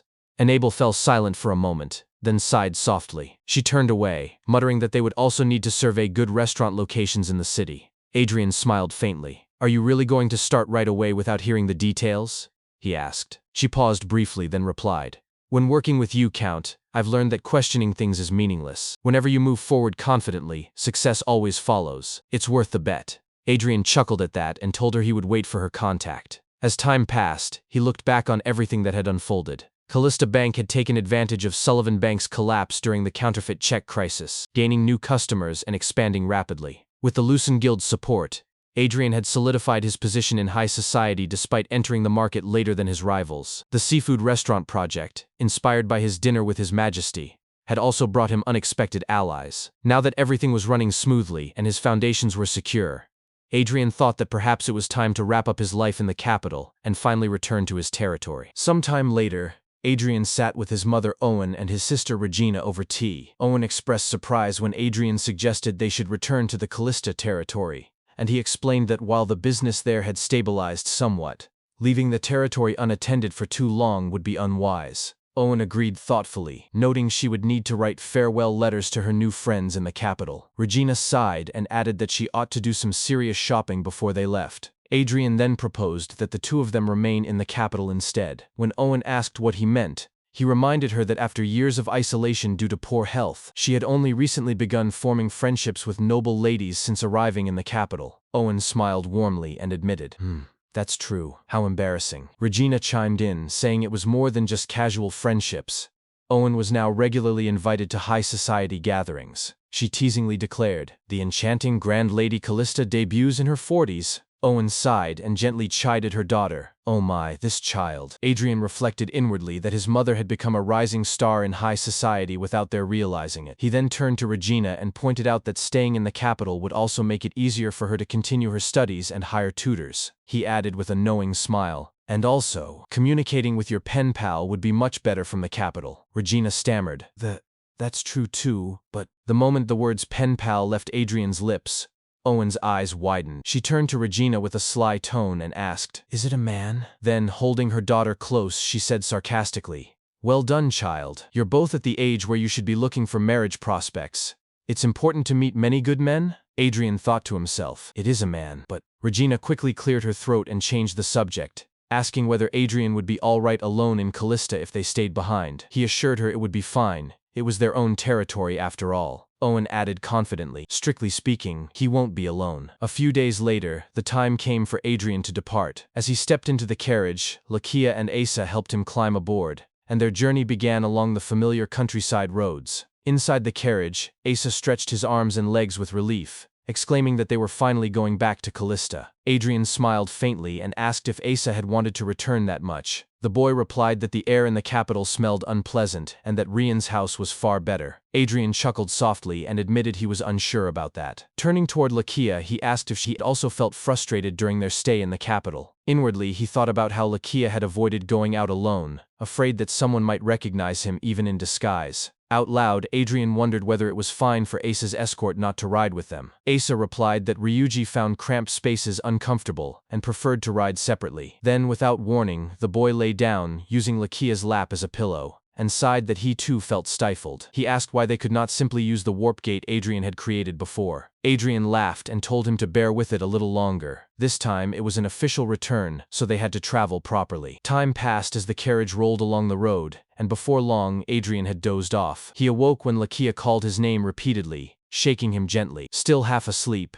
he asked if they had arrived. Lakia replied that they had indeed arrived, but that he should look outside. Adrian rubbed his eyes and peered out of the window. His eyes widened in astonishment at the sight before him. Crowds of people filled the entrance to the territory. A butler on horseback rode up to them, calling out loudly. Adrian recognized him immediately and called his name, William. The butler quickly dismounted, bowed deeply, and explained that he had come to greet Adrian after hearing of his return. He suggested that from here, walking would be faster than remaining in the carriage. As they stepped down, Adrian asked why so many people were gathered near the entrance. William explained that they were immigrants who had recently arrived in Callista, currently delayed while undergoing simple identity verification procedures. Since the harvest season had just ended, There had been an unusually large number of new settlers recently. Adrian expressed surprise, admitting that he had expected fewer immigrants after the flood. William shook his head and explained that the opposite had happened. Word had spread throughout the empire that Adrian had ordered generous compensation for the flood victims. And now the reputation of Callista as a good place to live had spread far and wide. Most of the newcomers were commoners moving with their entire families in hopes of a better life. Hearing this, Adrian was quietly stunned. As they continued forward,